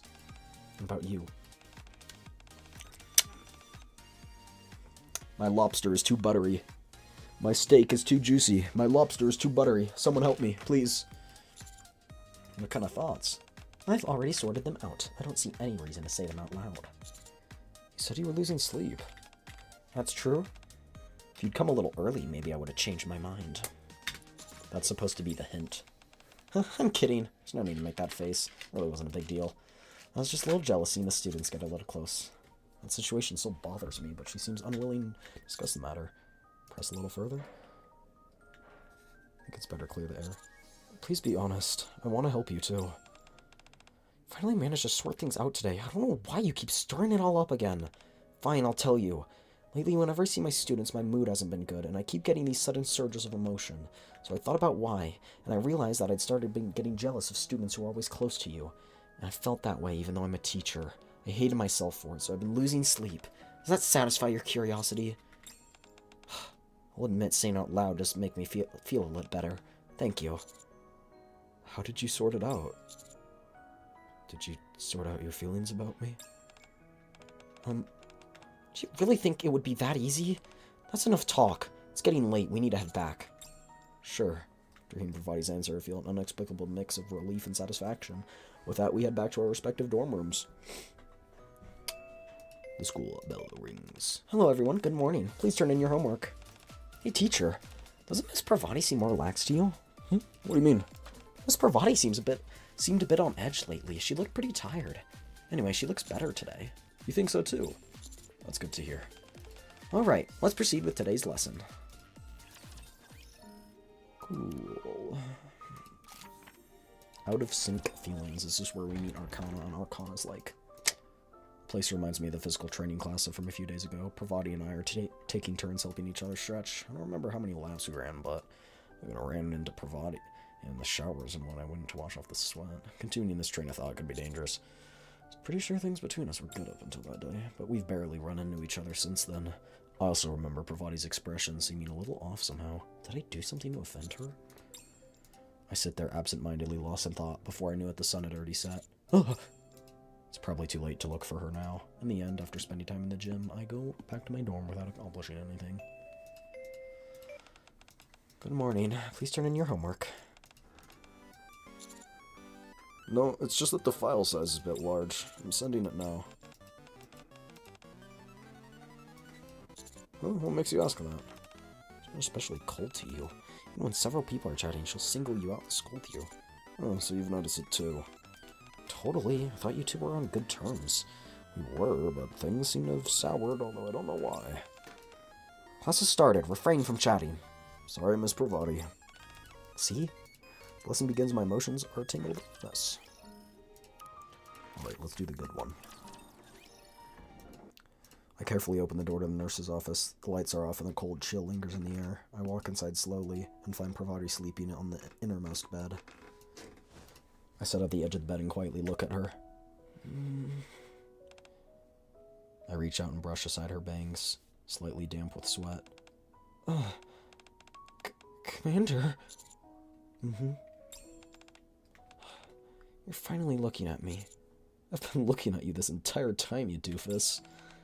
No, I'm greedy. I wanted you to keep looking at me even more. As I stroke her hair, Parvati reaches out and grabs my arm. Your arm's so warm and firm. It's all too real to be a dream. What? Commander? What? Vixen? Yes? This was a dream, it was definitely all just a dream. No, it wasn't. Then why didn't you say so sooner? I got the wrong idea all by myself. That feels a little unfair. What are you doing here? School's over for the day. Oh, I guess I slept through the final bell. The sun's already set too. Even so, you didn't have to come all the way here. I was worried about you. Well, what for? You were really exhausted, were you not? I want to say no, but since you caught me sleeping here, I can't deny it. Yes, I haven't been sleeping well lately. Why? Parvati looks at me with a slightly resentful gaze. I was frustrated. Frustrated? I said I wanted you to have fond memories of your school days. That's why I got everyone together to hang out, hoping you'd grow closer to them, but I ended up getting jealous.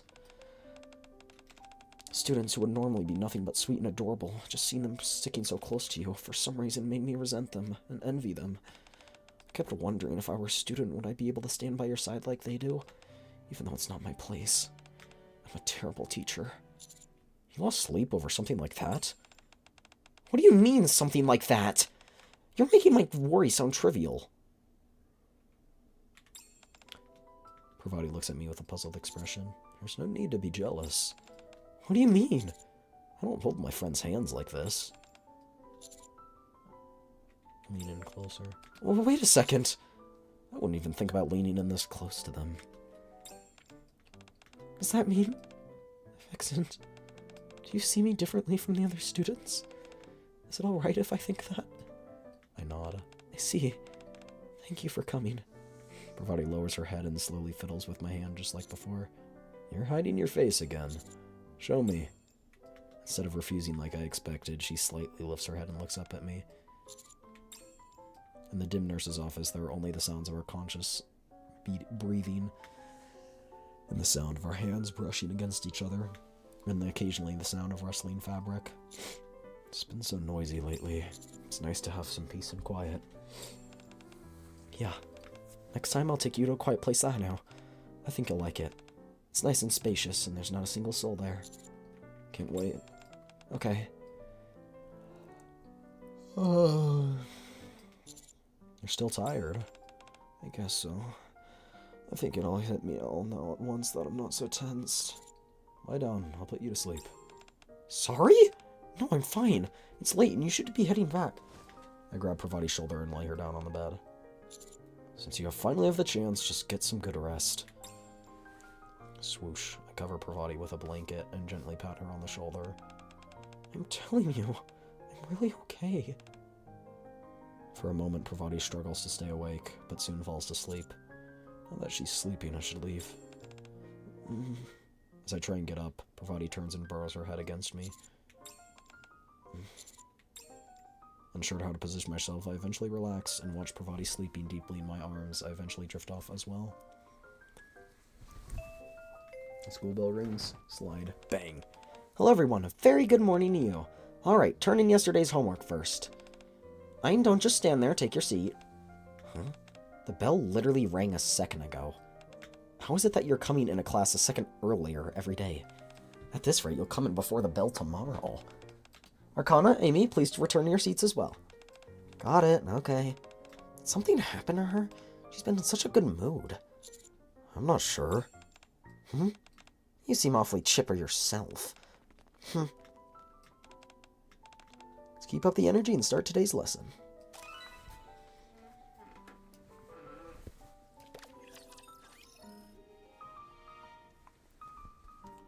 Festival announcement.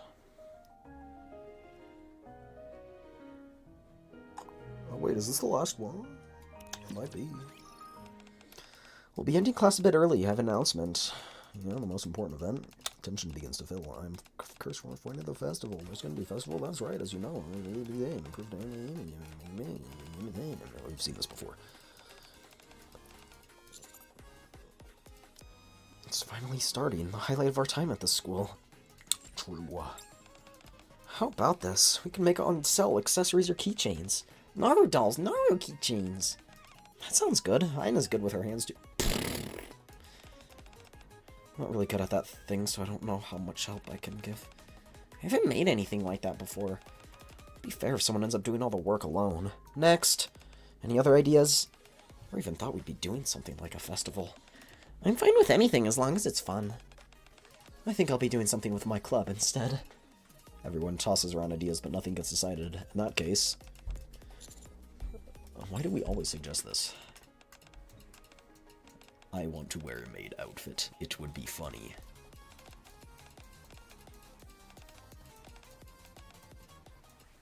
At that moment, Amy quietly raises her hand. I don't want to participate.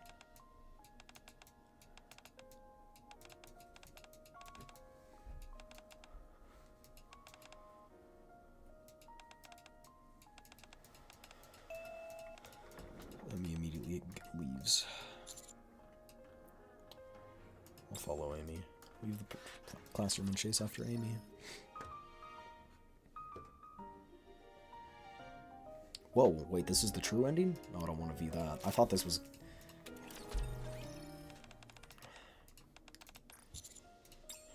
I walk up to Bravati, he looks bewildered.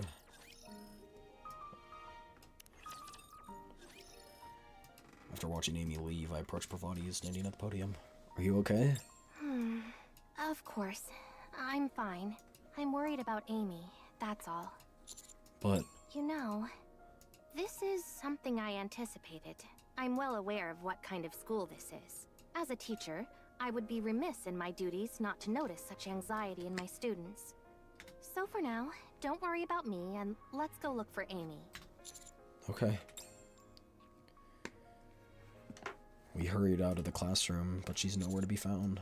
I don't see her. Maybe she wants to be alone. If she wants to be alone, there's only one place inside this school that's ideal for some Your quiet dorm. time. We should get going.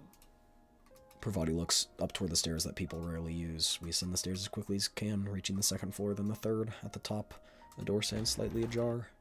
A wide open rooftop, a gentle breeze blowing through, and Amy standing right there. Miss Privity?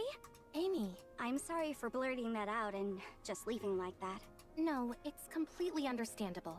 Is there any chance we can talk for a moment? You want to convince me to join the festival, don't you? That's right. I am a teacher at this school, and your homeroom teacher at that.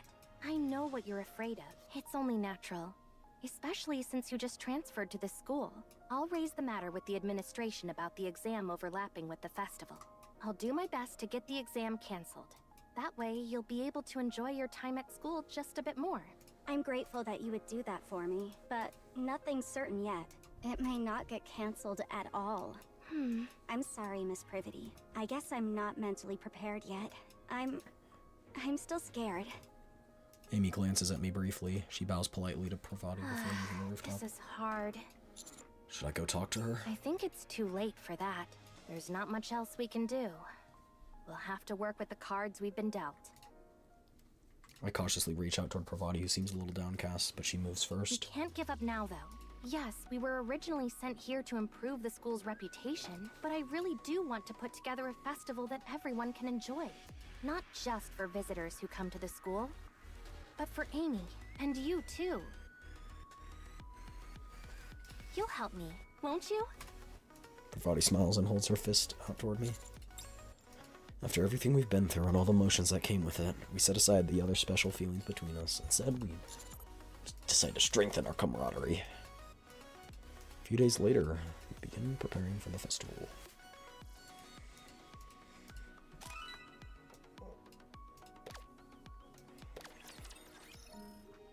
Time for the true ending.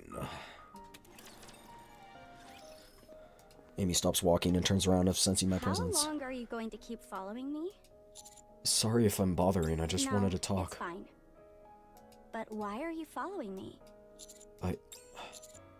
Because I've gotten pretty close to my classmates. What is that supposed to mean? I heard you're a famous commander, and you were a teacher before that. I thought you were kind of intimidating, but now I feel pretty comfortable around you.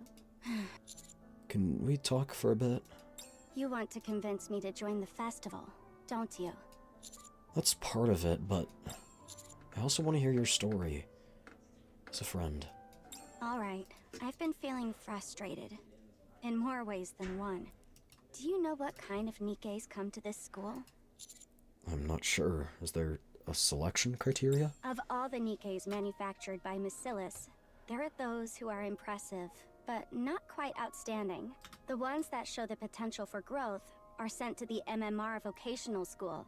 They have to get passing grades on all of their exams, which is why most fail to graduate. Honestly, I was a nervous wreck before I even got here, because I had to give a speech. Apparently, my most recent grades were higher than anyone else's. Still, I kept worrying that I wasn't enough, that I wouldn't be able to handle life here. But it's been very different from what I imagined. We all laugh a lot, and chat, and joke around. We hang out after school together, and get good food. We get sleepy in class, and hate when the teachers give us homework. Pretty ordinary, right? Yeah, it's been really normal. So much so that I think I'd forgotten what kind of place this school really is.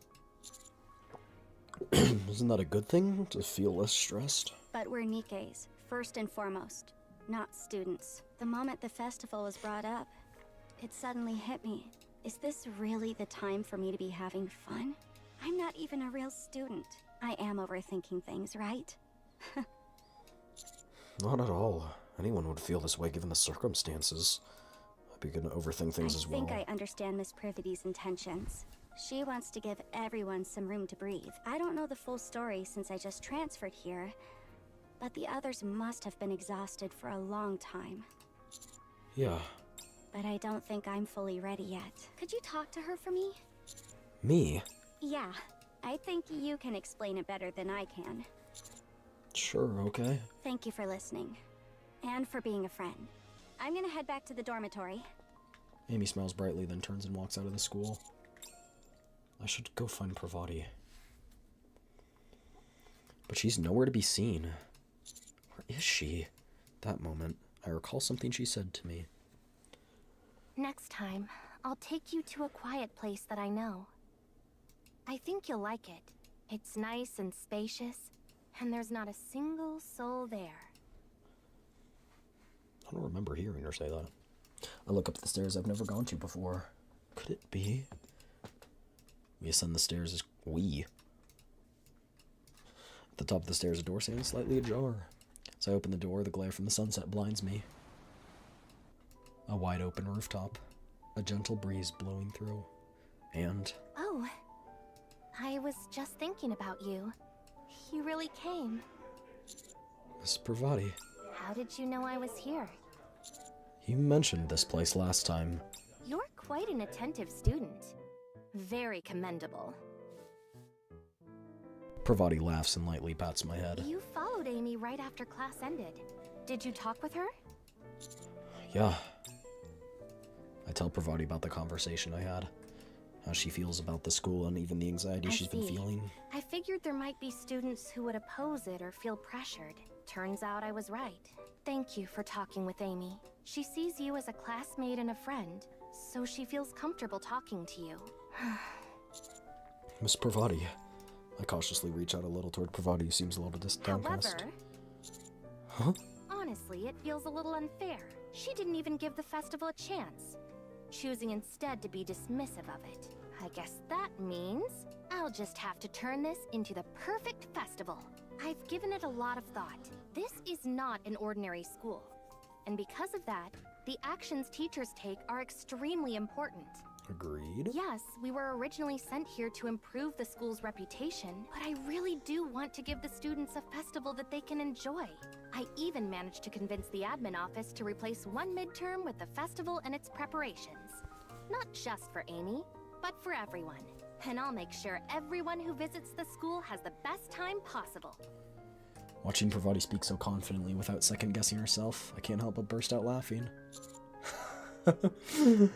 What? What's so funny? Nothing at all. Just realized how silly it was of me to worry. I was only able to handle all this so well because of you. Sorry? At first, I wanted to give everyone a once-in-a-lifetime school experience. I decided I had to create a fun festival. Pravati takes one step closer. Close enough that her hair brushes against me when the wind blows. And if everyone's having fun, then surely you'd have fun too. That was all I wanted. Pravati takes another step closer. Close enough that if I blew gently, her bangs would sway. But as time goes by, I feel increasingly jealous and greedy. I can't control my feelings anymore. Pravati takes yet another step closer. Close enough that we can feel each other's breath. So, since we've come this far, I find myself wanting to be the focal point of your school experience. Pravati lifts her head and looks into my eyes. I was thinking we could do something only a teacher and student can do. Something students can't do amongst themselves. A one-on-one lesson. About what? What do you think? Pravati lightly grips my collar.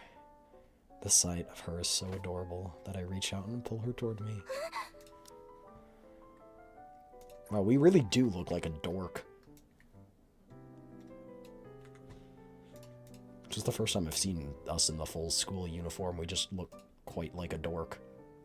Not that there's anything wrong with that, just that it's funny.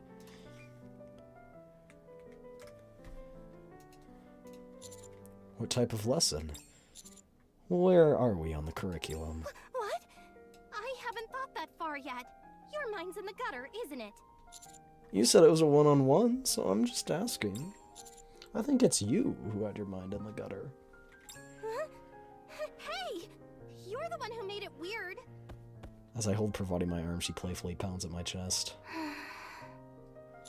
No fooling around. No.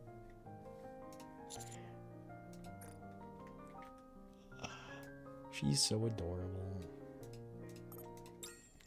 A jolt like lightning shoots through my neck and goosebumps ripple across my skin. Today's lesson ends here. Good grief. No need to be impatient. The sun hasn't even set yet.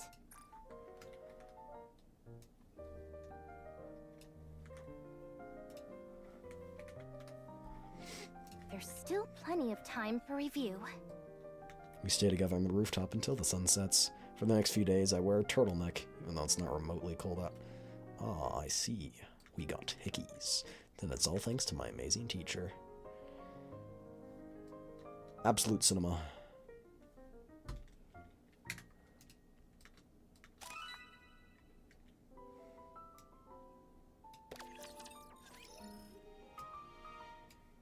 Alright, I actually do want to do this first. I forgot what freaking is the third option here, but...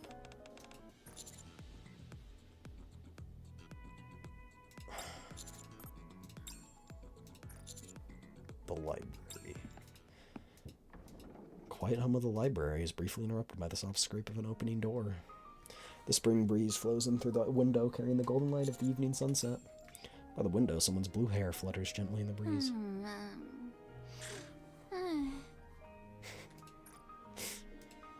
So adorable. Arcana's fast asleep, completely unaware of what's happening. What should I do? Careful not to wake her, I slip quiet over and sit beside her.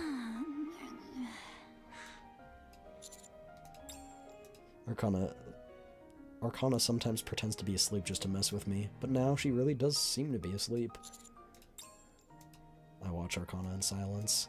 She must be having a good dream if since there's a faint smile on her lips.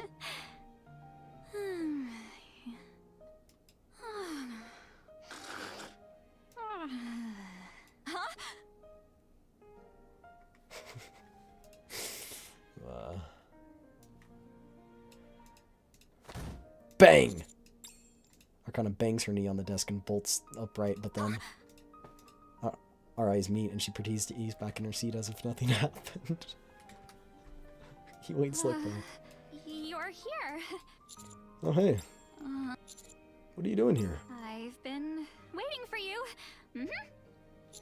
For someone who's supposed to be waiting, you sure slept soundly, huh? Is your knee okay? It really hurts. Kind of stretches lazily. How long have you been here? Since morning.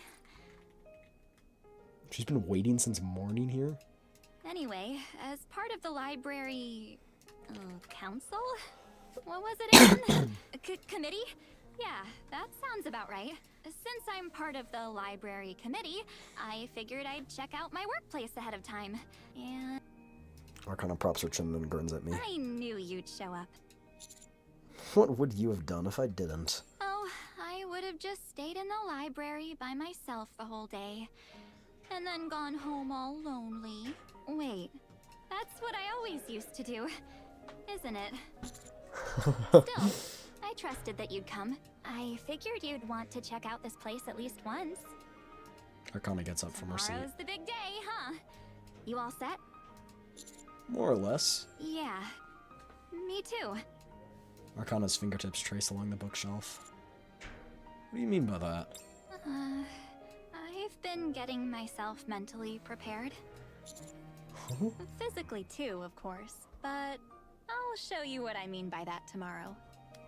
Arcana smiles and steps closer, taking my hand. Let's go grab dinner. I haven't eaten a thing since this morning and I'm starving. Is this the bad ending? Sure, sounds good. Because it doesn't have room to branch off and it would... Oh, hold on. Arcana stops just as she's about to leave the library. What's wrong? I got so caught up in getting ready for school that I totally forgot something. Arcana steps closer and suddenly hugs me. I'm glad you came back safe and sound again. Aww. Arcana lightly taps my chest. Well? Okay. I take the Wheel of Fortune card with a note attached out of my pocket. I'm back. A smile spreads across Arcana's lips when she takes the card. Yeah. Welcome back. I've missed you. Aww. After dinner with Arcana, I head back to the dorm and rest up for tomorrow. Does it just connect to a different one? Oh, Whoa. So many different routes. Okay, so we can either become a teacher now after, you know.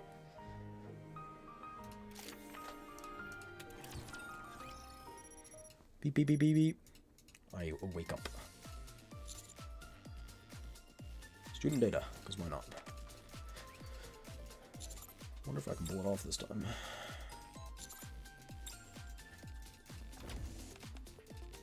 Morning.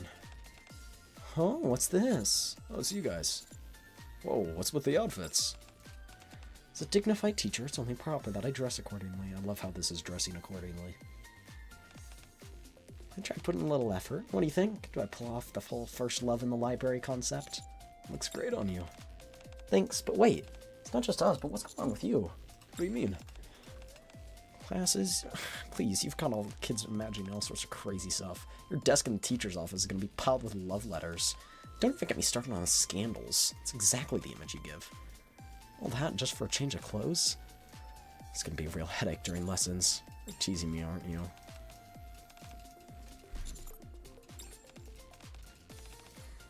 I'll look around at the tablet. With half-hearted resolve be enough? Oh yeah, I'm ready. And then I'm guessing it's just the same.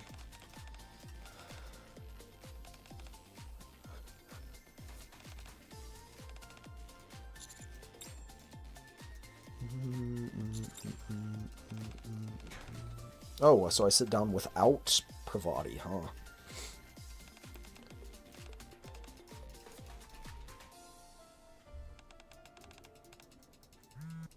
The door were... Oh, wait. This is new. The door was open. My phone vibrates. Where are you sitting? Front row, left side. Found you. Let me snap a pic of you. A pic? Uh-huh. Won't you just be taking the back of my head?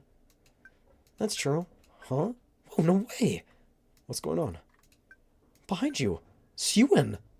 What? I turn my head to the entrance, but there's no one coming in. Instead, I catch Arcana in the back snapping a photo of me with her phone. She's slick. Got your face now. Hey! Did I surprise you? I'm not really surprised. It's just...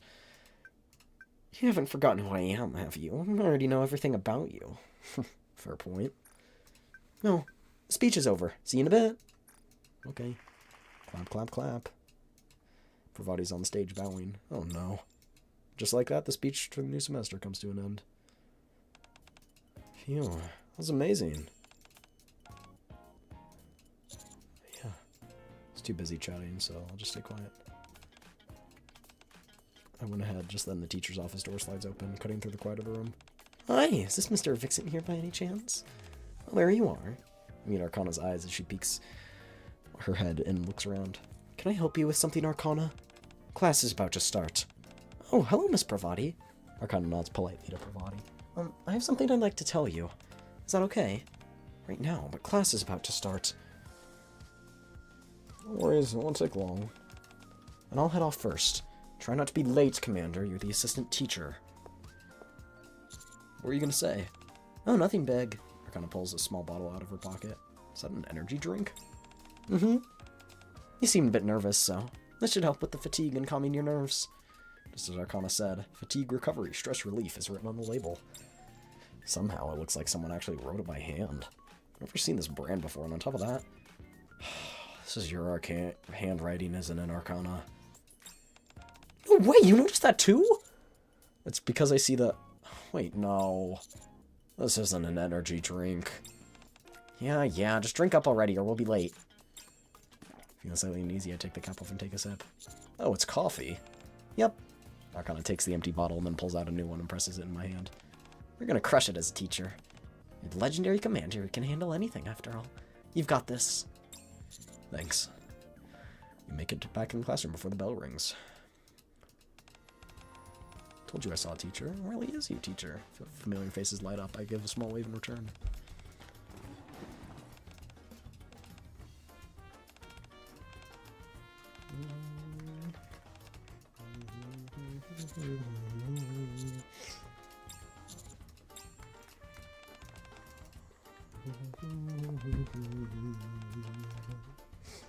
This music reminds me of like Wii music.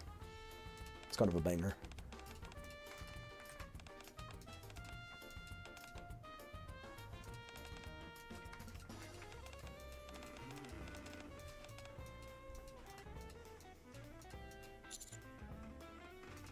I think we've already seen all this. Okay. So we've got this one. Wait, that's more than I thought. What the freak? Okay, wait. No, there's another one where we go at the back of the... Okay, got it. So that's ka. What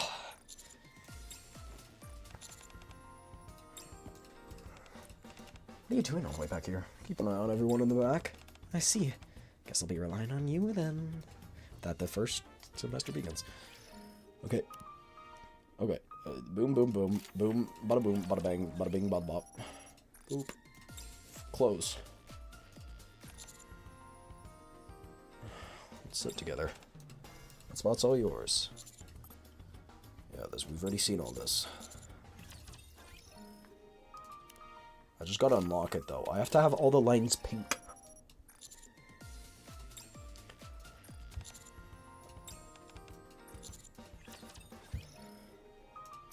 Alright. I'm gonna go to the bathroom real quick, and then we'll continue down Pravati's romance route. Not Pravati's, Arcana's. I was looking at Pravati's. Alright, I'll be right back, okay? Be right back, be right back. Take this opportunity, get hydrated, get good noms, okay? All that good stuff, okay?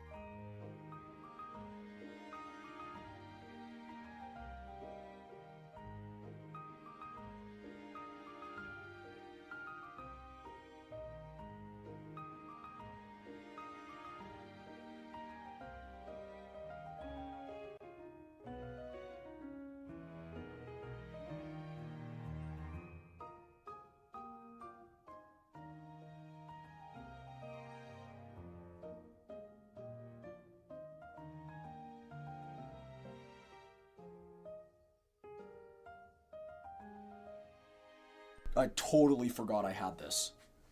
I went to Chick-fil-A this morning, or this afternoon, I guess, for lunch.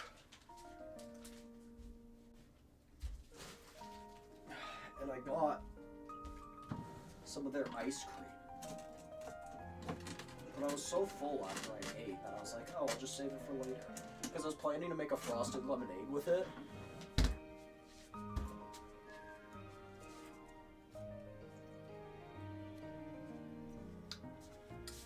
Where did I put the spoon? Put it freaking somewhere. I don't know where I put it.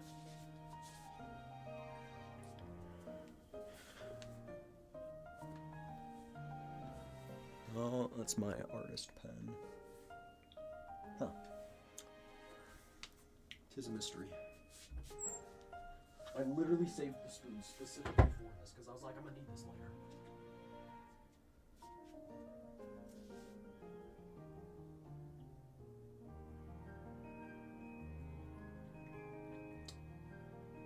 I picked them up. Where did I put them?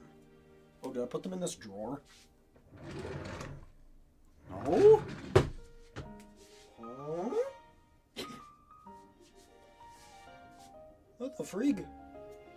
I've got this delicious ice cream here, but... Oh wow, the freezer did an awful job of freezing that. That's basically just liquid.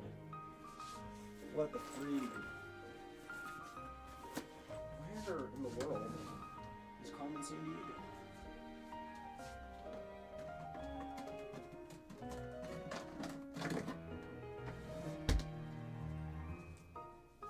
What? This is impossible. Oh, up here, right? No, that's where I put that. Balls. Okay. I didn't happen to put it in the bag that I threw away, right?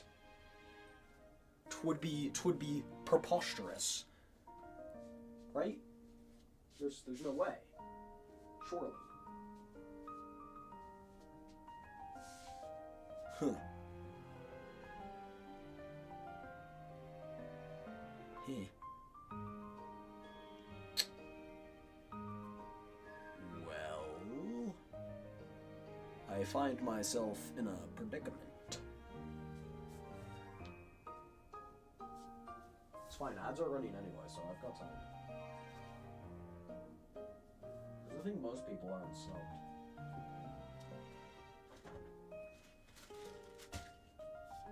Medicine, that's not it. Is it up there? Ugh.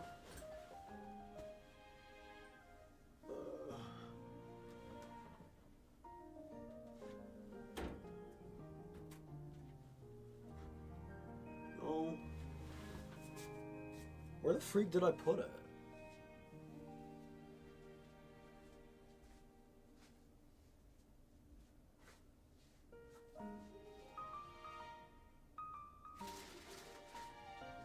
What the hecky? I put it in the fridge. Oh, I know. Okay, where the freak did I put this spoon? I have to have a spoon to eat this, right? Like, I can't eat without a spoon. Where did I put these? What? I had a fork and a spoon. I know, because they gave me 2 forks. For whatever reason, they gave me 2 forks. Spoon and knife, but no fork.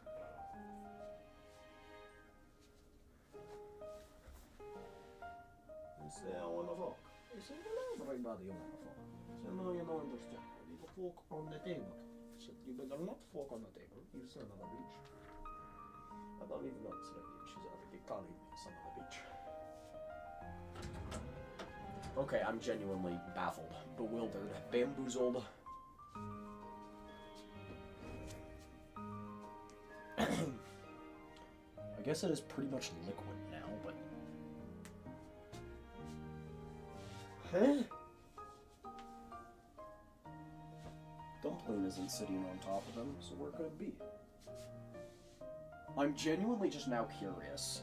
Like, now I'm willing, now I've gotten to the point where, like, okay, I can just drink it, right? But, like, now I'm just curious.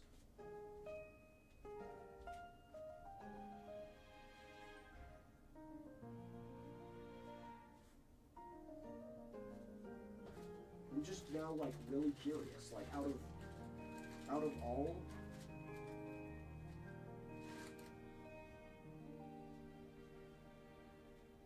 Huh. Well, I guess I just drink the ice cream. Like, I don't...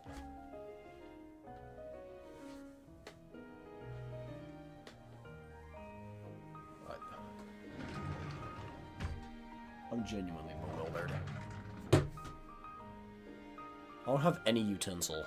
I know where I can get a utensil. It's just downstairs. I'll be so fast. I'll be so fast. I'm sorry. I'll be so fast.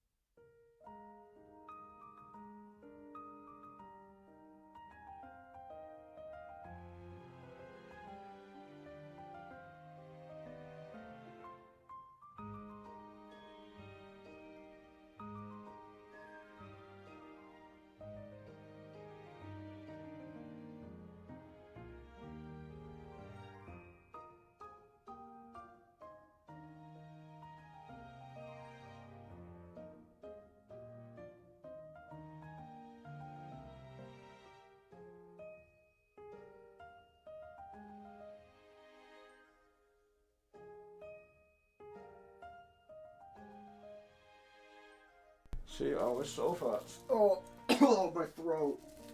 Oh, oh, oh, ow. It hurt. I shouldn't be voice acting with a sore throat. Oh, and I have to do a thing on Sunday. Shit. Okay, that's gonna be awful. I already know it.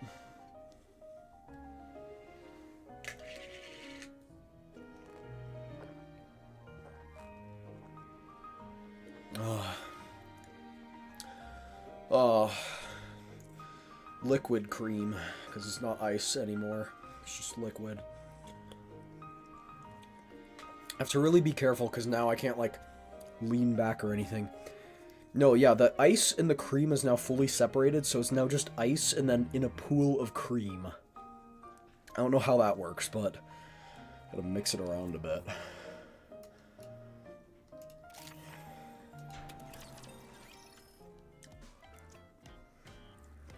Morning class is finished and it's time for lunch. Let's get lunch together. Huh? Arcana takes out a lunchbox from her bag. No. It's far too massive to be even called a lunchbox. What is that? It's obviously a lunchbox. Click. As soon as Arcana opens the lid, I see rice balls decorated with cute expressions. What do you think? Don't they look delicious? And super cute too, right? Yeah. Just like Arcana said, the food looks absolutely delicious. Did you make this by yourself? Of course. Don't look at me with those longing eyes. I woke up at the crack of dawn this morning to make it. So that's why you were almost late. No. I could do this with my eyes closed. Can I try some? No. Arcana picks up an octopus sausage with her chopsticks and holds it out to me. Oh, yes, feed me, feed me. Here, say Huh? Go on. Imagine you're a transfer student with an underclassman harboring unrequited love for you, who poured all her feelings into a lunchbox she spent all night preparing. Hurry. Who says it's unrequited? Right? It really is delicious. Wait, what? I pick up the octopus sausage Arcana dropped and put it in my mouth. It's good. Sausages are just good to begin with. And I only grilled it, nothing fancy. Arcana holds out a piece of rolled omelet. Judging by her worried expression, it's safe to assume she made this herself. It's good. Really? Yeah. Really? Really? Really, really. I did that laugh in a dude's voice. Oops. Excuse me. Arcana makes a strange sound and puckers her lips. Are you okay? I don't think I can control my expression. Arcana feigns a stern look and starts feeding me the rest of the side dishes one by one. It's the kind of wife I need. A while later. Another feeding me. After feeding me to her heart's content, Arcana finally starts eating. If I want this to be enjoying my meal, I should come up with a conversation topic. What should we talk about? Ask her about. Let's ask her about her cooking. Do you like cooking? Cooking? I'm okay at it, I guess. Can't really do anything super fancy. Still, she picks up a slice of kiwi and holds it out to me. I can at least cook well enough that my future husband won't starve. Yeah. Arcana picks up a slice of kiwi for herself and eats it. Then she absently bites down on her chopsticks as she thinks. Yeah. Being good at something, actually liking it are two different things, you know? That's true. I've never really thought about it that way. Could you tell me one more time that the food's delicious? It's delicious. Without a word, Arcana puts the last piece of kiwi into my mouth and begins packing up the lunchbox.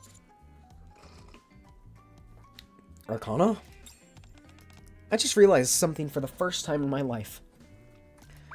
Arcana closes the lunchbox lid and pokes my cheek. I guess I really do like cooking.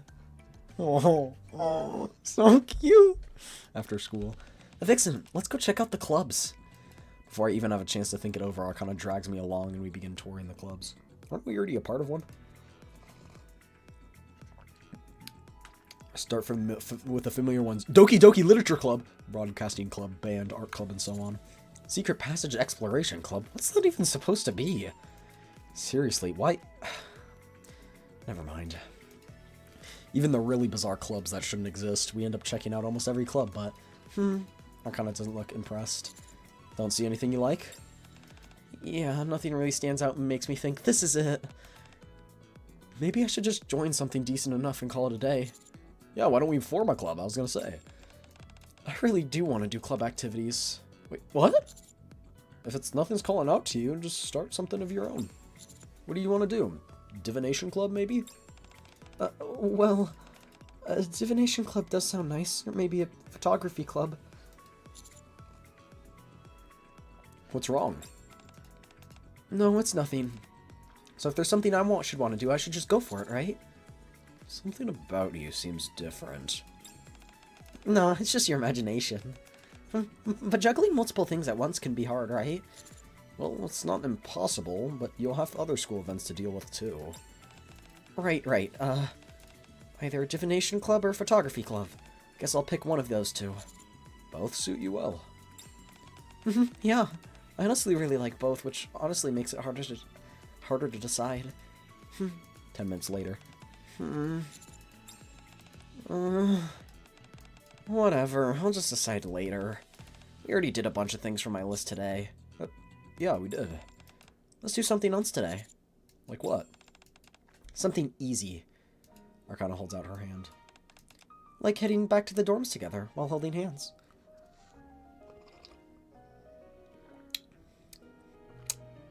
Absolute cinema.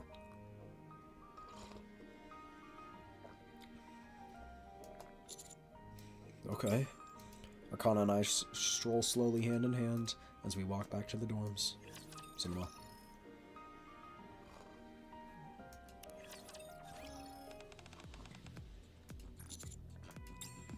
I walk over to Arcana. Arcana, you want to pair up? Arcana's bored, almost lonely expression brightens instantly. Yeah, sure. Hey, are you good at exercising? Are we still doing that roleplay?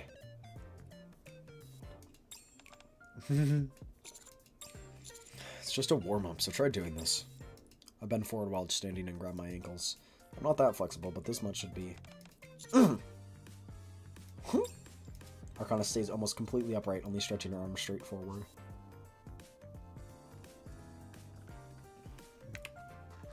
I shouldn't have eaten this. Way too much sugar today, not enough protein. But whatever. It's gone now. I can't you know, you can't put the piss back in the balls, you know? Like, what's eaten is eaten. What are you doing? Huh? I'm stretching. Let's try something else. Sit on the floor and spread my legs. Sure enough, my inner thighs are screaming in protest thanks to my lack of flexibility. Sit like this and then... Huh? Arcana crouches down in front of me, watching me. What is it? You seriously think I'm gonna sit like that with this short skirt? Oh. But you still need to stretch. You really want to see me stretch that badly, huh? What? Arcana laughs and plops down on the floor. She presses down the hems of her skirt and spreads her legs. She splits her legs to about 70 degrees. That's pretty impressive. That's gotta be a new record. Actually, wait. I don't think 70 is very impressive. Yeah, no, 70 is not that impressive, but that's almost 90 degrees, right? After finishing warm-ups with Arcana, who's stiff enough to put a log to shame, we start running around the gym as Pravati instructed. After a few laps, I can feel the sweat starting to build. The gym shirt I'm wearing is starting to feel a bit stifling. You've got this! I stop for a moment, who's in front of Arcana, who's sitting in the stands watching. Huh? What is it? Here. I take off my gym shirt and drape it over Arcana's head. Hold on to that for me. Okay. Leaving Arcana behind, along with my shirt, I start running again. I didn't know that this would be legal. When the gym class ends, I head back to the stands again, but... Arcana's nowhere to be seen. I look around and approach a student who's heading out. Her name's Amy, I think? Amy, can I ask you something? Yeah? The girl who was here, I mean... The student with long blue hair, did you see where she went? Oh, you mean Arcana? Oh, you know her. Yeah, we met. She's my dorm roommate. She went back to the dorms earlier. She said she needed to change clothes. Thanks. No problem. Head to the dorms. Shirtless, I guess. Oh, I guess because we've got gym clothes. So those gym clothes, so never mind, we've got our normal clothes. An incident at the dormitory? Oh, I love incidents. I arrive near the dormitory building. But... I spot a familiar figure disappearing into the dorm. I follow Arcana inside. Aquamarine-colored hair disappears at the far end of the hallway. I walk down the hallway toward the corner. Blue hair peeks out from around the corner. Stop and hold my breath. Soon silence fills the hallway. Hey, you're there, right? You're scaring me. Rustle with the rustling of clothes, Arcana peeks her head out from the end of the hallway. Ah! Arcana meets my eyes as I crouch there, and then lets out a scream and collapses. Hi. Arcana looks up with slightly teary eyes, then takes the hand I offer and stands up. You scared me! I thought you said you weren't afraid of ghosts. It's not that ghosts scare me. She grabs the hem of my clothes. That... No. What scares me is you disappearing. Oh. Why would I disappear? Fair point. I suppose I'm the one who disappeared first. Kind of brushes off the hem of her skirt. Anyway, let's go. I need to return your gym uniform. Arcana takes my hand. I follow Arcana into her dorm room. Welcome. Oh, right. Sorry for the intrusion. Hey, Sleepy. How's it going? You're back? My tummy hurts. I should not have eaten that much sugar. Holy shit. No, no. I regret everything. I regret my life choices. Oh, I feel it. Cheers.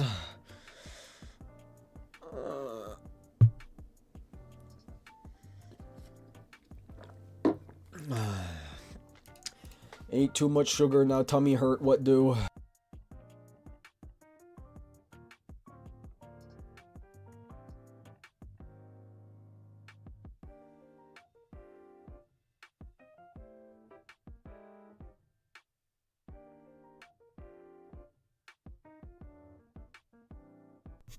Drink water. Take a 15 to 20 minute... we're not doing that. We're not walking.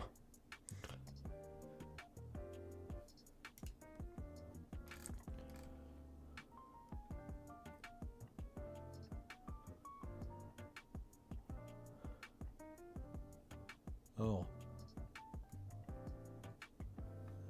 Oops. Might have just gone way over the limit of sucrose. It's fine. Sorry for the intrusion. I do have a roommate, but she won't be coming right away, so it's fine. I'm talking about Amy, right? She mentioned it earlier when I was asking her where you went. Yup. What about you? Me?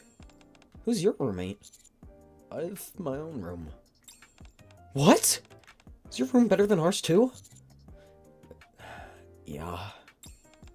Wow, special treatment. It's a double room, but we only have one closet. I guess everyone wears a uniform. We don't exactly have that many clothes. Arcana opens the closet. You already put my shirt in there. Of course, everything has to be neatly organized. Kind of takes out my gym shirt off the hanger. Even so... Don't forget our promise. No making a mess. Upon entering the room, the interior space, to put it charitably, has a lived-in feel. To put it bluntly, it's a total pigsty. You know I don't have any memory of that time. Phantom said you've always been that way. Arcana puffs out her cheeks while looking at me. Anyway, Arcana. Yeah? How should I put this? What is it? You seem a bit different than before. Arcana drops the clothes she's holding. That... Isn't that what people say before they break up with someone? First it's that, then I liked you better before, I don't feel that spark anymore. No, nothing like that. Just, you seem more honest. You were always expressive to begin with, but now it feels like you're even more... There's even more range to your emotions. Getting sulky, getting angry, things like that. I kind of picks up my gym uniform she dropped and shakes it off. That might be true. I certainly feel more comfortable than I did before. So I'm a bit more casual, more natural, in the way I treat you. Does that mean you've stopped putting on an act? It's a little different from that. There's no girl in the world who doesn't put on a bit of an act. Especially in front of someone she's interested in. Yeah. How should I put it? Arcana looks down at my gym shirt. I feel like I've started to have certain expectations. Expectations? Yeah. Feels like if I act like this, you'll accept it. Or rather, that I hope you will. I hope you'll cherish me and find me cute no matter what version of myself I am. I will. I hope you like me, no matter what side of me you see. That kind of expectation. You know, Vixen. At that moment, I hear the sound of someone entering the door code. Oh, I think Amy's back. Kinda quickly moves away from me and looks around. You've gotta hide. Okay. I hurriedly look for a place to hide. There aren't any choices, and time's tight. I'll hide in the bed. I'll hide in the closet.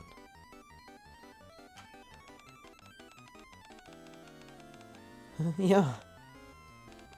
Amy? I don't mind. Do you want to go on a walk with me? Sorry, I'm a bit tired today. Amy's footsteps are getting closer to the closet. What are you trying to do?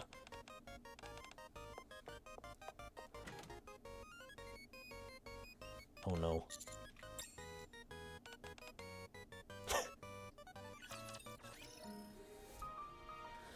The end of youth.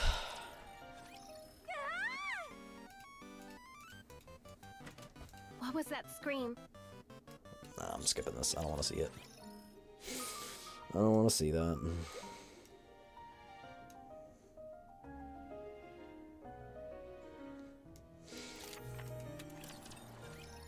Hide in the bed, I guess.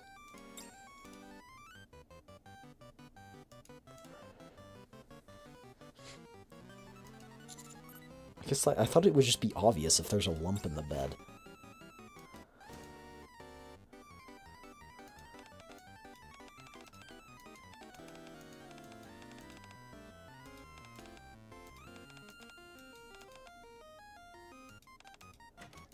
Arcana's so weird. Oh, I'm not.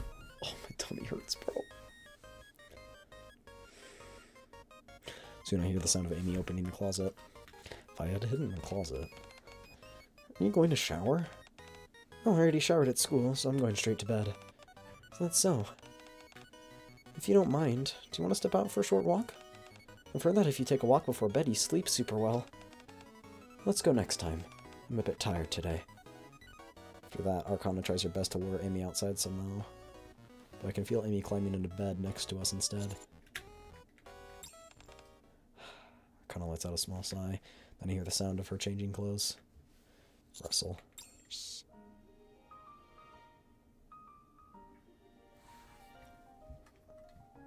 Cute. Move over a bit. Look at you all sweaty. Are you nervous? Of course I am. Just stay still and you'll be fine. I've noticed these past few days that Amy sleeps with her earphones in. Arcana wipes the sweat beading off on my Let's forehead. wait a little longer, then sneak out. Until then...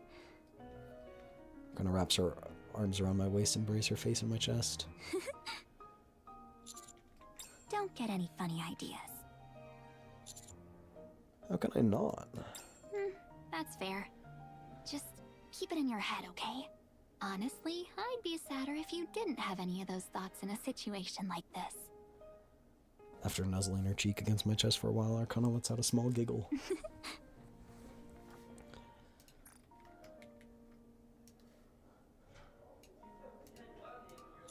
What is it? Nothing. This whole situation's kind of funny, that's all. I never expected anything like this to happen. Me neither. Still, doesn't it kind of feel like this is what being young is about? Little episodes like this. Arcana traces her fingertips across my palm. You can imagine, the girl had a lot of mixed feelings. She used the boy's gym uniform as an excuse to invite him into her room. But she probably hadn't thought about what would happen after. Actually, maybe she chose not to think about it, because it's scary and overwhelming. Oh. Hold my hand. I take Arcana's hand in mine. Now we just hold hands and fall asleep. Wait, we're going to sleep? Yeah, I am at least. You can't. You still have to sneak out later after all. After I wait until Amy falls into a deeper sleep.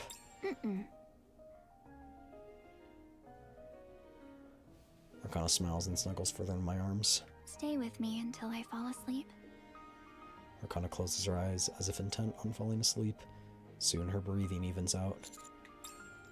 About 30 minutes later, I carefully slip out of the bed. Both Amy and Arcana seem to be fast asleep. I gently smooth Arcana's bangs as she shifts slightly in her sleep. Sweet dreams. Arcana's eyes flutter open slightly. Then she reaches out and cups my cheek. This is already a dream. Oh. Yeah. After that, I sneak out of the dorm room and make my way back to my room safely, where I try and get some sleep. My tummy hurts. Very badly. I have made not so wise decisions today. A new friend in a club selection. School bell rings.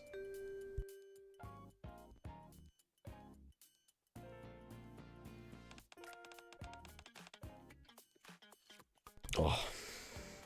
That's all for today's class. Good work, everyone. After Pravati leaves the previously quiet room, he regains all its liveliness in an instant. And... click. Let's eat lunch. Arcana takes out her lunchbox, a sight that has become familiar by now. But there's a new addition. Today's lesson wasn't easy. Really? I thought it was manageable. You're just doodling in your book, Arcana. Keep it down. Thanks to Arcana becoming fast friends with Amy, the three of us now hang out during lunch and after school. Amy! What are you doing after school today? I don't really have any plans. What about you, Arcana? Vixen and I were gonna sing some karaoke. That's news to me. I mean, we were planning to. But I should probably go sort out the library. It'd be bad if I put it off any longer. Right, you came to manage the library, didn't you? I haven't actually seen you working in the library. Hey! Why don't we go together? I'll help. Really? Sure, I've been wanting to take a good look around the library anyway. Great, thanks. You really shouldn't cuddle up to her like that, she'll end up spoiled. Wow, that's exactly what Phantom says. From what I've heard about this Phantom person, I kind of feel a sense of kinship. I finally make a friend my own age, and you're saying something like that? Huh? Really? You seem so outgoing. I thought you'd have a lot of friends. Well, you'll realize how weird she is once you know her. What's that supposed to mean? Arcana lightly smacks my shoulder. Aw, don't hit me. Don't hit me, beautiful. I think I get what you mean. Hello. Sorry, I'm tired and my tummy hurts. Quivia Berry. Hello. Thank you for the follow. Thank you. Well, berry only. Oops. Hi, Berry. Hi. Welcome for the follow. Welcome in. Thank you. My tummy hurts. I ate too much sugar. I nailed it? Let's go. Okay, I know this is not the thing to talk about when a new chatter is here, but unironically I want to throw up. Ah, why did I eat that? Arcana, my wife, cuddle me. It's the only thing that will... You must definitely be tired from 5.5 hours. No, it's not just that, it's just that it's 1 AM. The 5.5 hours doesn't faze me. And I'm honestly pretty awake right now, I'm just... My mind's in other places because I'm trying not to focus on the pain in my stomach right now.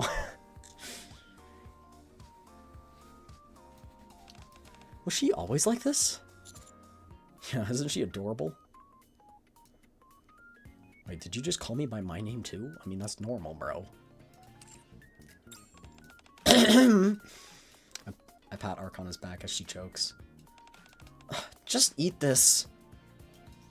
She puffs out her cheek and feeds me some Inari sushi. Seeing how readily I accept the sushi, Amy lets out a small laugh. Is it good? It is. After the meal ends in a pleasant atmosphere, Arcana tidies up the lunch boxes and plops a sheet of paper onto the desk. Club activity application form. She's matching the vibe and color of the model. I know, I love her. She's so cute. And when you squeeze her little cheeks. No, one day, one day, I'll be able to cosplay with someone, and I'll be able to... Also gotta say, don't model. Thank you. Is that a little kitsune you're holding? Yes! Someone finally thinks it's not a cat. Holy. This is Nose. It's my little kit. He's like a fox, pretty much, but also a kitsune, but he's basically just a fox, because he's only got one tail. And he's not the... Okay, so there are two species of kitsune, or kind of two species. There's the humanish type species, and then the one these guys. These guys are just silly little guys. They don't have any abilities. They're just silly little guys. Yeah, so that's you guys. You guys are him. He's just a silly little guy. One day, chat, I'll be able to cosplay, and I already have a commander cosplay. I just need someone to do the Arcana cosplay with. That's all I need.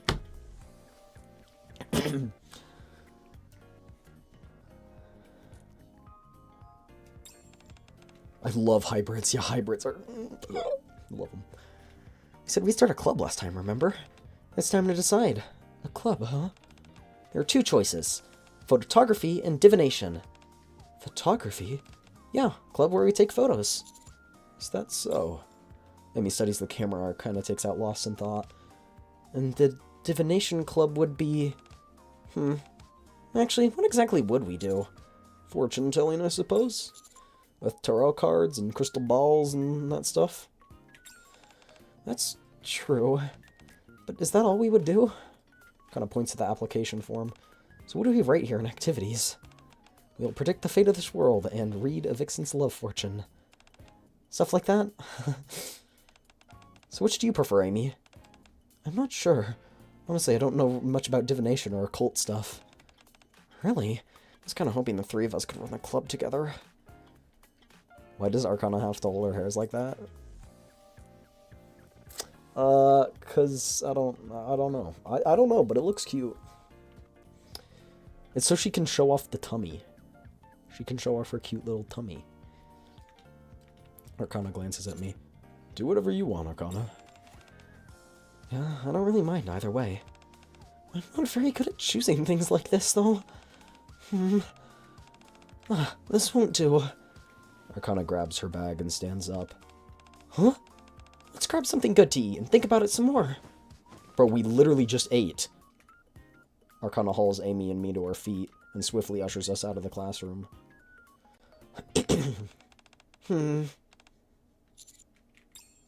Arcana continues to mull it over even after we get to the cafe. Is it really that hard to decide? Yeah, you only get one chance to choose. This is literally me. I am so indecisive. My apologies. If we try to do both, we'll just end up half committing to each. And then, no, things just won't work out at all. Her kind of stirs the remaining ice in her cup with a straw. Vixen. Yeah? You pick. I don't want to do this. I want to do the photography club, but it's fine. I don't have the cute camera. Divination, huh? Arcana beams and then glances over at Amy, subtly gauging her reaction. You said you weren't interested in it, right, Amy? Mm-hmm.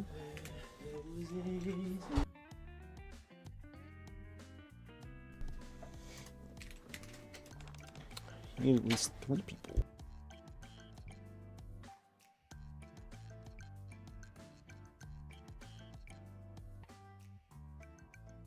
I'm starting to really get pissed off about people opening my dorm door without knocking. I know you know someone else, but stop opening.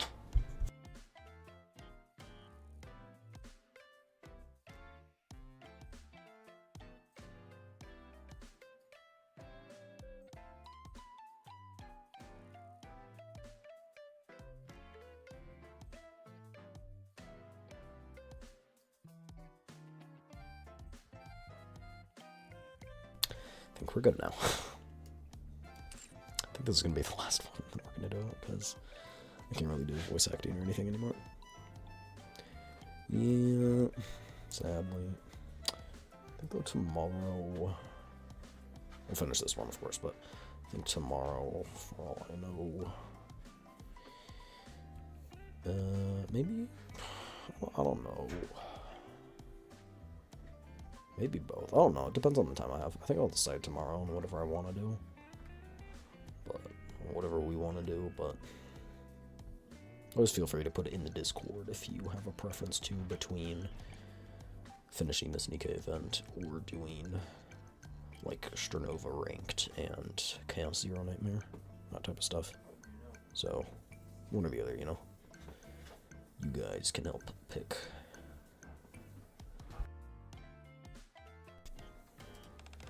I'll put my name down for now, but I'm not planning on participating. I'm not interested in it. Some really cute emotes, thank you. Are animated in works? No, they are not. I don't plan to have them in works for now, because they are out of budget. I have some ideas, though, for when I do. Haven't you added some already? Oh, they're out of budget right now.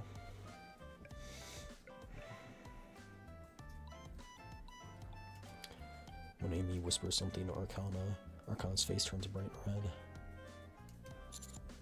What is it? Nothing, it's nothing. So we write down our names. Well, Amy has her names last. Arcana fidgets with her my hand. Vixen. Thank you for indulging me every time. I'm the best, aren't I? When you say that yourself makes me not want to admit it.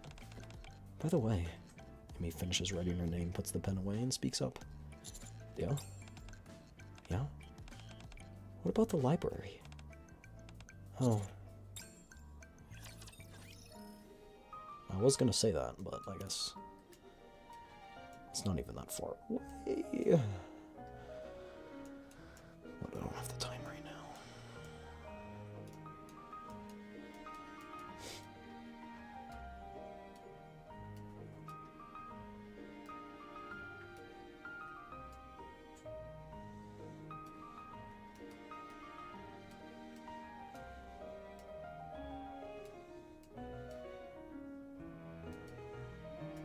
It's the limit where you can start moving it side to side.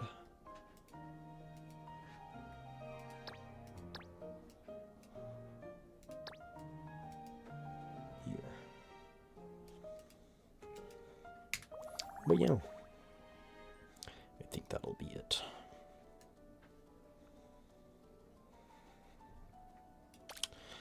I don't really want to do this now.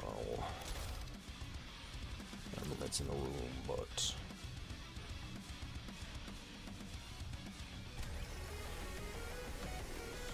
we can continue tomorrow or do the other stuff like I said. I'm perfectly calm right now.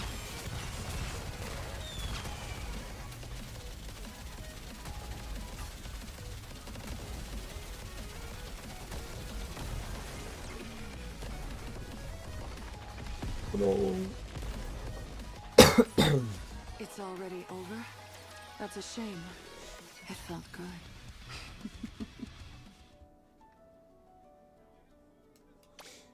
Freaking mofos, they're so cute.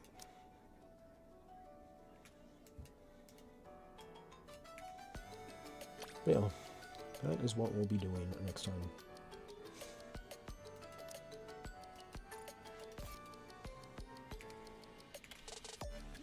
That will be all for today. Probably gonna go do gotchas and stuff anyway. Oh, there's custom gotcha. Oh, it's for this skin? Unfair. How unfair? Whoa. What was that? How unfair of them. I refuse to support the gotcha system of this. Because it's kind of a scam.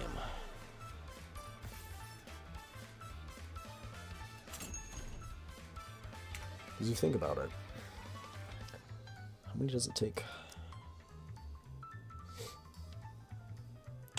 2, 4, 8, 12, 18, 24, 30, 36. Do this times 6, it's 60 bucks to guarantee. Of course, the chance becomes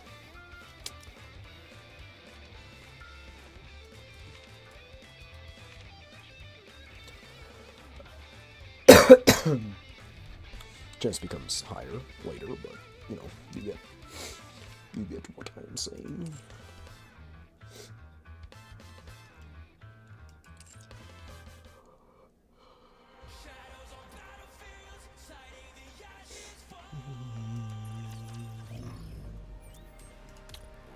Just do these dailies and stuff. I want to turn this down though. It's a little loud for my preference right now. Actually, I might just mute it. I won't mute the voice or the sound effects though.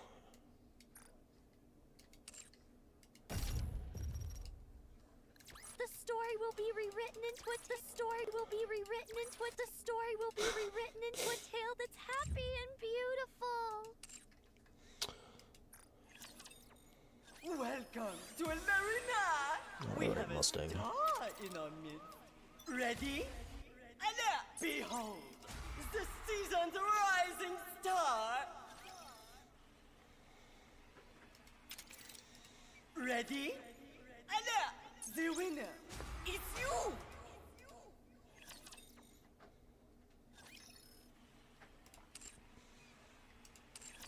I wanted to build Arcana too, because I just like the character, so trying to kit her out with gear and stuff. What's this? Are we getting a red dot over here?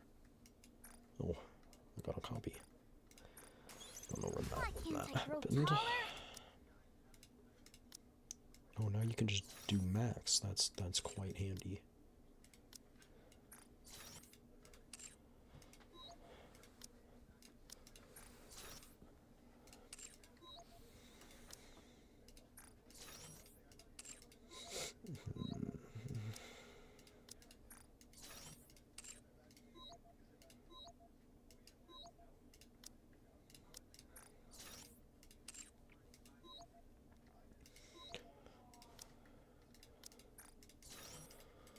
Won't use many Tetra. I think that's I upgraded all of them. Anyway. I must say this Pravati skin is really cute. I really like this one.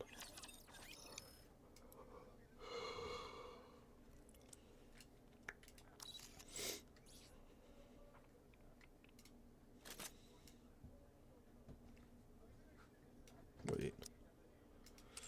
Okay. Oh, wait. Yeah, you have to do that.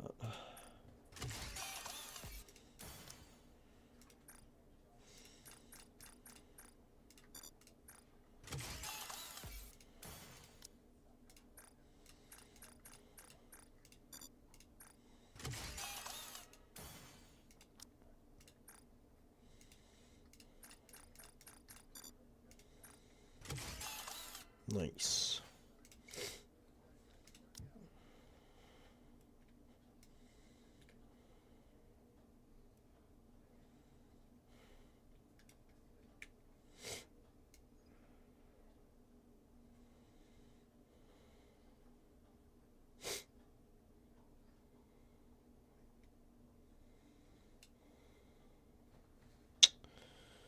I don't know which one to upgrade.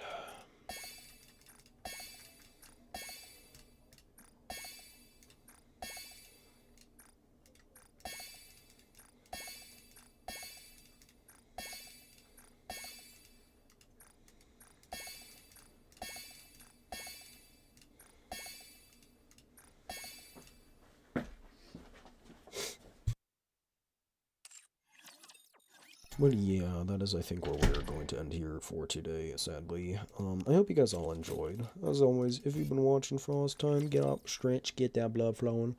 Go get something to drink. Remember, stay hydrated, get good sleepies, get good noms. All that good stuff. Alright. Yeah, I'm gonna go rest just a bit. Let's see. Bruh.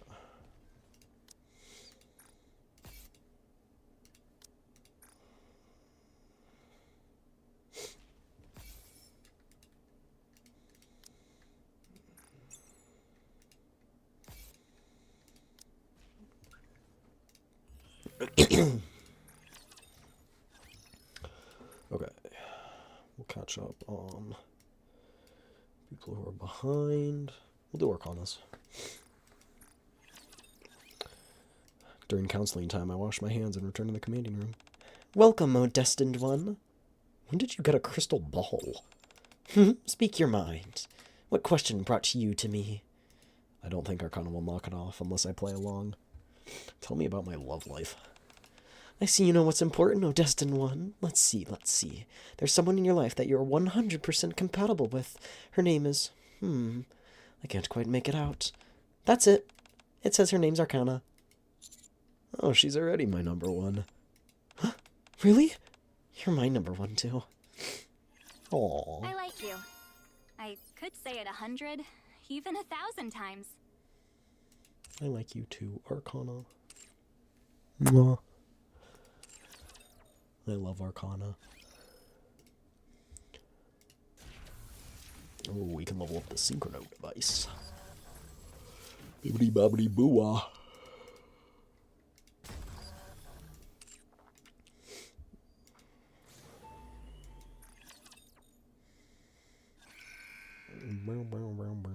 I was wondering if we could do this.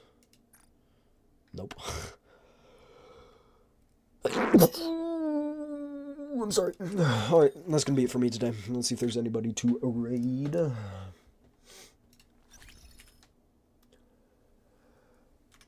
I'm sorry.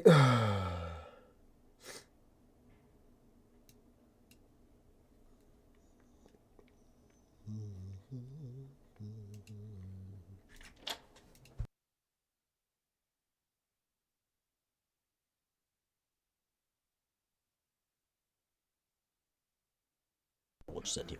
Alright. That'll be it for me. Bye, everyone. Bye-bye. Peace. I'm out of here. Bye. See you tomorrow.